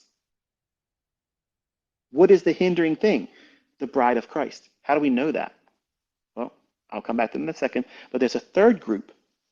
They believe it's a post-trib rapture, where they believe that the church has to go through every painful thing that the Jews have to go through of tribulation. And then God will call them up into the clouds, give them their glorified body, and then it will return, do a U-turn, go right back down to the earth, and then he sets up his 1,000-year reign on the earth, which is the millennial reign. That absolutely makes no sense either, because the Bible teaches that the rapture is imminent. Paul had to teach them in the New Testament because they thought they missed it. Like they were afraid. Like we missed it because there was a lie going around saying the rapture took place. And Paul said, listen, settle down. Listen, you didn't miss anything. Things have to happen, okay? And those things didn't happen yet. So he reassured them, okay? One of the things about imminency, something that has an imminent event that you can't really tell when it's going to happen, can it be an imminent event if you can time the day that Jesus is going to come back? Because I'm going to tell you the day he's going to come back. Wait a minute, this guy's a blasphemer because he's saying right now he knows the day and the hour. No, I didn't. I said the day.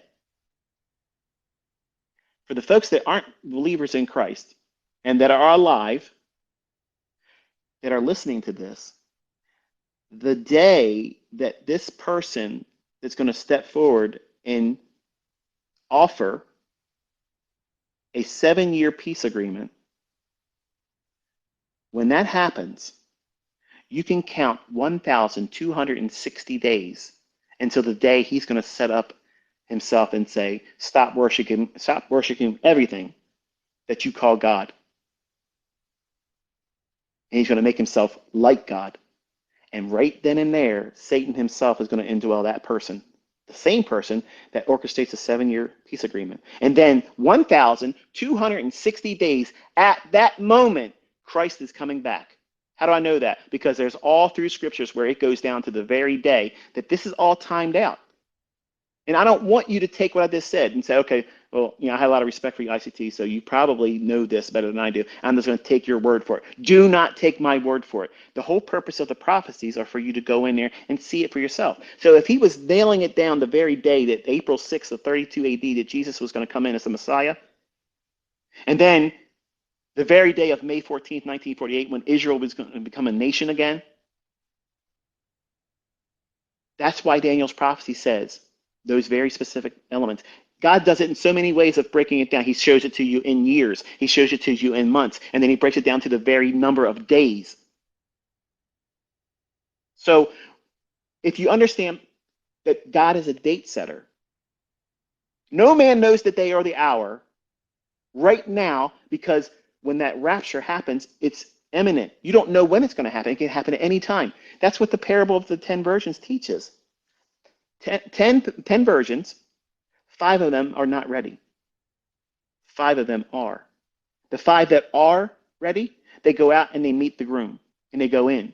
And the 5 that aren't, they try to get in. They say, no, you haven't made your garments ready and you have no oil in your lantern.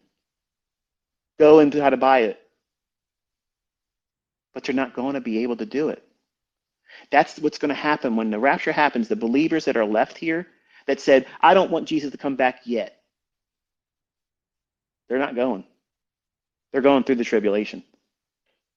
The people that say there is no rapture, they're going through the tribulation. And some of them expect it, so they're not going to be surprised by it. But when that rapture happens, they're going to be really surprised that they had it wrong. Why wouldn't you believe the Bible when it makes it very clear that it is one? And if you look at the book of Ruth, look at Boaz. He's a kinsman redeemer. That's the whole idea of it. Naomi is the type of Israel. Ruth is a Gentile bride. That's the church. Through Naomi, who guides what? The Gentile bride to do what? See Boaz as the husband. Does Boaz beat his wife Ruth ever in that story? No. He's tender to her. In fact, when she catches his eye, he's smitten by her. And Naomi knows it. And when she comes back with more food, because Boaz owned that field. What's the field? Remember the parable? The world. See, all these blessings are coming to Israel as a nation, yes, but the gifts of the Spirit, which are way better than the land, that's going to the church. Say, Naomi, she sees Ruth come back home with all this bounty. Like, man, you are blessed. Whose field were you in today? Well, it was Boaz's field. Oh, you have no idea how blessed you are. And to restore herself, she goes and tells Naomi. Well, Naomi tells Ruth, look, this is what I want you to do. You go and you go to him at night. What? Night? That's exactly what the whole idea of a Christian marriage is. Remember, I was teaching on the idea of the way Christ is going to come for his church. It's modeled after a Jewish marriage ceremony. And many times, not always, but many times, the Jewish marriage procession would come at night because it would be viewed as romantic. That you don't know when he's going to come, and you always have to make yourself ready. And then when you hear the shofar blown, to the horn, you go out and you meet him in the darkness. And he steals you away as his bride, which is romantic. That's why Jesus says, behold, I come like a thief in the night. No man knows the day or the hour. Always have yourself ready. But see, you can't say that about the second coming, because if you're living in an age where when the Antichrist makes himself the role model for orchestrating a 7-year peace agreement, you can start the clock right then and there. 1,260 days, that same person is going to stand and say, stop all worship. And he's going to break that agreement. And all hell is going to break loose on this planet because Satan indwells him at that moment. And he is allowed to do whatever and everything he wants to do. No stopping it. No limitation. God's taken his hand away entirely. That's why it's called the time of Jacob's trouble. The great tribulation is the last 3.5 years. And unless Jesus comes back, no one survives it. But why did he number those days? Because if you're alive and you're here, you're going to have the Bible somehow, shape, or form shown to you. There's going to be more believers and conversions to Christ during the tribulation than any time in history, because they're all going to know this stuff was foretold and we're in it. But you don't have to be in it. You don't have to be in that. It's such a simple thing. You pray and you ask for forgiveness and you obey the gospel, Acts 2:38. You find someone that has been born and baptized in Jesus' name, and they baptize you. And then you believe what the scriptures say, and you look for his coming, and you look at all these bad things and the news is trying to scare everybody with. I find joy in that, not because it's suffering, because that's exactly what Christ said was going to happen. And if he was that accurate in his first coming, and he demanded Israel to know the very day, how else would he expect you, if you're stuck here in the tribulation, and you know that this Antichrist comes forward and he orchestrates a 7-year peace agreement? What does that mean, a peace agreement? There has to be what? Turmoil. Well, look at the television on any channel right now, and what's going on? Exactly what I told everybody in my mentorship in March of 2020. Turn your eyes to Israel, because it's about to kick off. What? Ezekiel 38 and 39. I don't know if believers in the rapture are going to be here during that war or after or before. That part I don't know. But I'm not making myself up to worry about it. Like I'm ready to go now. Like, you think I'm not going to be able to be away from social media for the trading. Like I'm pouring myself into the Word of God. I'm pouring myself into that. I want to be closer to God because I know where we're at. The Lord's given me so much confirmation by the things I said that I wasn't trying to talk about, and it's happened. Even my students, when I told them the other day, I said, go back and find me the dates of those videos where I've commented. And I said, turn your attention to this and that. Again, this is not pride. This is not me trying to say, because I know it's the Lord. But some of the responses were like, wow, that was nailed down perfectly. Like it happened exactly like that. And it gives me goosebumps thinking about it because I'm a sinner. Like I'm a sinner. You heard me in the first part of this discussion, foul mouthing. You heard it. You're not hearing it now, are you? Someone else is here. Okay? So when he's here, he bridles the tongue. And I want you to have this peace, knowing that there's no other person that embodies God outside of Christ. No one else has been able to set the dates beforehand, and they happen perfectly. Perfectly. That's precision. So when you hear somebody say, oh, no man knows the day or the hour, you're setting dates and stuff, I get it. That's true about rapture. But when that rapture happens and tribulation starts, everything is on a schedule. It's on a schedule. It's timed. Go look at the book of Revelation. See, teachers and preachers of the Bible, they avoid that book because they really don't know their scripture. They don't know their Bible. They wouldn't even recognize Jesus if he walked into their church, let alone try to teach his word. They're expecting some, you know, sandy, blonde, blue-eyed Caucasian man with long hair. He would have never had long hair. He ain't going to have white skin. I mean, the way they have portrayed Christ is so away from what he really would have been. He would have had olive-colored skin, probably, you know, what every person really like to have as a white person. Not tan, but like an olive complexion, something that from the Mediterranean area would have. He wouldn't have blonde hair, long down past his shoulders. That makes him effeminate. He would have never had an effeminate appearance. And he wouldn't have been skinny like that. He was a carpenter's son. He would have been a burly man, somebody that would have had some size to him. He wouldn't have been a weakling.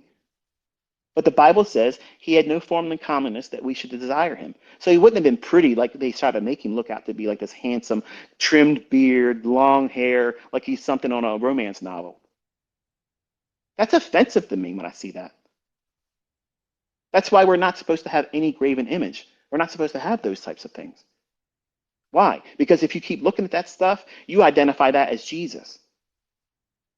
And you have crosses with the body of Christ still on the cross. That you shouldn't have that. He's not on the cross no more. He put himself there. He allowed himself to be up there. There's 3 nails didn't keep him there. His love for us did. That's what kept him up on that cross. He walked on water. He brought the dead back to life. He healed the blind. He fed people miraculously. And you think 3 nails kept him up there? 3. 3 spikes, like he said to them. He said, listen, you're telling me to come down from this cross if I'm the Son of God. Don't you understand? I could call down 10,000 legions of angels and lay waste just like this if I wanted it to happen. All of it was scheduled. He was the master of ceremonies. He was the one controlling everything because it was on a schedule.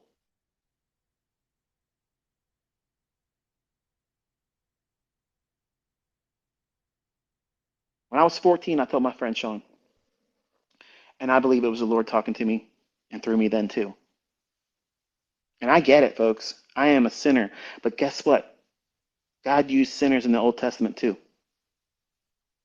He made Paul, the apostle to the Gentiles, the chief persecutor and murderer of the church. He picked a murderer of an Egyptian, Moses, to go down there and tell off Pharaoh, the president of the known world then. The fact that he even did that should have killed him. But God, guess what? God said, you can't. Pharaoh at the time was a type of what? The Antichrist. Haman, study him in the Old Testament. He's a form of what? The Antichrist. So if you look at Boaz in the book of Ruth, Naomi, who was a Jewish woman, she's a widowed woman. She doesn't have a husband anymore. But she recognizes that Boaz can redeem her. But Ruth's a Gentile. So she says to Ruth, go to him at night and basically take part of your clothing and lay it across his feet while he's sleeping. And that is a very confusing thing for some people, but it's a way for her to proposition him, saying, listen, I will be yours if you would have me, basically. And he knew exactly what she was doing. And when he married her, does the story say that he put her through any harm? No. He treated her special and told the field, okay? Listen to this, folks. Listen, okay? Because if you can't see Christ and Christianity and everything around the whole gospel in this short little 4-chapter book, it's crazy when you start seeing it through the lens of Jesus. Okay, and I'm going to help you with it right here. Naomi is Israel. Ruth is a Gentile bride. That's the church. Boaz is a kinsman redeemer. Jesus is our kinsman redeemer. So Boaz is a model of Jesus. He owns the field. Remember the parable of the wheat and tares? And Jesus tells you what the wheat is. It's the world. I'm sorry, what the field is. It's the world. So use that same knowledge and a symbol right there in the book of Ruth. Who owns the field? Boaz. What is the field? It's the world. In the world, God sees two people, Jew and Gentile. If you're not a Jew, you're a Gentile. But Jesus takes a Gentile bride. That's his bride. That's his bride, okay? The believers in Christ are always referred to as the body of Christ or the bride of Christ. She's a Gentile. We're not Jewish, but we're grafted in. Grafted into what? The salvation plan. When Jesus sees this Gentile woman by model, okay, he gives her special treatment. You see that? Boaz sees Ruth and gives her special preferential treatment. He tells the workers of the field, the angels, remember the ones that he says, go for with a sickle when it's time and bring the harvest in? That's the angels. He tells the workers of the field, what are they doing in the world? They're harvesting the believers out of the field. In what shape? What do you mean by shape, ICT? What are you talking about? Well, if you understand the laws of gleaning, and you learn about that in the Old Testament, get yourself a concordance. Gleaning. That's where I got the term gleaning. I'm the dean of glean. When you're learning my lessons about price action, you want to glean. That comes from understanding the Old Testament. That is impressed upon me by studying the Old Testament from the book of Ruth. Ruth is in the field gathering food. The welfare system back then, if you had a field, you would leave the corners. You would not harvest in the corners. Okay? Now imagine if this field was a rectangle, okay, in your mind's eye. And God said, if you owned a field, you are supposed to leave the corners alone. So what's a corner? You have upper left, upper right, a lower left, and a lower right. And if you glean everywhere else, what are you left with?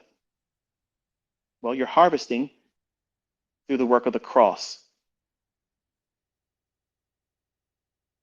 You didn't see that there before, did you? It's neat, isn't it? I got goosebumps thinking about it all over again. It's all in it. It's designed. It's designed. But he told the workers, if you see her in the field, leave extra for her. Who? Ruth. Who's that? The church. The Gentile bride of Jesus. Give them extra special treatment. You wonder why believers in Christ get the miracles? How they're spared a lot of the troubles of the world? How their paychecks go a little bit further than they should have? When they get those doctor reports that should have been this, but they come out with something else? Michael, this baby's going to come out breech birth. We're going to have C-section because the placenta is covering the cervix. That's a lie from hell. Because God promised me my son, Caden, and he ain't going to put my wife through that. I'm just telling you, woman. You might have a degree in medicine. You might see that screen, but I'm telling you, that's a lie. And my son came out natural. You get treated special when you believe in Christ. You're not spared everything because God said, you will have trials and tribulations in this world. That means you're going to go through some stuff. But guess what he promised the Church of Philadelphia? I will spare you what I'm going to give to the rest of the world. What does that mean? You won't know that until you understand which hinders, when it's removed, then that man of sin shall be revealed. What is that? That's the Gentile bride. That's the believers in Christ that want to see him come back, not the ones that say, don't come back yet, Jesus. We need more people saved. I'm not saying I don't want more people saved. I'm just saying there's a time when the fullness of the Gentiles come in. That means that God knows that last believer, the person that's going to come to him in repentance, that's it. It's over. That's when the rapture takes place. And when that is removed, because God doesn't punish the bride, he's going to punish the nation of Israel with that 7-year tribulation.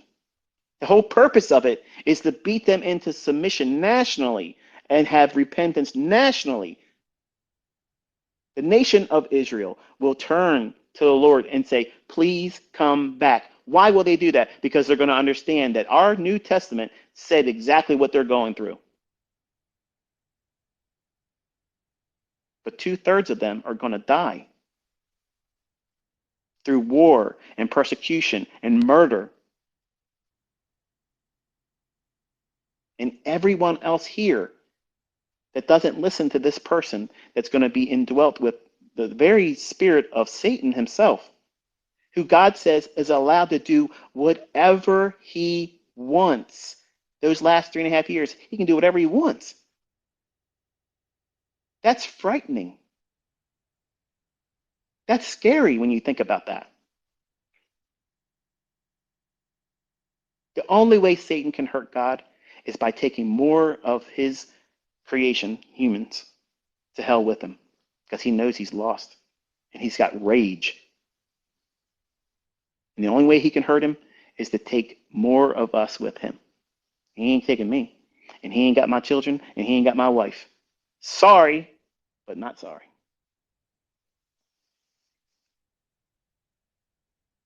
When you study the Bible and understand the flood is a type of the tribulation, there's a small remnant, 144,000. Well, that's a type of the 8 members of Noah and his family who are preserved during the flood. Who are the people outside the ark? Everybody in the world. What happened to them? They died.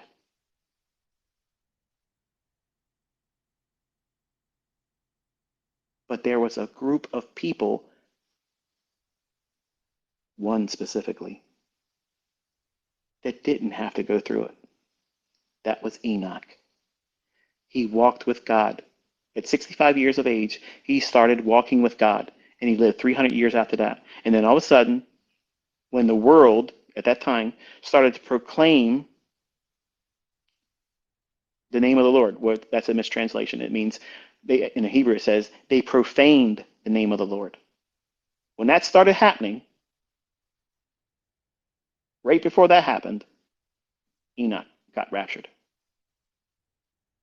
Where's God in the church today? He's not there. Money is. You can't serve God and mammon. Churches are ran like businesses, celebrity status preachers. That's why I don't go to organized religion, because it's going to take you to hell. What's church? Look at the book of Acts. That's church. Small groups in your homes, and believe me, we're all going to be doing that. If I'm wrong, and I don't believe I am, and I'm hoping and praying I'm not, and the church has to go through tribulation, anybody that's here, when they come together with other believers, they're going to be doing it secretly in homes, and they're not going to be telling many people about it because it's going to be outlawed. All forms of religion is going to be. But before there has to be a 7-year tribulation and a 7-year peace agreement, there has to be turmoil. There has to be this upheaval, right? Where? In Israel. What's the deal with Israel? Zechariah says it. I will make Jerusalem a burdensome stone for all those who burden themselves with it. God placed his name over there. That's the problem, okay? There's these two factions, okay? Ishmael, Isaac, Esau, Jacob. It's the same storyline from Genesis. That's what's going on right now, folks. There is no answer. No one president, no one leader, no one collection of people in the United Nations, nobody is fixing that problem over there. The Jews are not leaving, and the Arabs do not want them at all there. And that is something that can't be agreed upon. But for 7 years, this one person is going to broker an agreement where even the Jews and the Arabs will agree to it for 7 years. But then he will break it at 3.5 years. That means there's time that you can count it. 1,260 days. When that peace agreement starts, you can count literally 1,260 days. And then there's going to be a total disruption of everything. And then count 1,260 days after that, you can tell the day that Jesus is coming back. That day, from that moment on. But until that man of sin is revealed and that 7-year peace agreement is orchestrated, you can't count anything.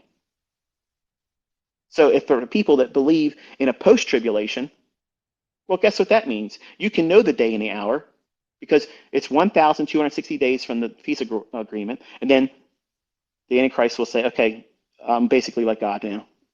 And then 1,260 days after that, Jesus is coming back. So if you believe in a post-tribulation, that means there's no eminence. There was no necessity for Paul to teach and correct those people that thought they missed the rapture in the New Testament. You should be vibrating and buzzing right now if you're a believer because your hope should be increasing right now. If you had an idea about the rapture or confused, there's no reason to be confused about it because it can't be mid-tribulation. And it can't be post-tribulation because post-tribulation means you know the day and the hour when it's going to happen. Well, maybe not so much the hour, but you know the very day it's going to happen. And there's no evidence then, right? Because you can count it, know when it's going to happen. If that means you can sit back on your laurels and say, well, I can live vicariously and just do whatever I want to do, sin loose, just do whatever I want to do because all I got to do is wait for this Antichrist, and then I got to wait for the Antichrist to set up his whole thing and say, he's like God. And then 1,260 days. I got 1,260 days to live like a sinner. And then I'll ask for forgiveness on 1,259 days because I know that Jesus is going to have a second coming the day after that. That's exactly what that means. That means that why would God allow that? He wouldn't. It goes against his whole character of eminence. Come on. You don't know your scripture. So it only fits with pre-tribulation. Absolutely. It fits the model that we are not appointed unto wrath. That's scriptural. Jesus himself said, pray that you're counted worthy to escape these things coming upon the earth. For the people that say rapture is escapism, what is going on in that passage where Jesus himself says, hey, pray always that you're counted worthy to escape these things coming upon the earth? That means and supposes that God in the flesh would never waste his time saying something that wasn't worth knowing. He's teaching. Every word he ever spoke was an instruction. Every response, look at everything he says. It's an instruction. Everything. He didn't waste any word. Any word at all was never wasted when Jesus spoke. And he says very plainly, you can't make it out to be something other than this. Always pray to be counted worthy to escape these things, what? That are coming upon the earth. What is he talking about? Tribulation. Not just the average thing, because he promised us in the garden that we will have trials and tribulation. He promised it was going to be like that. We're sinful creatures. And until we're redeemed, we're in this world and it's sinful. It's fallen. Yes, God knows that there's children being harmed. Yes, he knows that you had things done to you ill-willed. He knows that people steal from you. He knows that you've been mistreated. He knows all that stuff. That's the price of sin. Just because you believe in him doesn't give you the ability to walk through the world and not have no problems. It just means that he's never going to give you more than you can't bear. But great tribulation is appointed for Jacob. What is Jacob? Israel. Remember Jacob's name? It was changed to what? Israel. So when Jeremiah says it's the time of Jacob's trouble, oh, now we understand why there's a tribulation. And the Antichrist won't have rule and reign over every aspect or place of the world either. There's some places that are just not going to listen to him. But over in the Middle East, you got some problems. And it's going to have a spillover. What would cause the whole world to turn against Israel? I mean, obviously, there's a lot of anti-Semitism in the world. Even Christians, if you really pin them down in the privacy of some time where they can answer, a friend or a family member, they'll sometimes come right out and say they don't like the Jews. And that's a problem. There's a TikToker my wife likes to listen to. He's all tatted up on TikTok. He's like a Christian guy, likes to preach and stuff. And she showed me the most recent one where he says, you're not supposed to just blindly follow Israel and if they're doing evil. Well, I'm going to be honest with you folks. Both sides are being evil. War is evil. And it's not them. We wrestle not with flesh and bone, flesh and blood. These are evil spirits and fallen angels that are pushing all these agendas right now. That's what's going on. That's why you're not going to vote your way out of all this stuff, folks. That's why these elections you just had were rigged again. Right in front of you. They don't care. They're doing it right in front of you. Because why? They only have a little bit of time left. Look at the sense of urgency for them to get all these things done. They're telling you all these things have to be done by when? 2030. What's going on? What's going on that they have to have all this stuff across the world changed by 2030? That's an interesting number, isn't it? Real interesting number.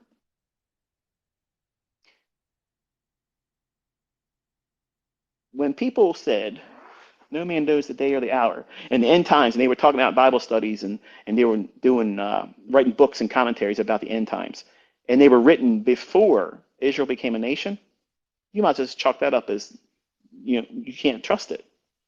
Because Jesus said, when you see the fig tree shoot forth its branch, you know that summer is near. Well, what is the fig tree? You have to study the Old Testament. The Old Testament teaches that Israel is like the good figs. Where does a fig grow? On a fig tree. So if you have not studied the Bible, old and new, and looked at everything and weighed it against one another, and you discover that these symbols that even Revelation talks about, Revelation is decoded with understanding the entirety of the Bible. And then when you study the book of Revelation, it will take you into every book of the Bible. But it's not veiled to a degree where you can't not understand it, but it's there so that way even the people that think they might know something, unless they really chew on it and go through and study it actively and really get down to the root of what it's saying, you won't really see it. What I mean, what's an example of that? Well, if you look at Matthew 24, and I may say things that may not be the exact. So if I say something, kind of like go around the general theme and look it up, Google it, okay? 'Cause I don't have anything written down, so I'm just kind of like spouting off here. But Matthew 24, where it talks about when the apostles were saying, hey, look, or the disciples rather, um, what's the time of the end of the world, or the end of the age rather, and the sign of your coming? And they gave him one more question off the top of my head. I don't recall exactly what it is because I'm kind of like running off of the mouth. But he answered those three questions. And when he said, there will be wars and rumors of wars. And then he goes on and says, and nations shall rise against nations. Well, guess what that means? That's a world war. So everything up until that moment, they're not signs. You hear teachers and preachers and churches say, all these are signs. No, the sign he said that's the end of the age is there will be nation rising against nation. That means what? A world war. World War only happened in World War One, and then you had World War Two, which is basically a continuation of World War One. And now what are we left with? What's brewing right now? What's on the lips of everybody on the news right now? World War Three. Remember when Clinton was telling Trump, "Oh yeah, if we get Trump in office, we'll be in World War Three with Russia." um, it was going to happen regardless who's in the office because it's written. These people are all puppets. God puts up kingdoms and puts down kingdoms. He raises kings and puts down kings. All of these people, as godless as they are, they're going to do God's will whether they like it or not. That's just the way it is.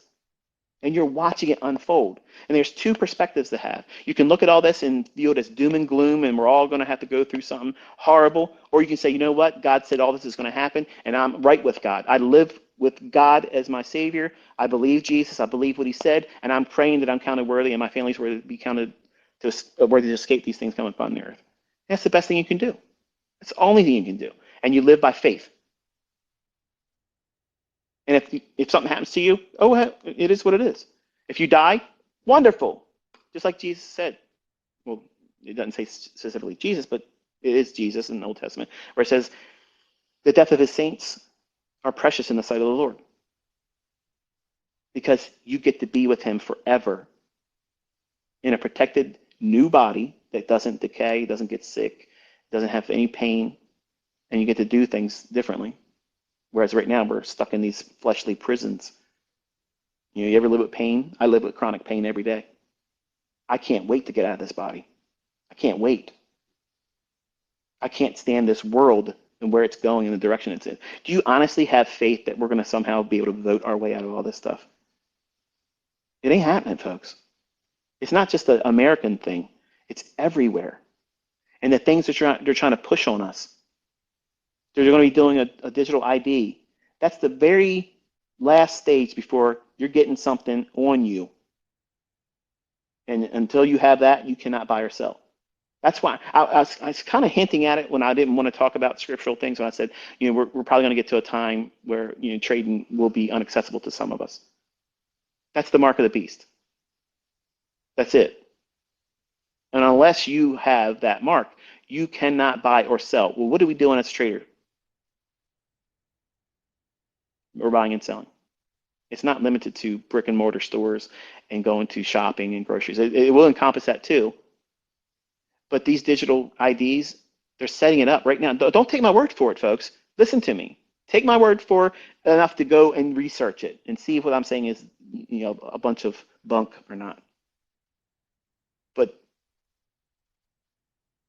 the Bill and Melinda Gates Foundation, the World Economic Forum, and the United Nations, they're very, very hard at work right now while everybody's paying attention to everything that's going on, all the things that we're constantly being distracted by. They're fastly working to get these digital IDs in place. And without that digital ID, you will not be able to log into the internet. They're very quickly trying to police the internet. Why? Because that's the way we can share information like I'm doing right now. If I was here during the tribulation, I would not be able to say this. They would already be knocking on the door. It was, let me double check. Let me see if I still, can you guys hear me? Can you guys hear me? I've been going on for a while. I'm not sure if there's anybody even listening to me.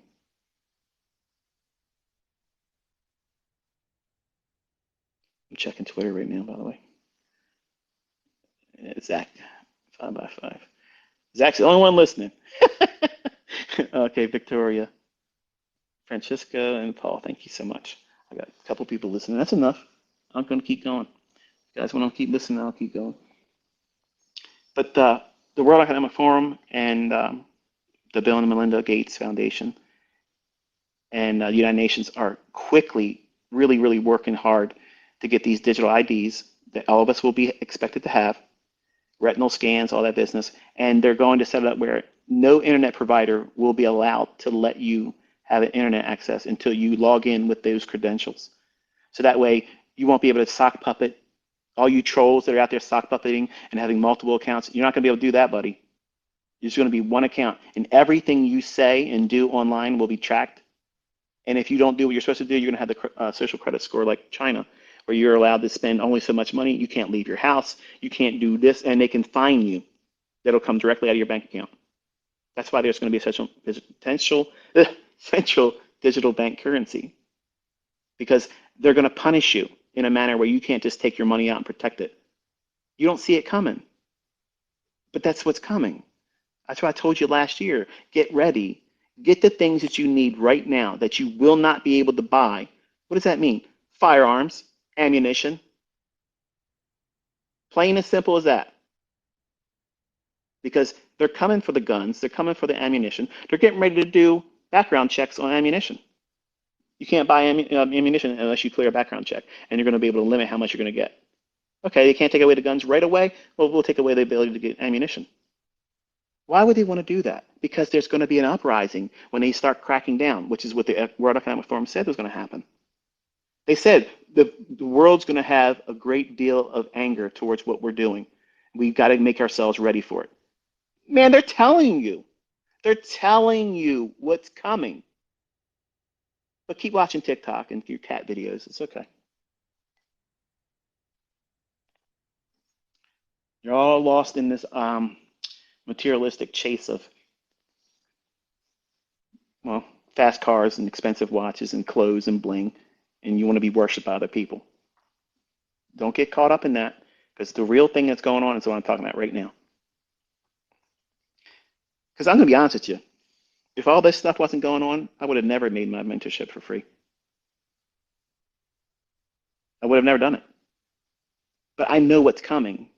And I want to have a clear conscience knowing that I did whatever I could to give you a means of preparing your household the only way I know how to. And I'm thankful that a lot of you are able to do it. But don't lose sight, because we are in some really perilous times. And if you're not right with God, whether you choose to believe him or not, you're going to find out real soon that there is one. And for a lot of you, you're going to be shocked at who he is. And to sit and think about how I heard things that are now happening, that's really astonishing. And when you have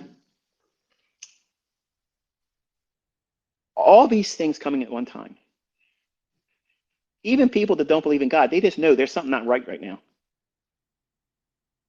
Like there's a lot of things going on right now in the world that clearly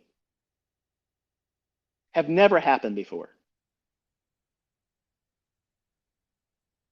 But that verse in Matthew 24, where Jesus says, and nation shall rise against nation, there's a distinction there. There's a separation. Everything prior to that, that's not a sign. You hear preachers and pastors and stuff, oh yeah, these are all signs. No, they're not. They're just things that, yeah, that's normal. But when you see nation rise against nation, that's the beginning of the end of the age. That's when you're in the season to start looking for the sign. What is the sign? He goes on to say, when you see the fig tree shoot forth its branch, you know that summer is near.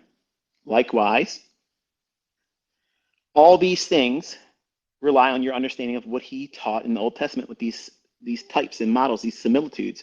He's saying that when Israel becomes a nation, when World War I happened, has Israel become a nation yet? Nope. For some of you, you don't even know when World War I happened because you didn't learn history. You were in a classroom being taught to be stupid, not knowing what history is, not knowing what a man and a woman is, not understanding how to live your life in a manner that's wholesome and not have low self-esteem and you question your own existence and you have to put things in you to cope with everyday life. Where's God in the schools? He's not allowed. He's not allowed. God's not allowed to be on TV anymore. Watch these athletes that get out there and they do something extraordinary and they want to give praise to God. They're talking about God's one thing, but as soon as they say Jesus, oh, we lost the connection. Oh, that's sorry. But it only happens when that name comes up.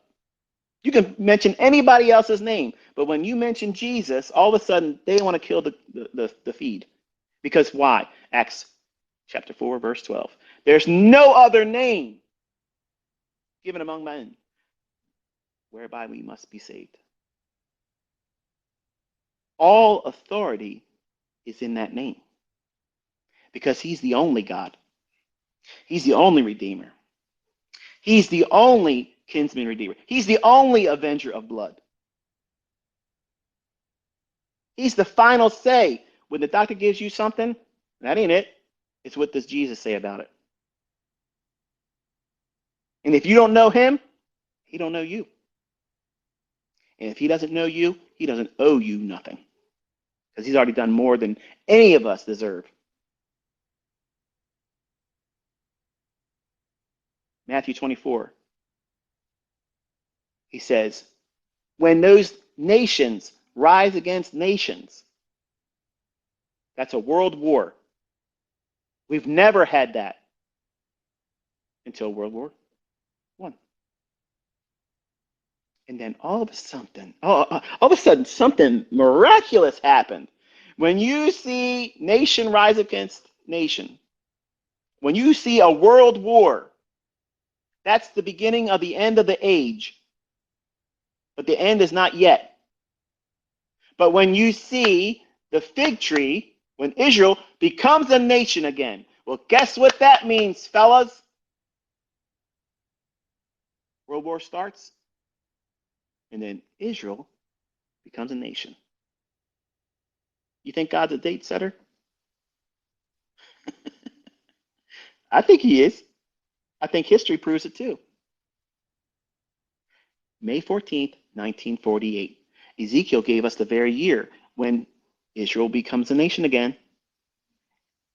Genesis chapter 5 and Genesis chapter 11 add up all the days or the years that they were alive before they gave birth to their firstborn. What's the firstborn nation?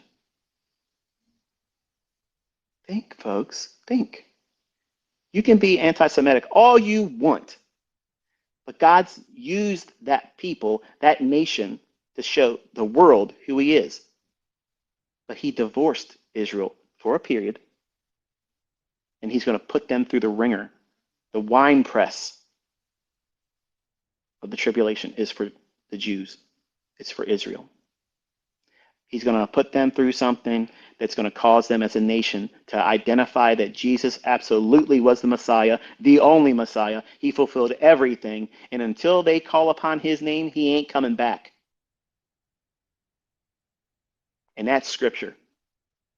Don't take my word for it. Go in and see it for yourself. Jesus ain't coming back until Jews by a nation call him back. But the rapture is not that.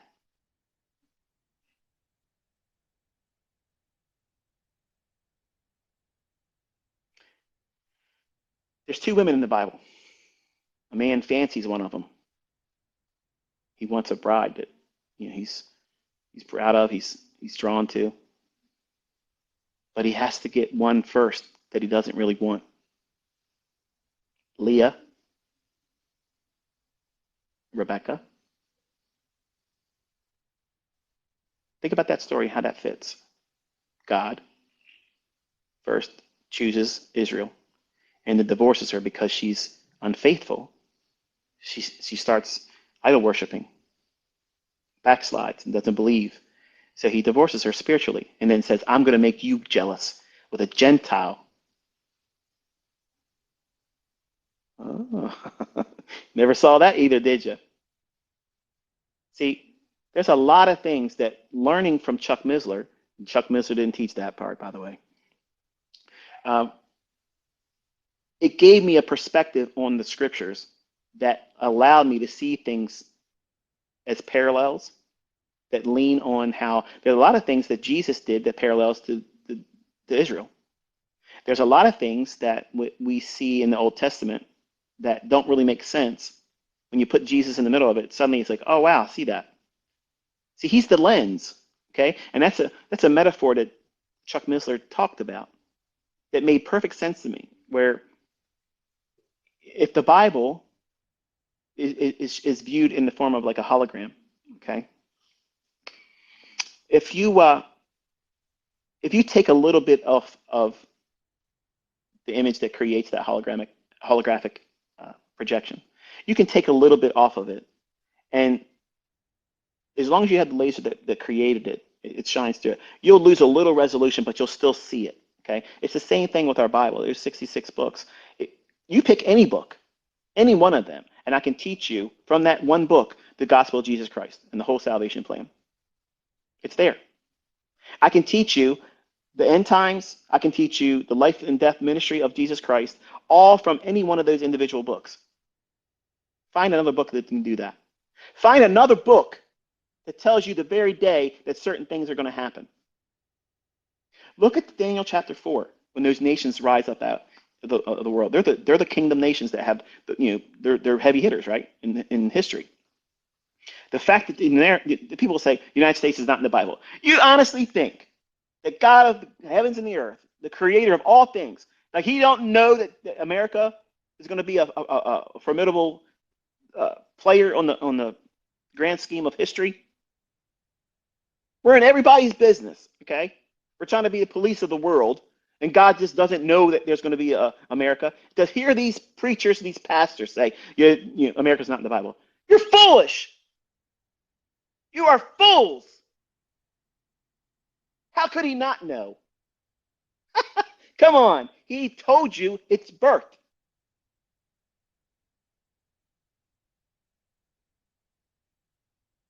All of these nations come rising up. Okay? And out of the back of this lion, which is England, eagle's wings sprout up and they're plucked off. That's the 1776 4th of July independence. But see, you got to look at it from the perspective, how else could at that time Daniel would be told to record what he's seeing? He's not going to see the 50 states and the Mayflower coming over and the pilgrimage and that's not necessary. God's cutting right to the brass tacks, just like he said when Daniel said, "Look, God, what does all this mean? It's not for you to know, Daniel. Shut up the book. The end time generation will know." And that's why it's easy for us to look back and see it now.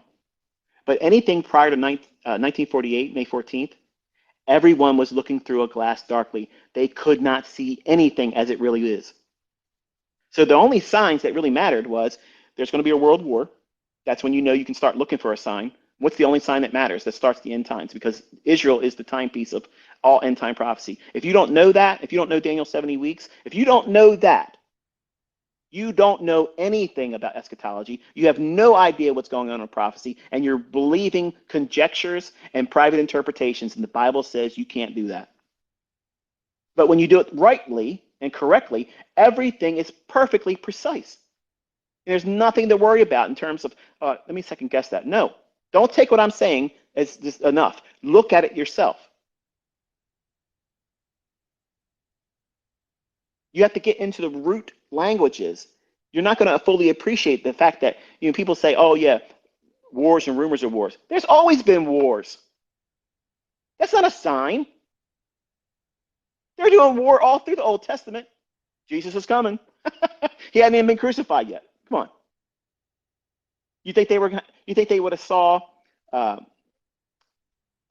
the temple being destroyed in the diaspora, all that stuff? You think that would have been viewed as a war or rumors of war? Of course they would have. All that stuff would have happened. But that doesn't fit what Christ said. You're going to see all that stuff. Yeah, sure. But the end of the age is when nation shall rise against nation. That's a world war. We only had 1 and 2 of them. And guess what? There's a third one coming. And now we have weapons that are described in Ezekiel 38 and 39 that, by all definitions, meet and fit the criteria of a nuclear fallout. How can Ezekiel describe a thermonuclear blast of an intercontinental ballistic missile in languages that were used at that time? Tell me. He can't. It's not there. So using the vernacular, the lengths and reach of whatever language that was available to them at the time, God allowed him to see just enough. So we, as the end time generation, can recognize, oh yeah, that's definitely fallout from a nuclear bomb. What do you think Iran meant when they said, unless Israel stops the occupation and destruction of Gaza, we will send it a great earthquake? See, they don't want to come out and say they have a nuclear bomb. They had a nuclear bomb for a long time. They've had it for a long time. But they know as soon as they drop that, we're in it. And we're going to start sending things over there. And because of all that, it's going to be more exchanges. And that's why they're going to have animosity towards Israel. Now, I don't see this as scripture. I just see that this is the perfect excuse why every nation is going to turn against Israel. Because they're going to be the instigation rather, of the third world war. I mean, they're going to be like, you caused this. You caused this. Because the Bible says all nations are going to turn against Israel. And most of them right now already are. The fact that they're saying we're not going to do a ceasefire and we're going to occupy Gaza just like the West Bank. You think that's going to go well? Hezbollah, they're just chomping at the bit to get involved. I mean, I didn't watch the news or look at anything today. They could be in there doing stuff right now. I don't know. Like, there's no answer to what's already started right now. And it's not going to get smoothed out. Too much has happened. Elections in the United States are not going to get smoothed out. You're not voting your way out of any of this stuff. The only thing that's fixing this is Christ. And it ain't going to get better anytime soon. It's going to get a whole lot worse. And you can have two perspectives here. One, oh man, this is worthless. Why bother? Let me just crawl under a rock and die. Or you say, you know what? This is exciting because the Bible said all these things are going to happen. But he also said, those who pray and look for my coming, you're out of here. That's escapism. What do you think Israel was going to be viewing when Moses was told, raise your staff, and as long as your arms are raised up, the Red Sea will be parted? And they ran across dry ground. But when Pharaoh and his soldiers came in there, Moses dropped his arms and they were drowned. Would you think that they would view that as escapism? Because I like to think they would. Do you think that Enoch, if he was asked, hey, do you think you escaped the flood? Yeah, I think he would say he escaped it. So what do you think Jesus was talking about when he said, pray always that you're counted worthy to escape these things coming upon the earth? What things?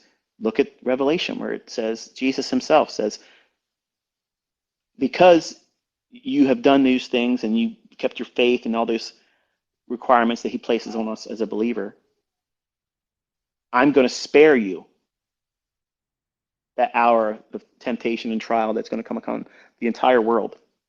See, you won't appreciate it unless you look at everything, all these different references.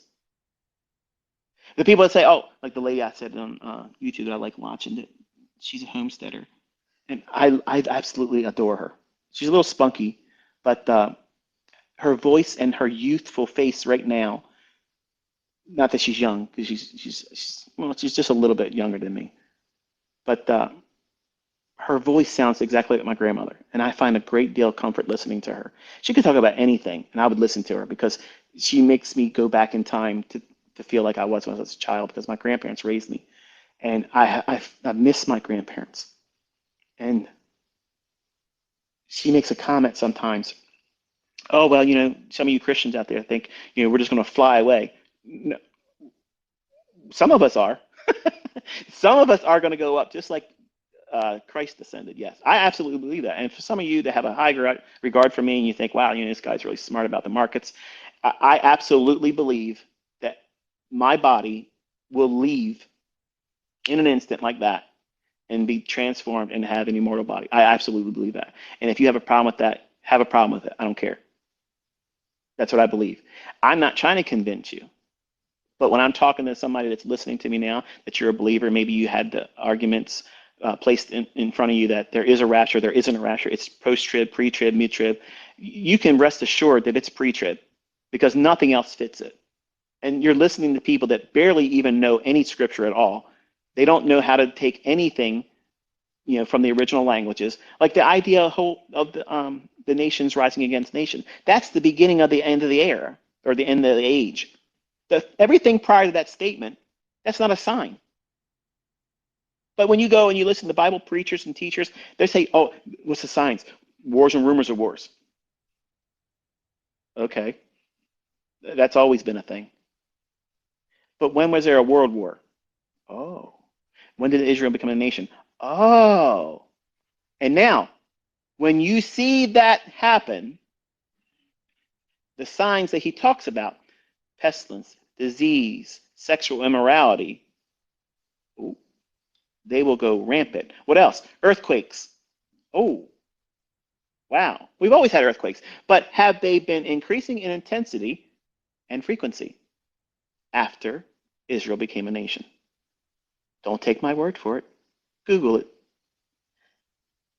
Venereal disease, all manner of disease, rampant, straight up, vertical. That's an equity curve you want to have, but not for that type of thing.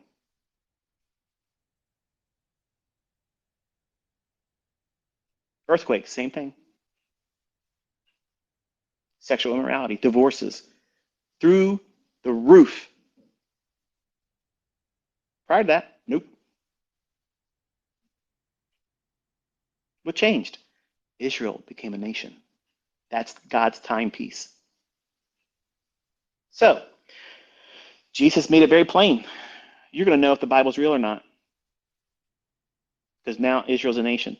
Anyone that claimed that Jesus is coming back real soon, prior to 1948, they had to wait. The sign hasn't happened yet. The fig tree is Israel. And when May 14th, 1948, which was prophesied by Ezekiel to the very day, in the very year that's prophesied in multiple places in the Old Testament, that's defying all logic. You can't escape it. It's absolutely precise. It's precision beyond all measure. The margin for error was zero. Imagine if Gabriel told Daniel, listen, from the decree that was given by Artaxerxes to rebuild the city of Jerusalem, when that was given, count out this number of days. And I don't want you to just listen to me. I want you to be inspired enough to listen to the very short scholarly approaches to explaining Daniel chapter 9, verse 25, 26, and 27. And then Ezekiel, where he lays on one side and he lays on the other side. Okay. for the life of me, I can't remember the chapter. I want to say Ezekiel 25, and then sometimes I want to say 26, and sometimes I want to say 27. And it's because I think I'm getting the ninth chapter of Daniel in the verses 25, 26, and 27, which I know is absolutely the 70 weeks of Daniel prophecy. I get that mixed up sometimes. And like I said, I don't have the notes in front of me, and I'm probably not doing the best way of doing it by talking like this. But since this is my last Twitter space, I got to get it off my chest. I have to get it off my chest. Otherwise, your blood's on my hand, and I don't want that. So, because you're listening to me, you have no excuse now. I warned you. I warned you before I started talking, so now you have no excuse. So, when you understand that sign of Israel becoming a nation, that begins God's timepiece. It's like a stopwatch. He clicks it. So now we're underneath that time. Meaning what? Well, Jesus said, when you see this sign, what sign? When Israel becomes a nation, whoever in that generation sees it, that generation, not everybody that's alive, that generation will see all things come to pass. What does that mean? Everything. You're going to see the rapture. You're going to see the tribulation, and you're going to see my second coming. That's what he said. That's what he's saying. That's exactly what he's saying. Now, the question is, when that generation that is alive and existing at that time and sees Israel become a nation again, it shall not pass away until all things be fulfilled. Well, how long is a generation? When I was 14, I was telling my friend Sean, I said, you know, you have no idea how many times I've been asking myself if I really should ask my friend Sean just to sit with me and describe some of the things that we did as a kid and some of the things I was talking about and how it's amazing how it's happening. Like it's crazy. Like it's literally crazy. But I said to him, I said, if Jesus said that, let's just say this generation is 70, maybe 80 years. Okay. That means as early as 2018 to 2020-ish something, we're going to see the world go upside down.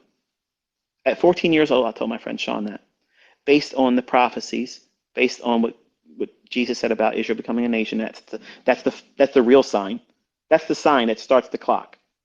Okay. Prior to that, all Bible prophecy is a guess. But now we're in it.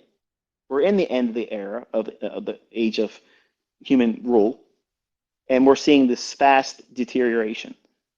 Okay, and in Revelation it says when you start seeing these signs, and when Jesus says this, it's the Greek term is like where we get the original word for tachometer. Okay, when you see them happen, yes, but when they start to rev up real quick in frequency and intensity, that's where we get the Greek word, like where we get odometer. Do you feel like things are increasing in intensity since the middle of Trump's term in office? And let me remind you, I have never voted ever for any election. I did not vote for Trump. I would not vote for Trump right now. I would not have voted for Trump back then. I'm not a Trumper. I believe it's all bullshit. It's corrupt. Okay, I want you to understand that. I understand what I just said, and I mean it wholeheartedly. It's trash. It's fecal matter. Okay? None of this stuff that we're seeing in leadership should be allowed. But yet it is. I am not a voter. I don't vote. I don't care what you're going to vote because it ain't going to matter. Okay? It's not going to matter. But do you see an intensity in things occurring in a frequency of intensity that is not improving? Do you see things improving quickly, or do you see things getting worse quicker? Intensity, I see it, and I'm an optimistic person generally. I don't see things improving quickly. I see a fast-paced, revving up like an odometer. Things are just quickly going off the rails, and nothing is improving. Elections are in question. We have all the wrong leaders. There's no answer. We'll send 40, 50, 60 battleships or the equivalent to go over there and guard Israel's border. And I'm not knocking Israel, okay? I'm just saying, think about this. What's the logic behind that? You tell the vice president to go down there and handle the southern border. She ain't never went down there, but we're going to guard somebody else's border. We're going to go over there and send billions of your taxpayer and my taxpayers' money to give to this Ukrainian weirdo dancing around, buying Lamborghinis for his wife with our money, protecting his border, but we're letting whatever and whoever in our own country here. Where's the logic and outcry in that? That we just sit back and say, well, yes, that makes sense to go over there and I side with Ukraine. I side with Israel. I side with Gaza. It's all a mess. And right here at home in America, we're deteriorating quick, real fast, real fast. And they're constantly polarizing us. Your team Israel, your team Gaza, you're black, you're white, you're a racist, you're a Trumper. Everything's about division. You don't see that?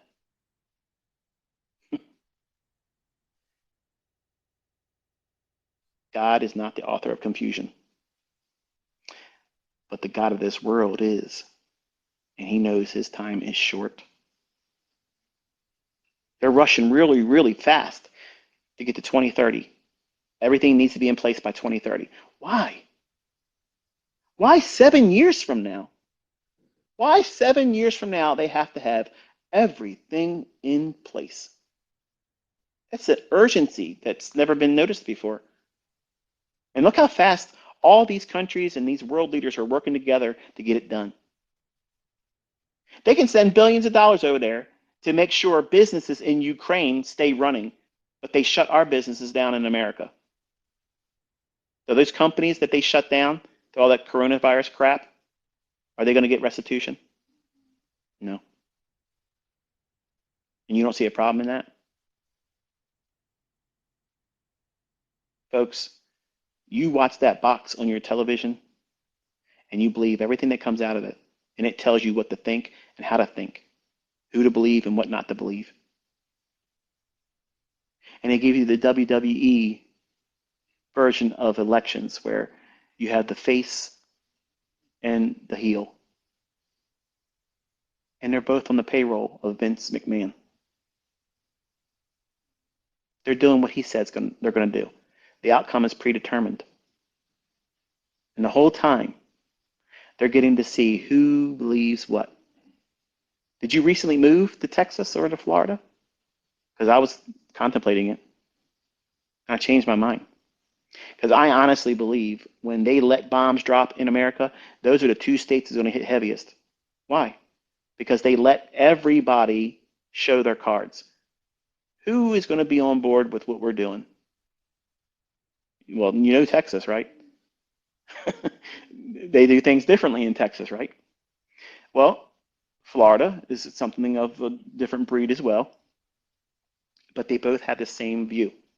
They're not going to try to subscribe to what they want to do, but they're moving people from California and New York down there too. And the whole idea is they want to turn those states blue because they're red states right now. But they also learned in 2020, they can color them whatever they color want, and nobody's going to do anything about it because they do what they want to do. They make the numbers up as they go. 80 million people voted for a guy that couldn't get anybody to show up to any one of his rallies. Really? Obama's been running this whole show, and you guys have no idea. They've literally caught several people mentioning how they were conferring with Biden, after he won the election, if you want to believe that. Who were they rallying around in the reception? Obama. Biden's walking around in the corner, had no idea. Nobody was talking to him. He's a puppet. Other world nations, they know it too. And you think, oh, they're just jerks. They're being mean to our president.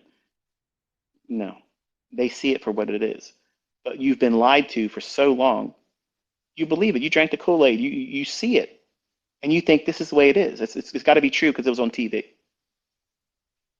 Obama himself said he wouldn't mind running the presidency if somebody else is up there and he had a microphone in their ear and okay, do this, do that. And it's just recently been revealed that he, for the last 5 or 6 months, have been what? Counseling Biden on what to do with this and that. They're slowly leaking it out there. That's the way God works. He has to, all things done in secret must be revealed. That's the way it works.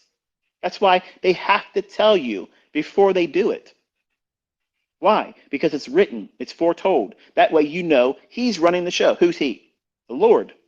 Remember, he sets up kings and puts down kings. He makes nations rise and he puts down kingdoms.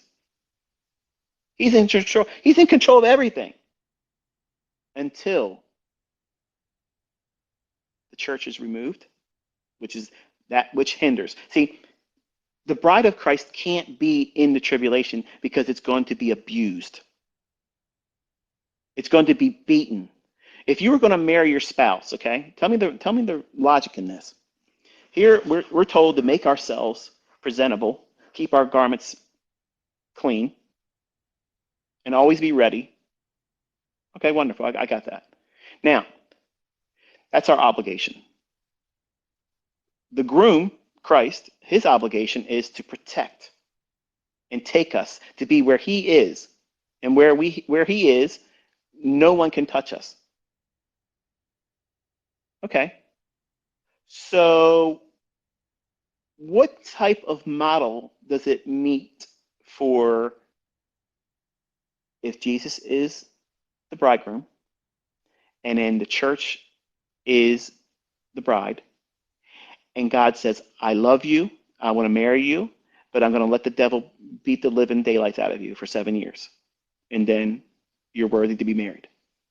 Would you want that of your spouse? No, it doesn't fit the model. But there's teachers and preachers and churches that say the church is going to go through the tribulation. No, part, the backslidden, the ones that are lukewarm.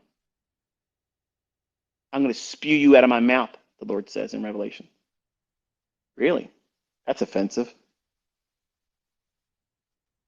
He wants somebody that's on fire for him. Doesn't care who looks down on, oh, you believe what about Jesus? You think he's the Son of God? You believe he's God in the flesh? You believe he died on the cross and he resurrected himself? Absolutely.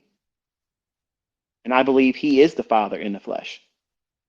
The Father didn't send someone else. He came himself. He did. He created a body, Hebrews says.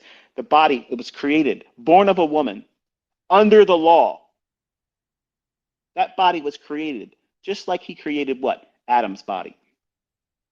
And then what did he do? He breathed his own spirit into him through his nostrils, and he became a living soul. He's teaching you right there the incarnation of his own Godhead. And you never saw it, but it's right there. He fashioned and formed out of what? The dirt. The dirt. What are we made of? Every composition and element it's in dirt is in our flesh. And when we die, from dust to dust, we'll return. Well, he made a body. And Christ is referred to what? The second Adam. He's trying to take your attention back to the creation of Adam. He created that body out of what? Dirt. Same thing he did with Mary's womb. He himself, God Almighty,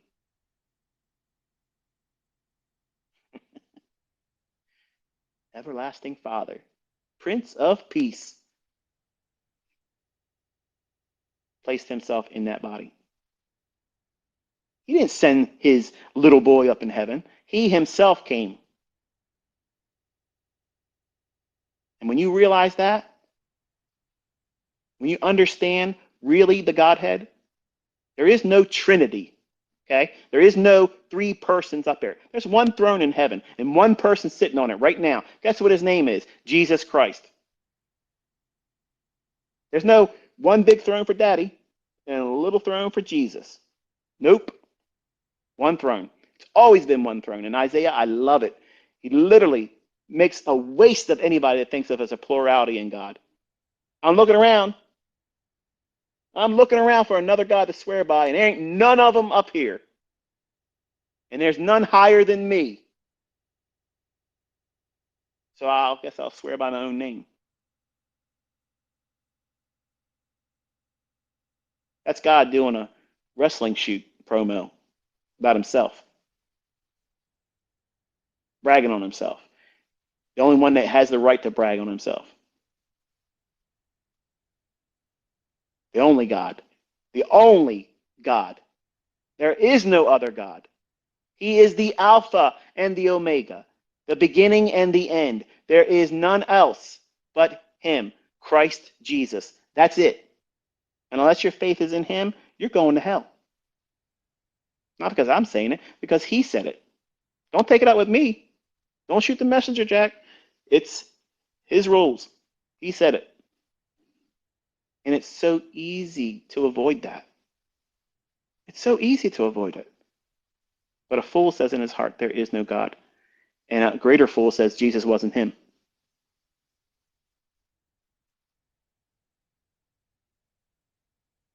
What other book out there told you exactly to the day these events would happen?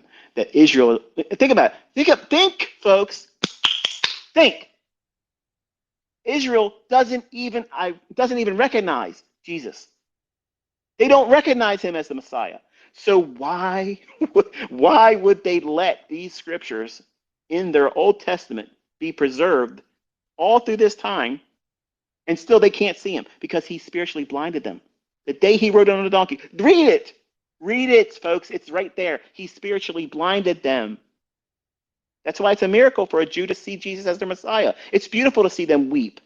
It's beautiful that they finally come to the understanding of who Christ is. The great I am. The voice from the burning bush that spoke to Moses. It sends chills down me. How can anybody wrestle with this and see that he's not God Almighty? He calls the end from the beginning. Every one of these, Israel denied Christ. They can't see him. And yet they're doing the very things he said they're going to be doing.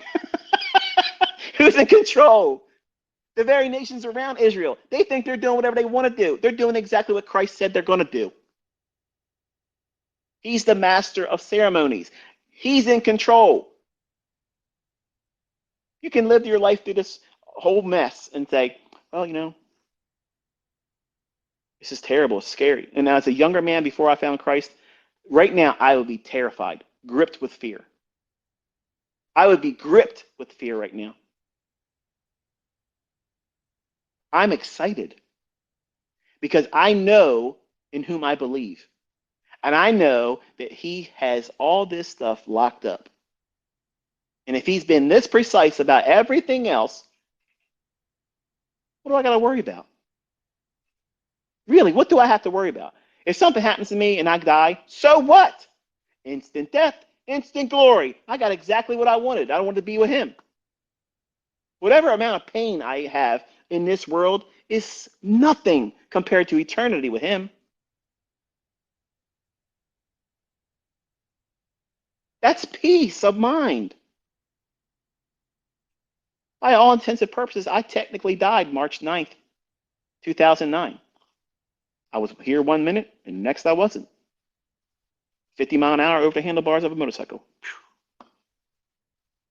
How I went through steel cable supporting two sides of a telephone pole, a 5x7 steel plate, sign saying Eastern Avenue exit.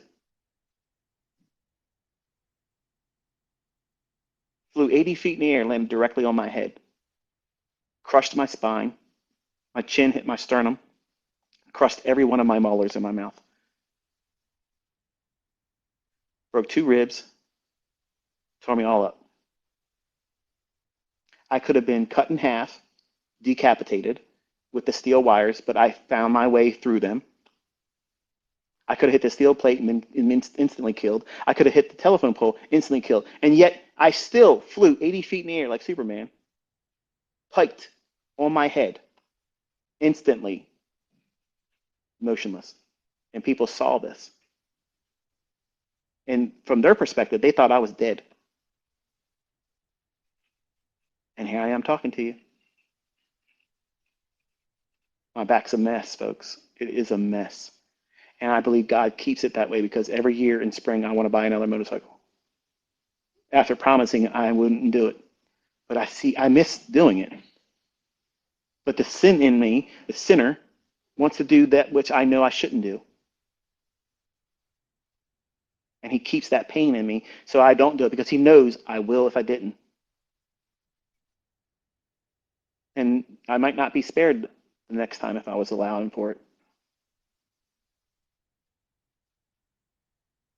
Even after my son had that happen, I look at motorcycles sometimes and I think to myself, I miss those days and I shouldn't feel that way. And I shouldn't be surprised that my back has the worst episodes of spasms and pain and compression injury, pain going through me right after I start thinking about it. That's him reminding me, don't be stupid. Because I got the money and time to go down to the Harley Davidson store, buy one just like that. Cruising around until something else happens. So we don't learn our lessons from the good times. For you atheists or people that have a problem with God, why does God allow suffering? We don't understand how to listen to him otherwise. I'm bragging on him right here, and I'm telling you, I'm a sinner. And I promised him I was never going to get on a motorcycle. But every spring and every time I see a really nice one ride by, I miss being on one. And I entertain it in my head doing it. And then all of a sudden, my back has really bad episodes. You don't see there's a correlation there? I see it. But I'm being honest. I'm telling you, this is what I wrestle with. Like Paul, I do things I know I shouldn't do, but yet I do them. I die daily. He crucifies his flesh every day. And that's an apostle. Just because you believe in Christ doesn't make you holier than thou. What do you think Paul was doing when he says, I die daily? I do the things I know I shouldn't do. You think he might have slipped up sometimes and said a bad word? I think so. I think so. It could be other things. I mean, he was the chief persecutor of the church. He was watching Christians be murdered, martyred. And God gave him the authority and responsibility to be the apostle to the Gentiles. He wrote 2/3 of the New Testament. He had special revelation given to him about something that was in the Old Testament that you can see. There's a passage where it talks about, and I meant to say earlier, I got off topic. Um, One of the ladies I like listening to, she's a Christian, but she believes that they're going to have to, we as Christians, she believes, I don't believe this, but she believes that we have to go through tribulation. And she goes, oh, you believe that you're just going to fly away. Well, the scripture talks about how, you know, we will fly away. So, I mean, the very terms that they try to make a ridicule of the rapture, God uses those terms. It's almost like he knew they were going to talk about that kind of stuff. There'll be mockers in those days. What's the sign of his coming? Oh, even our father said that, the return of God was going to happen, blah, blah, blah, blah. Right. But until Israel becomes a nation, it doesn't matter because the stopwatch doesn't start until that happens. And that happens May 14th, 1948, which was given by Daniel to the very day perfectly with a margin of error of 0. And it happened. And I showed you a very supernatural proof that the genealogy from the first man to Abram, the father of the nations, 1948. That's not random. Genesis chapter 5 tells you the gospel in the names of the first 10 human beings in existence. Come on. No other book does that. I'm sorry, folks. I'm sorry. But there ain't one book in the world that can call the future like that, to that degree of precision. And there's other subtle things where, these flat earthers out there, listen, no. Okay. We are on a globe, a sphere, okay? And I know I'm going to get a lot of people mad right now, but I don't care. We are on a sphere, okay? And if you know anything about math, you know, when you learned higher math, what did you encounter? Measurements of curvatures, right?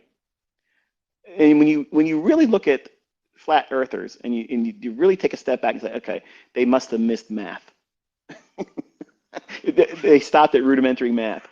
We are on a sphere, okay? And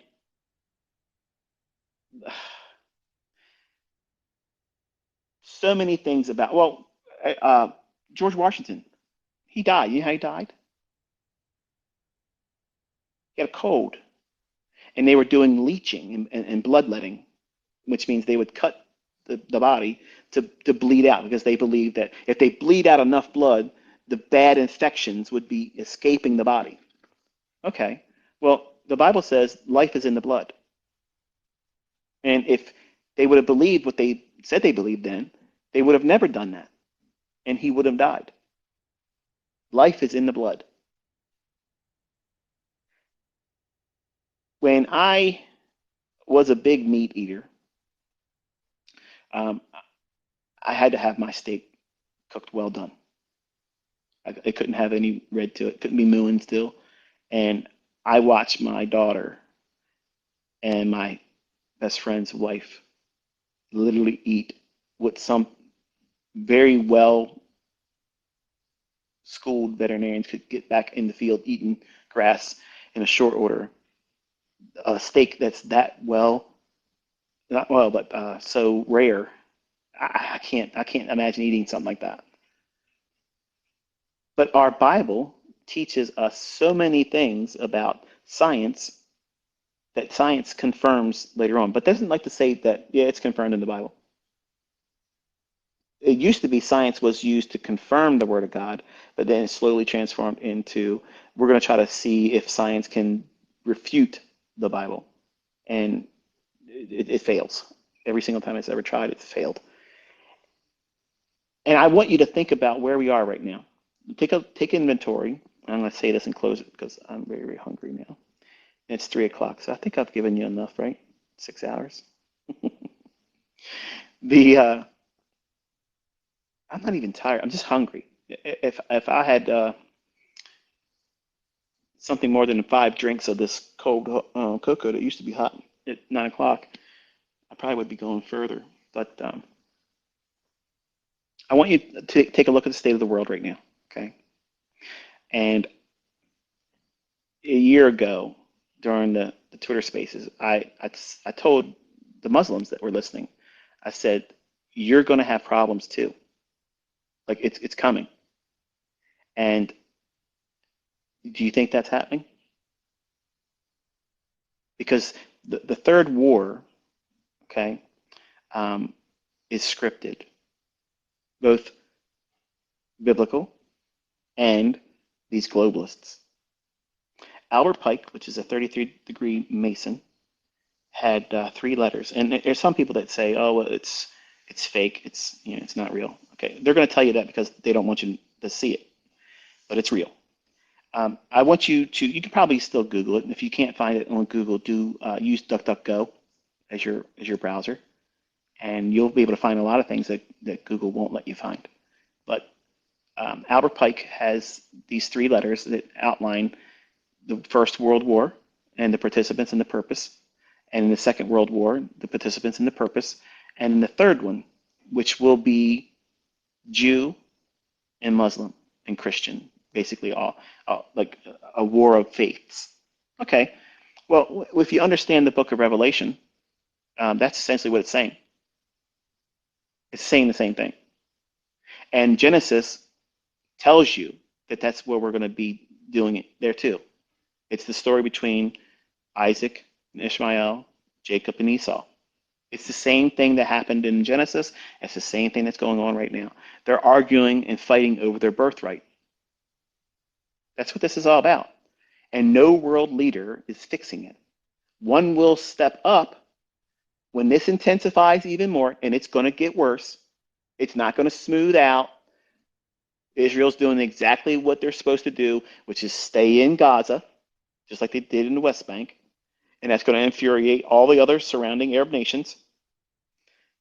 Hezbollah is going to come in and start doing more. Iran's going to do what they said they're going to do in Ezekiel 38 and 39, that great earthquake, which clearly, what's a great earthquake, folks? Come on, you know what that means.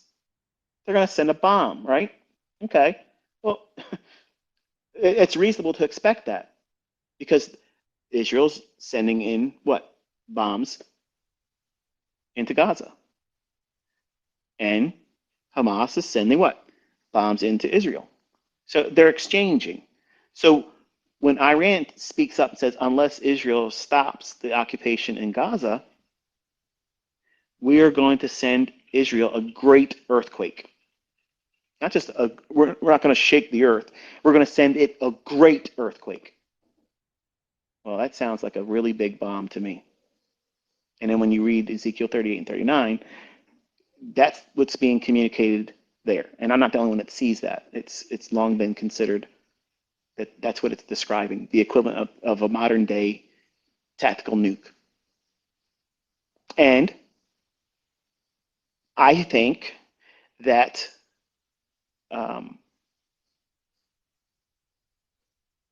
we're setting the stage for so many potential false flags in America and so many people and so many nations to blame as the reasons for having it happen to us that the stage is set, folks. Like, you're not voting your way out of this. We're not going to avoid it. It's going to happen. They need it to happen because everybody knows that the corona stuff was garbage. It was fake. Okay, it was instituted, it started, and created for a very express purpose. And here it is. It's the unraveling. They call it the Great Reset. But everything was fine. Everything was fine. You may not have liked who was in office, but our economy was going well. Our relationships with other countries was fine. But what happened? They have to tear it down to bring in what they want to do by 2030. And these people you don't want to be friends with. You don't want to be part of their club because if you don't listen to them, they make up stuff about you. They say you did things you didn't do. They say you're a terrorist. They say you are ungodly things. And with AI, they can make it look like you did any of it. And the people that are shown to be doing things that are not savory things, they go unpunished.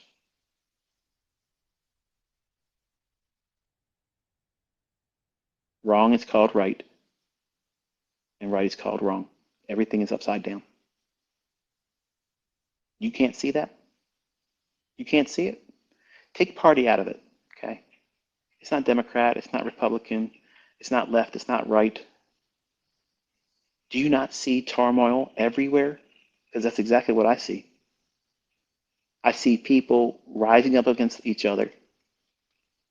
I see hate. I see division. No one cares about anybody else anymore. It's all about money. They love themselves. And it's ugly here now.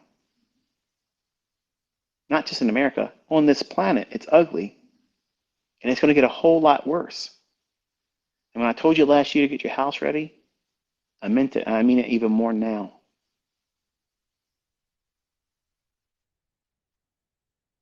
Trading, that was just a way to get your attention. This is what I wanted to get you ready for.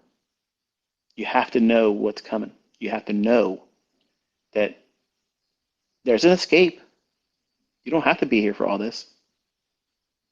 But if you believe what your fathers believed, your mothers believed, whether it's a belief in something or not a belief of anything,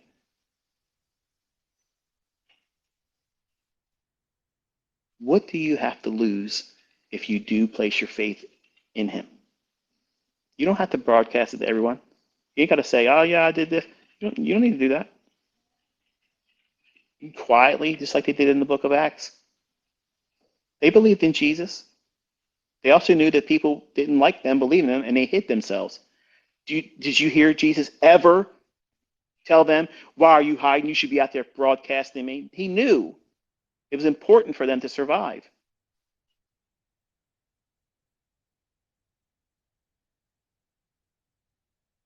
All these people that teach the Bible that shouldn't be teaching the Bible, they've led so many people astray. Made it about image, made it about being part of a mega church. Like that's something to be proud of. That's not even biblical. Look at that guy, Joel Osteen, TD Jakes. I'm trying to think of the other dude's name. Kenneth Copeland, um, Jesse Duplantis. Oh, that's one for you. You ever seen him? That right there, that's a person that is never getting to heaven. Brags about how much money he has, what he spent, and how many suits he has, what he paid for this and that. Brags about how his laity paid for his private jets. He has the biggest house in Georgia. That's every box that you're supposed to never check off if you're going to be a pastor.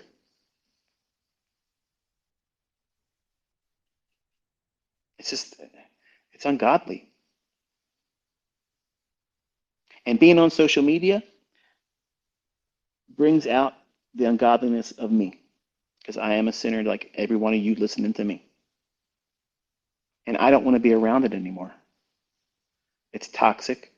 I don't feel edified by being, on it. Me sharing things, I enjoy doing that.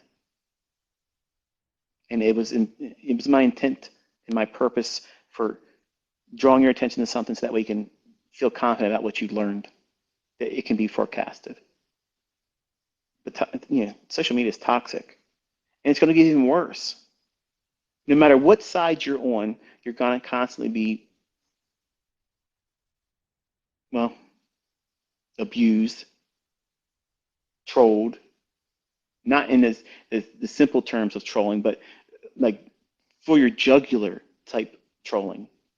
That's an ungodly person. That's an ungodly person that wants to do things like that. I'm not going to give time or room in my life for that. There's too many things going on right now to know that I know where we're at. And I have things I need to be found working. I need to be found working. When he comes, I want to be seen as someone that didn't hide away my faith, was open and told you what really should be seen in all this stuff scripturally. I magnified him. I lifted his name up, and I'm not ashamed of it. I don't care how many of you that may be Muslim, Buddhist, atheist have an issue with me because I believe in Christ, and I absolutely believe that there's no other God but him. That's not for me and you to wrestle out. You're in a position where you believe whatever you believe or don't believe whatever that you see as a religion. I'm not religious. I don't go to any church. I obviously believe in God. I obviously read the Bible. And I obviously have a genuine, sincere concern for you because I'm not making any money off of this. And I was only supposed to talk to you for an hour. Truth be told, I kind of figured I'd probably go like 90 minutes. But it's been on my heart. Like all night long, I was thinking to myself, do I or don't I? Do I or don't I?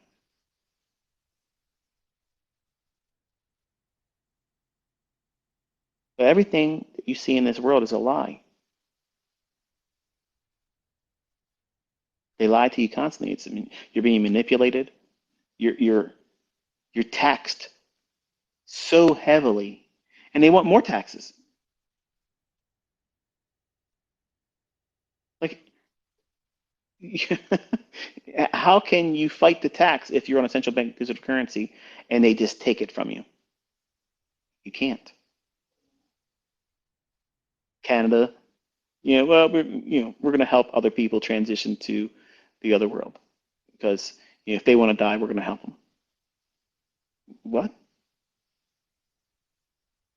It used to be if you wanted to commit suicide, we want to commit you and try to help you, nurse you through the situation that's caused your depression.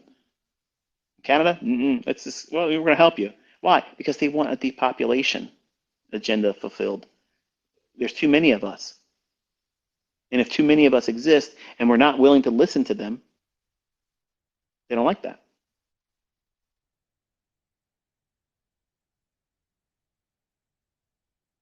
They don't like it when there are folks that say, no, I'm going to be a breaker.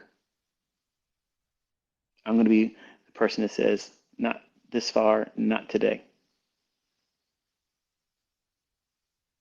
And they're doing things so openly, so brash, just unapologetically, just, whatever. What are you going to do about it? Literally, what are you going to do about it? They literally threaten United States citizens. Well, what are you going to do? How are you going to fight against, you know, uh, military jets? Oh, I seem to remember over there in Afghanistan, um, the other side didn't have all that stuff, and you never beat them. But you left everything on the playing field for them. That was what Obama's doing, by the way.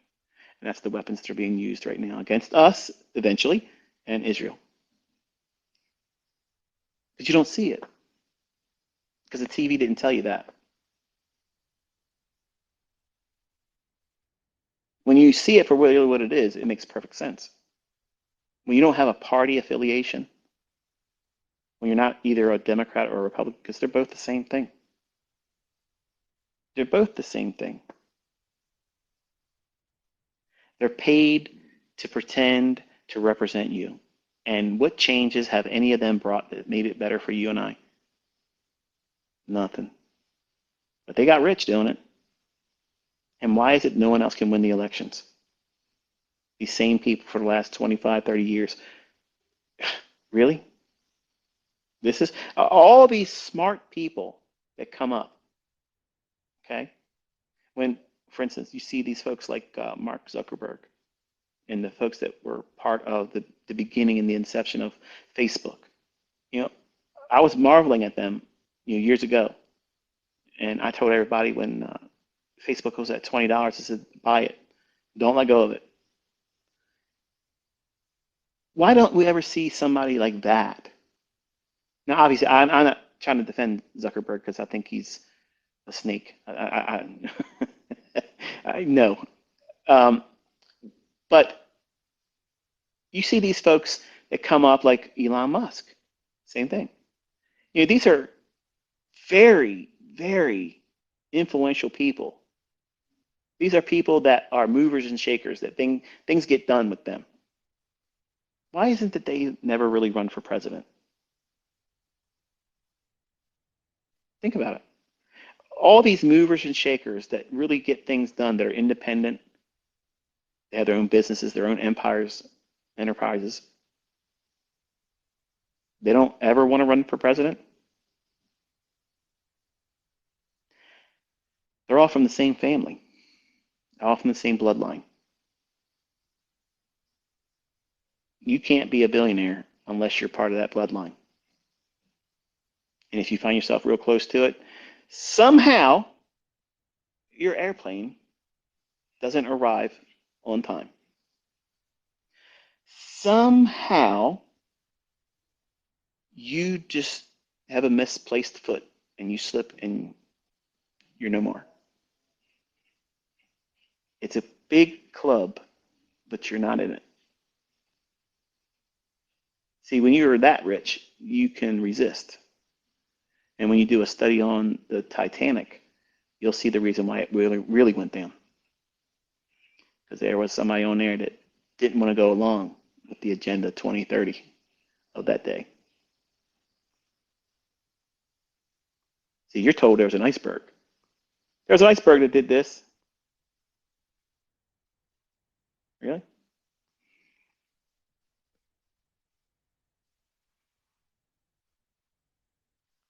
whole lot more I could talk about. I don't want to bore you, but you got to take a step back and look at everything around you right now. Things are not improving. They're not going to be voted out, and they are telling you what they're going to do. These unelected globalists, I don't call them elitists because they're not elites. They're globalists, yes. They are absolutely Luciferian. They believe in a God, and they believe Lucifer's he. And he allows them, he affords them authority, power, position. Because once they're in those positions, then these fallen angels and evil spirits take them over. That's what it means when we wrestle not with flesh and blood, but things that are outside our earthly domain that we can't. Like, how are you going to wrestle an angel? Jacob tried and he got his hip thrown out. And that was merciful because one angel killed 187,000 of Syrian army in one night. How are you going to wrestle with that? You're not. So we're in a spiritual war, and it's wicked. And we have to trust the word of God. And he's already said he wins. And he's been right about everything else. So there's no reason not to believe him. There's no reason to doubt him. All the more reason to trust him. And that doesn't mean that you're going to have a perfect week next week or today or tomorrow. It just means that whatever happens doesn't mean that God doesn't exist. An unanswered prayer doesn't mean God doesn't love you or doesn't exist. He's God. It's his prerogative to answer your prayer. And if he doesn't answer it, who are you to say he's wrong to do it or not do it? The person you're praying for, right now, my mother-in-law is not doing well at all. And to be honest with you, she probably isn't going to be here much longer. She doesn't eat. She refuses to eat. And she's lost a lot of weight. And my wife is really wrestling with this. And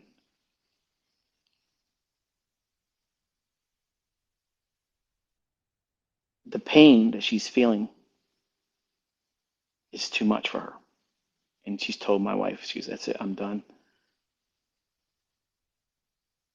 Basically meaning that she's going through the process of letting go. I mean, if you stop eating, like that's pretty much it. Your body can only do that so much before it just turns off. And she hasn't eaten for a while.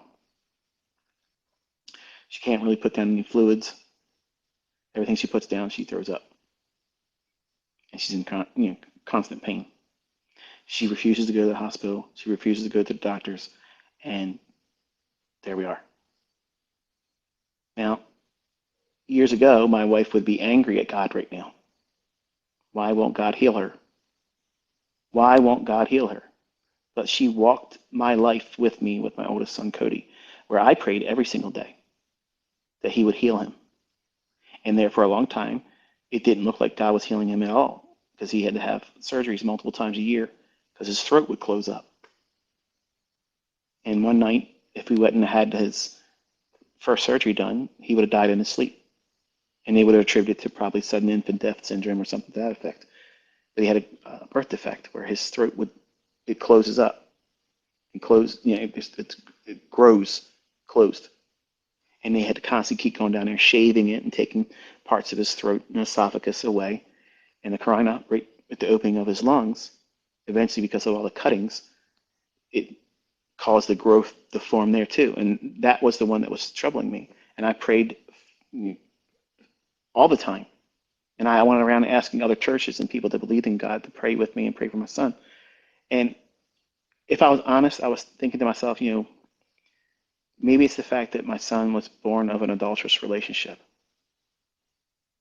I kind of felt like David at that time where, the baby was sick.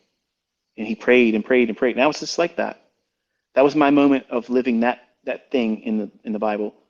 Now, that's why I think God allowed all these things in the Bible. Why is there all these storylines? Why couldn't God just do one thing, say it, and this is the way it's going to be? Because in this life, we're going to have times where we're going to have moments like David, like I had, where I prayed for my child to be healed.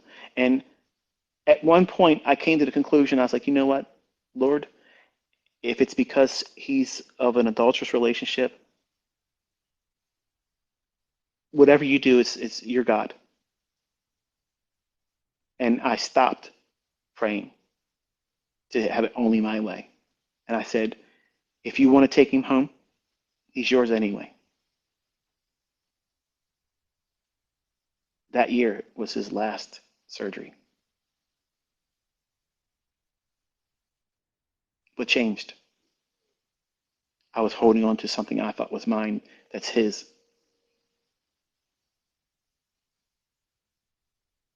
He's a lot stronger than me,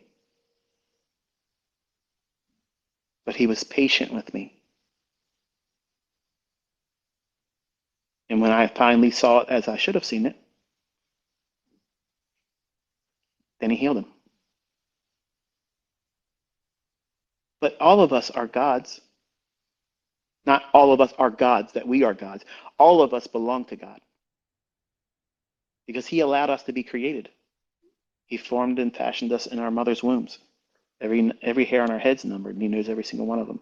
When one falls out, he knows which one it was. My wife saw how God dealt with me and my son. And she understands that my mother-in-law believes in God. And my wife is at peace with the idea that should she go,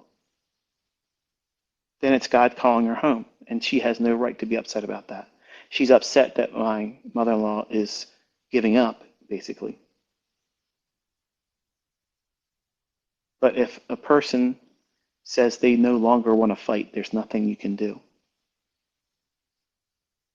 It's their life. And if they want to allow it to end, who are we to say so? We can't make her eat. So I'm thankful to God that my wife has a different perspective about things because I can very easily see how this could have caused a lot of contention in our marriage because if her mother does pass away, she's going to be upset. But if she didn't have the understanding about God now that she has, we probably would be in a lot of trouble, maritally speaking, because she would lash out like I watched her when she was younger with her aunt and when we lost our child in miscarriage. Like she was angry at God and she said things that I can't repeat here. But she doesn't think that way anymore.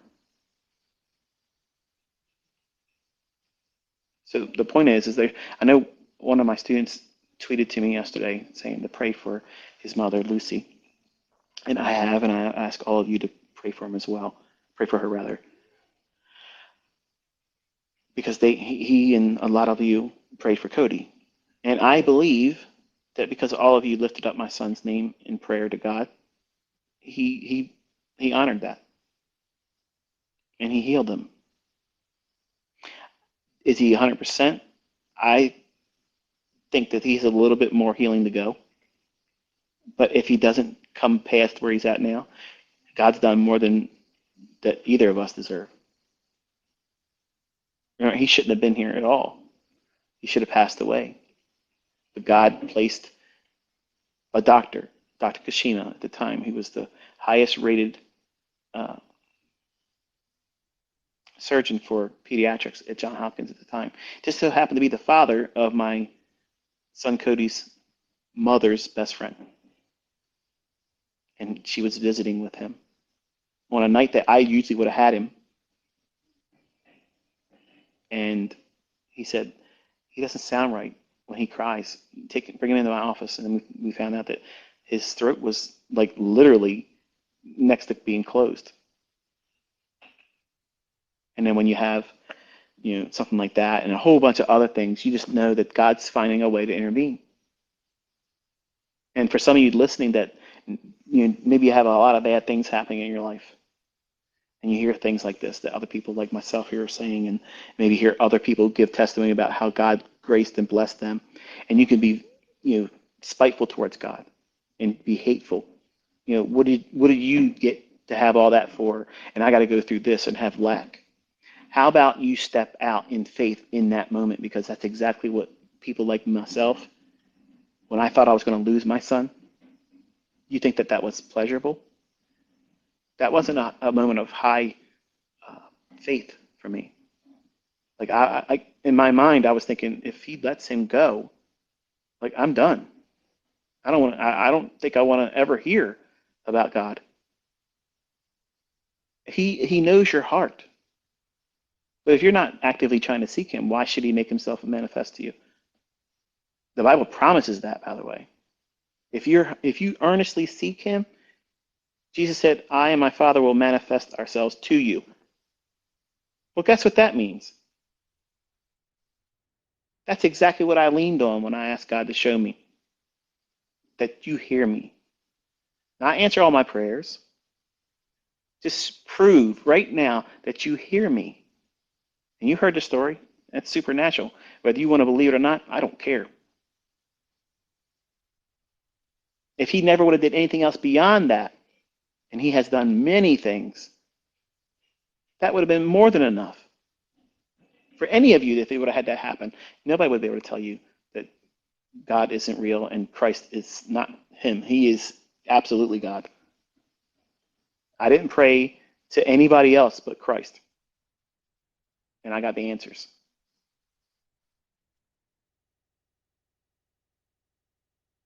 So I got a lot of things shared, in recent months with y'all that were very personal, and I wanted to bring them, towards the end of my time with all of you, because I knew some of them would have been sensitive topics, and I saw it. That's why I put some time between this one and the last one.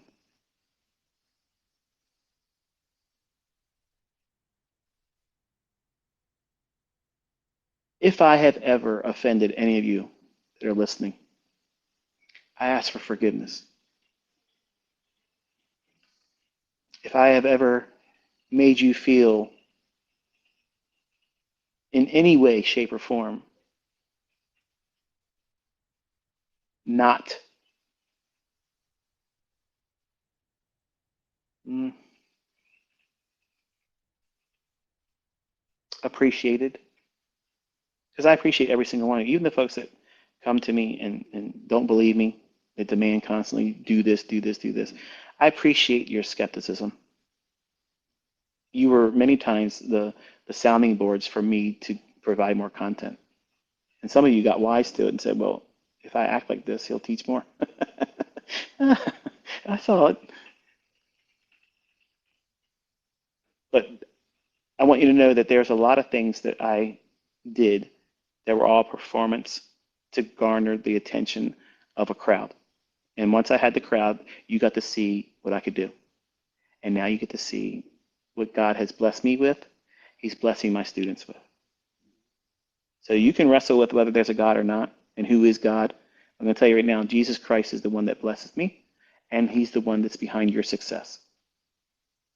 So if you want to run around and say there ain't no God and you're not going to find success in your trading, there's your answer why. Because you're being cursed. How are you gonna curse the person that gives the opportunity to be blessed and say, no, it doesn't come from him, when I'm telling you that's where it comes from? Like, you got to see things that, well, even outside of trading, like how many times does somebody got to be right before you realize that I'm not special? I'm not highly intelligent. I'm not a mental giant. I'm the average common man, come from a very, very modest upbringing. But God uses me in a manner that is undeserving. I didn't earn it. But I have to remind you who it is.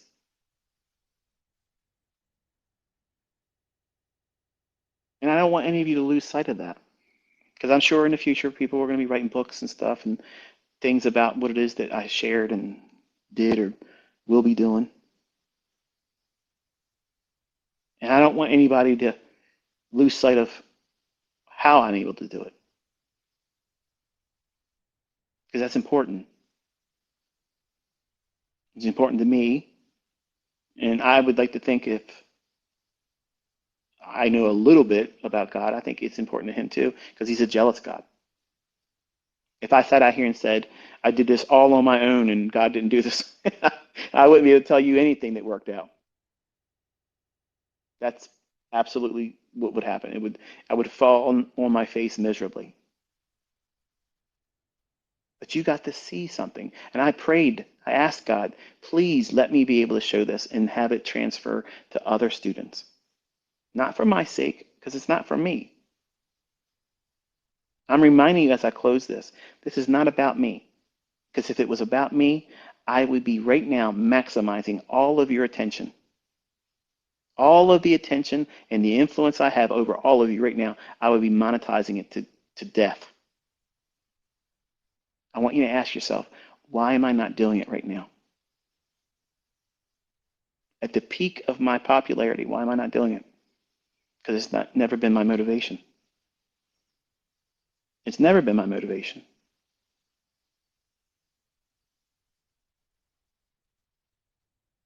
I don't want to be making videos for YouTube.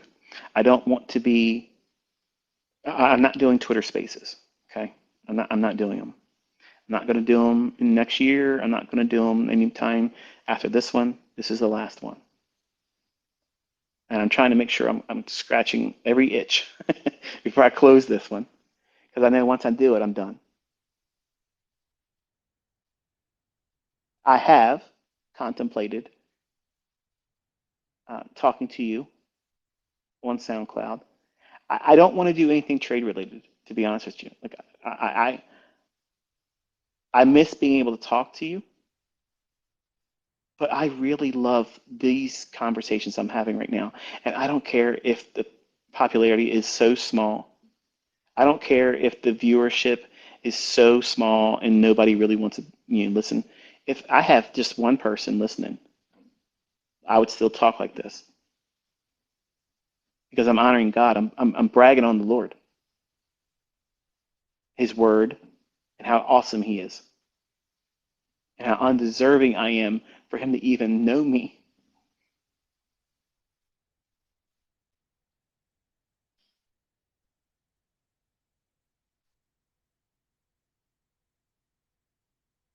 Trading has taken up all of my adult life, and I'm very thankful for God having used it not only as a means to bless my own personal life, my family members, friends, people that I don't know that I've helped, and all of you as students.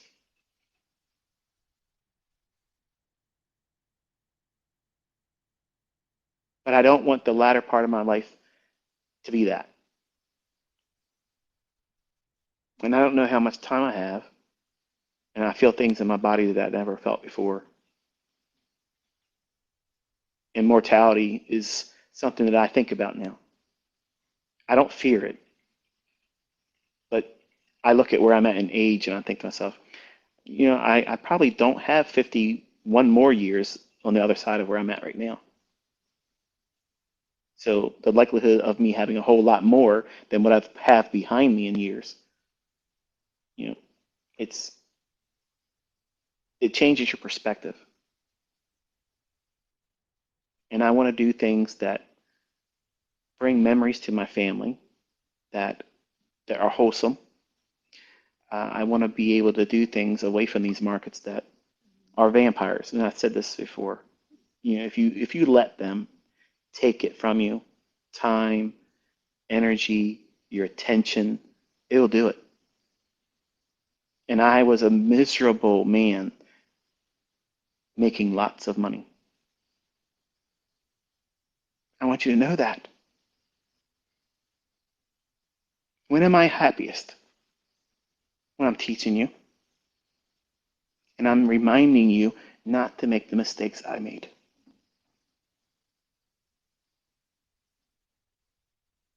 Don't put your family second.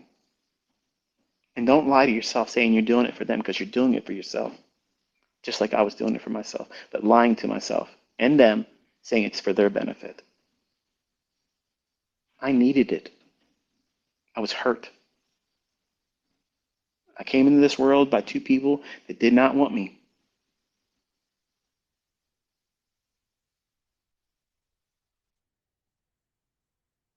That leaves a big chip on your shoulder.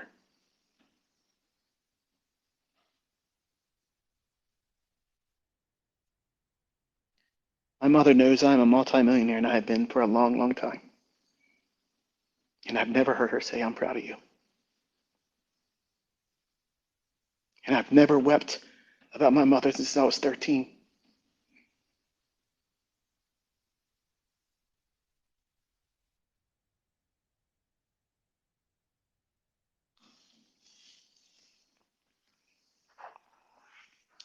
When I share with all of you and you show your appreciation, you have no idea how it feels.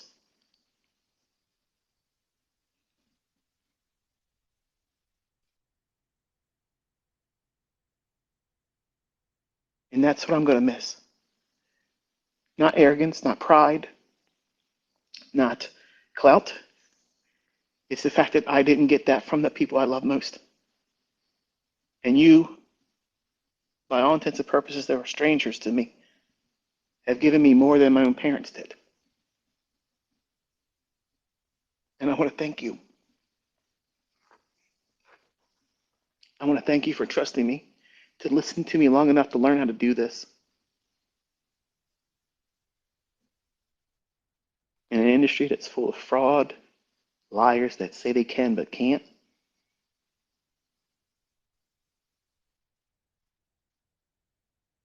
you could have just scrolled on by. You could have listened to the lies and said, no, I'm not going to bother.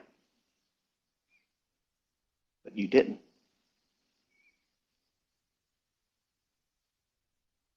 I appreciate that.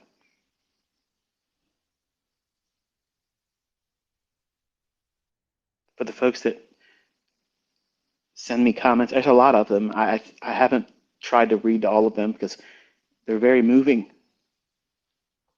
And even though I haven't liked them, doesn't mean I won't later.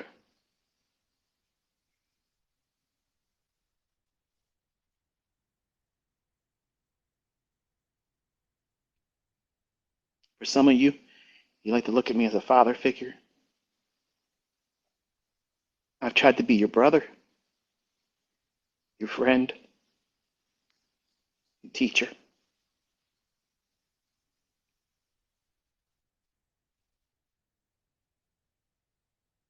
And I hope that what I've shared has helped you. I hope that you use it, that you're blessed by it, and you don't waste it.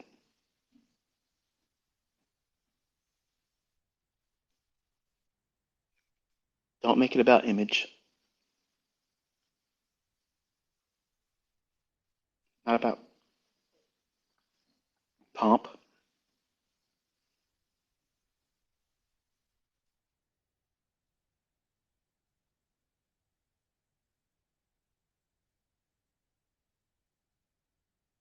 Even though I'm not going to be here, I'm going to be praying for you every day. I pray for you guys when I go to sleep. I pray for you when I wake up. And I'm proud of all of you.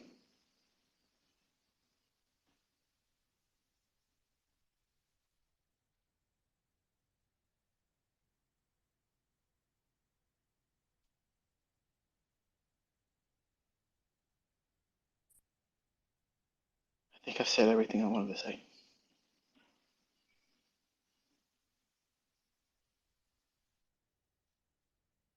It's been my honor and my privilege to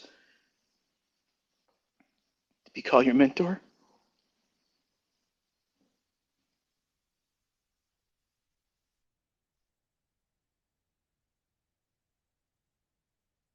So I'll talk to you next time. Be safe.